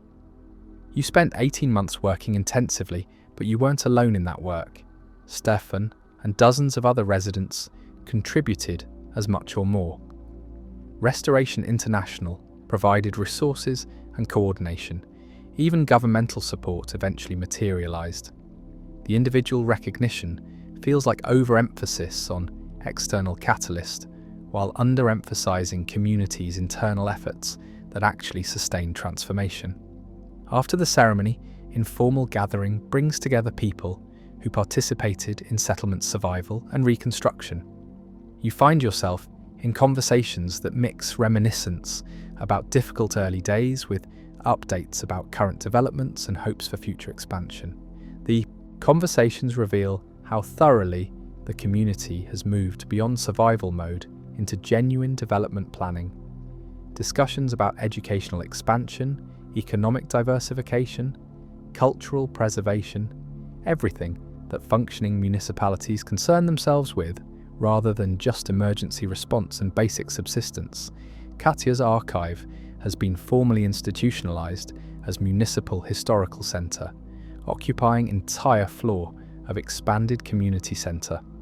The documentation she's been maintaining for 7 years now serves multiple purposes: historical record, educational resource, evidence for continued governmental support, and inspiration for other communities facing similar circumstances.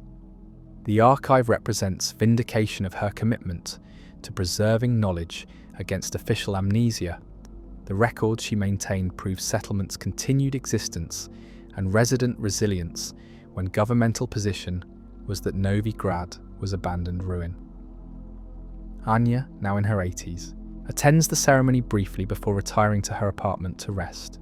She's become settlement's elder stateswoman, someone whose long perspective and survival through multiple crises gives her authority that formal positions don't convey. Brief conversation with her provides perspective on the transformation. We're still here. That's what matters most. We have better buildings and governmental recognition now, which is certainly preferable to leaking roofs and official denial, but the fundamental achievement is survival, refusing to disappear when powerful forces preferred our absence. Everything else is elaboration on that basic victory. The perspective is characteristically direct. The ceremony and recognition are important, but they're not the actual achievement. They're acknowledgement of achievement that residents accomplished through sustained determination and mutual support. The buildings you helped repair were means toward that achievement, but not the achievement itself. The achievement was people choosing to stay, and supporting each other through circumstances designed to force departure. The following day, you tour the settlement with Stefan, seeing developments that occurred in your 5-year absence. The tour illustrates both continuity and change. Some buildings you remember well, others unrecognizable from reconstruction or new construction. The settlement has grown beyond the emergency camp it was when you arrived, developing into actual town with distinct neighborhoods, commercial districts, civic spaces. Stefan's construction company has been central to this development, providing employment while building infrastructure that serves community needs. The company operates on principles you taught him: capacity building alongside construction, training clients and employees in maintenance and basic repair, creating sustainable systems rather than dependency on expert services. The approach has proven economically viable while serving developmental purposes beyond pure profit maximization. You taught me that development work isn't charity, Stefan explains during site visit to new residential construction. It's partnership, where external expertise builds internal capacity that eventually makes external expertise unnecessary. That principle applies to for-profit construction as much as humanitarian programming. My company succeeds financially because clients become capable of maintaining what we build, and because employees develop skills that increase their value and enable career advancement. The philosophy represents successful integration of humanitarian principles with commercial operations, serving community development while generating sustainable income. Stefan's success demonstrates that capacity building approach isn't just effective humanitarian methodology, but viable business model when implemented thoughtfully. The tour concludes at Memorial Park in the innermost damage zones. The park occupies space where reconstruction would be too expensive and too painful, the areas where most deaths occurred during the attack and its immediate aftermath. The memorial doesn't attempt to replicate what was lost or to minimize trauma. Instead, it acknowledges grief while celebrating resilience, mourning dead while honoring survivors' determination to maintain community despite devastating losses. Standing in the memorial park, looking across settlement that's grown from survival camp into functioning municipality, you feel complicated mixture of emotions, pride in your contribution to transformation that seemed impossible when you arrived, satisfaction that community developed genuine autonomy rather than sustained dependency, recognition that your role was significant but limited, catalyst for change that community implemented through their own efforts. And underneath everything, awareness that this work matters beyond immediate outcomes. It's about asserting that people deserve support, regardless of whether their circumstances are politically convenient. That post-conflict populations have right to self-determination about where and how they live. That humanitarian development serves justice alongside material improvement. The dawn's promise that brought you to Novigrad 7 years ago, that anonymous patrons' funding and mysterious purposes has been fulfilled beyond what initial circumstances suggested. The patron was revealed as Restoration International. Their purposes aligned with community welfare, even when operating through anonymity. The political advocacy they pursued succeeded in compelling governmental recognition and support. The documentation they required created evidence that served both immediate operational needs and longer-term strategic goals. But the promise extended beyond that specific organizational intervention. The promise was about possibility, that damaged places could be restored, that abandoned populations could be supported, that determined communities could survive and eventually flourish despite circumstances designed to destroy them. That promise has been fulfilled through thousands of individual choices and sustained collective effort, through combination of internal determination and external support that respected autonomy while enabling development. Your career with Restoration International has taken you to dozens of settlements across multiple continents. Each location presents unique challenges and cultural contexts. But the fundamental principles developed in Novigrad apply broadly. Build capacity alongside infrastructure. Respect community autonomy while providing technical expertise. Create sustainable systems rather than temporary fixes. Document comprehensively to serve both operational and advocacy purposes. Trust that people understand their own circumstances and needs better than external experts ever can. The work continues in new locations serving new populations, but Novigrad remains touchstone, the place where principles crystallized into practice, where individual efforts scaled into organizational methodology, where community taught you as much as you taught them about resilience and determination and the human capacity to flourish despite circumstances that should be devastating. The recognition ceremony concludes with a renewed commitment from governmental officials to sustained support, acknowledgement from Restoration International that their intervention achieved intended purposes, and community celebration of their own accomplishment in refusing to disappear. The celebration continues into evening with food and music and general festivity that reflects genuine joy rather than forced optimism about difficult circumstances. You depart the following morning, returning to Vienna and ongoing work with other communities facing similar challenges. The departure is easier than it was 5 years ago. You're leaving behind thriving community rather than work that feels unfinished, exiting cleanly rather than abandoning responsibilities. The distance that 5 years created has transformed relationship from active engagement to respectful observation of community that's genuinely independent. But Novigrad remains present in your work and thinking. Every new settlement you serve gets evaluated against Novigrad's example. What worked? What could improve? How principles translate across contexts?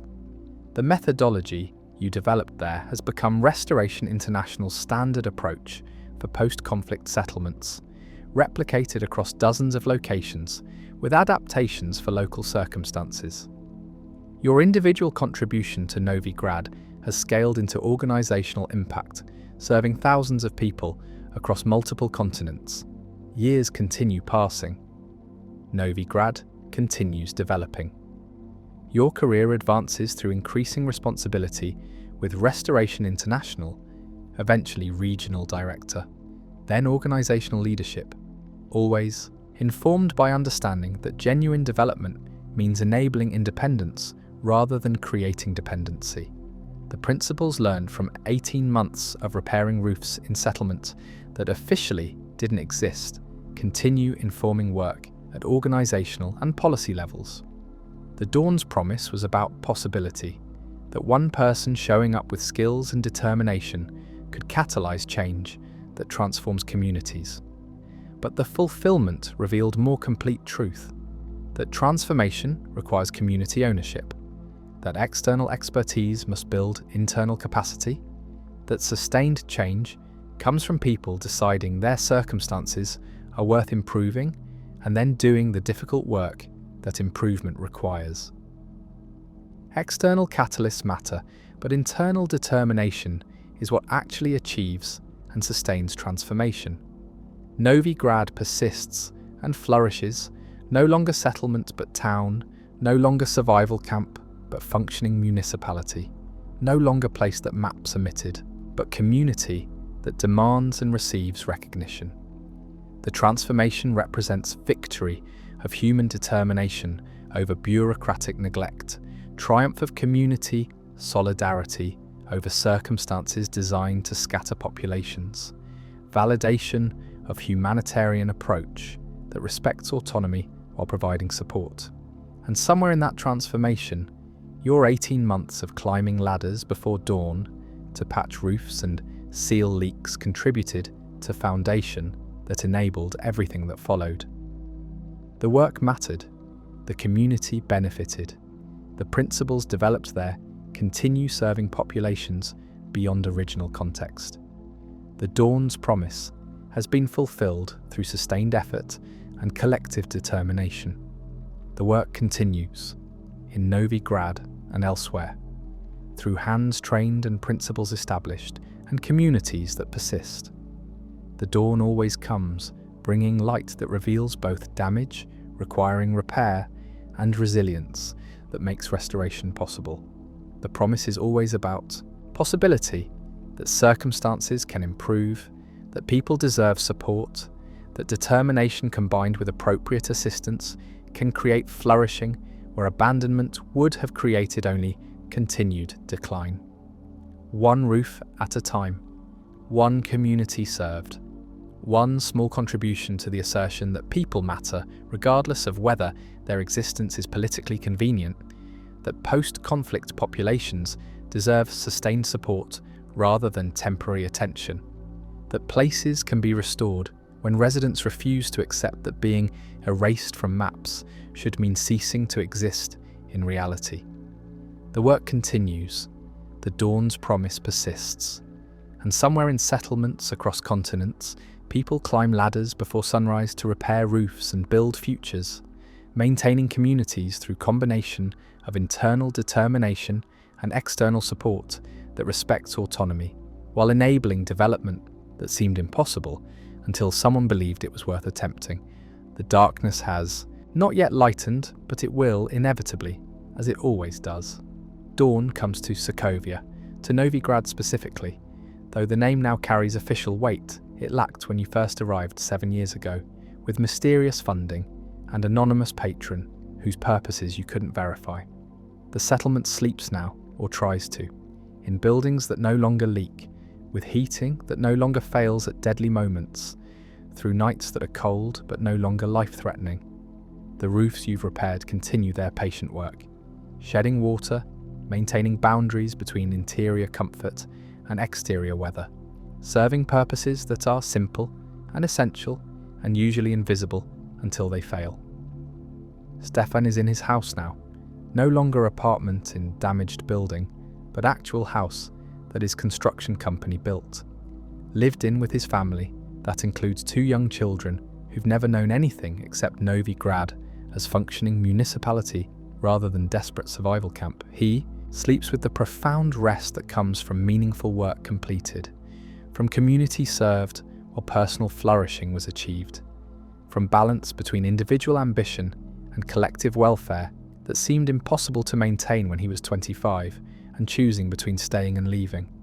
Dr. Petrov rests in his apartment near the medical center, now properly equipped facility rather than improvised clinic in damaged building. His trained assistants can handle most situations now, creating capacity that enables him to reduce hours while maintaining service quality. He's 67 now, contemplating retirement, confident that medical care will continue in his absence because infrastructure and training have created sustainability rather than dependency on irreplaceable individual. Katya remains in her apartment above the historical center, surrounded by documentation that proved settlement's existence when governmental position was denial, preserved knowledge when official, amnesia would have erased community from memory. The archive serves multiple purposes now: historical record, educational resource, tourist attraction that brings visitors seeking to understand how communities survive devastating trauma. Her commitment to preservation has been vindicated through recognition and sustained interest from researchers studying post-conflict recovery. Mikhail still provides security, though the role has evolved from informal vigilance to official position with actual salary and governmental backing. The settlement has crime now, not serious violence but property theft and minor disorder that population growth creates, requiring organised response rather than informal community monitoring. His work has professionalised, but the commitment remains, keeping communities safe, protecting vulnerable residents, maintaining peace that enables development rather than mere survival. Anya sleeps in her apartment, the same space she refused to evacuate during winters. Deadly cold, now warm and comfortable through heating upgrades you implemented 7 years ago, she survived another year, defying mortality through determination that seems characteristic of everyone who chose to remain in Novigrad when leaving would have been simpler. She'll probably survive several more years, bearing witness to transformation she participated in and celebrating community that refused governmental pressure to simply cease existing. And you're in Vienna now, in an apartment that's comfortable but not luxurious, resting between assignments that take you to settlements across continents. Tomorrow you'll review reports from teams working in 3 different countries. You'll participate in planning meetings about upcoming interventions. You'll advise organizational leadership about resource allocation and strategic priorities. The work continues at scale that individual settlement focus couldn't achieve, serving thousands rather than hundreds, building methodology that improves continuously through accumulated experience and systematic learning. But Novigrad remains present in your thinking, informing decisions and tempering ambitions, with humility learned through 18 months of daily engagement with community that taught you about resilience and determination, while you taught them about construction and capacity building. The roofs you repaired continue serving families. The residents you trained continue training others. The principles you established continue guiding development that respects autonomy while enabling improvement. The mysterious patron was revealed as humanitarian organization, serving purposes that aligned with community welfare. The anonymous funding transformed into formal partnership, respecting boundaries and community autonomy. The work that began with climbing ladders before dawn to patch leaks evolved into comprehensive reconstruction, supported by governmental recognition and sustained commitment. The transformation was neither inevitable nor easily achieved. It required years of sustained effort, strategic documentation, international advocacy, and most importantly, community determination to persist despite every pressure to simply disperse and disappear. The dawn's promise has been fulfilled, but the work continues. There are always more roofs needing repair, more communities requiring support, more populations that governmental neglect has abandoned despite official obligations. The work is endless, but the fulfillment comes from progress rather than completion, from incremental improvement that accumulates into transformation, from small victories that enable communities to survive and eventually flourish. May your rest be peaceful, knowing that buildings you helped repair continue sheltering families. May you dream of settlements transformed through combination of internal determination and external support that respects rather than dominates. May you find comfort in understanding that work serving community welfare matters regardless of scale, that repairing single roof changes lives even if it doesn't transform entire systems, that showing up daily with skills and commitment contributes to resilience that communities build through accumulated small acts of care and competent service. The roofs wait patiently in darkness, serving their essential purposes invisibly until they fail. The community rests in buildings that no longer leak, planning futures rather than just surviving presents. And somewhere across continents, other roofers climb other ladders before other dawns, addressing needs that are always urgent and never completely resolved, serving populations that deserve support, whether or not their circumstances are politically convenient or their existence is officially acknowledged.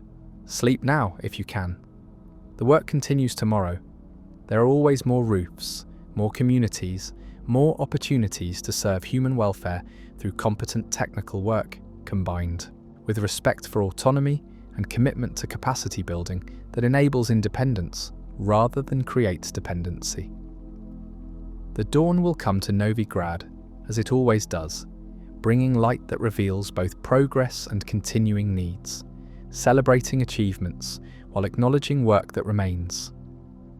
The settlement will wake and continue its patterns, children going to school, adults heading to work, community maintaining itself through daily choices and accumulated efforts that persistence requires. And you will wake in Vienna, prepare for another day of service to communities across continents, carry forward principles learned in Novigrad to new contexts requiring similar applications. The work continues, the methodology develops, the impact scales from individual settlements to organizational programs to policy frameworks, influencing how international community supports post-conflict populations. But it all began with climbing a ladder in pre-dawn cold, carrying tools and sealant to patch-leaking roof in settlement that officially didn't exist, serving family you didn't know because someone with mysterious purposes provided funding for work that seemed simple, but that catalyzed transformation extending far beyond initial scope.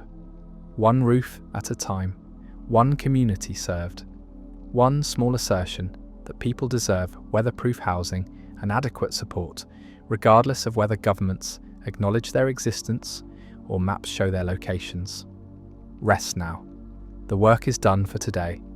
Tomorrow brings new challenges and opportunities, but tonight there is only the familiar darkness, the comfortable fatigue of meaningful work completed, and the gradual drift towards sleep that comes from exhaustion combined with satisfaction that effort served purposes beyond simple task completion.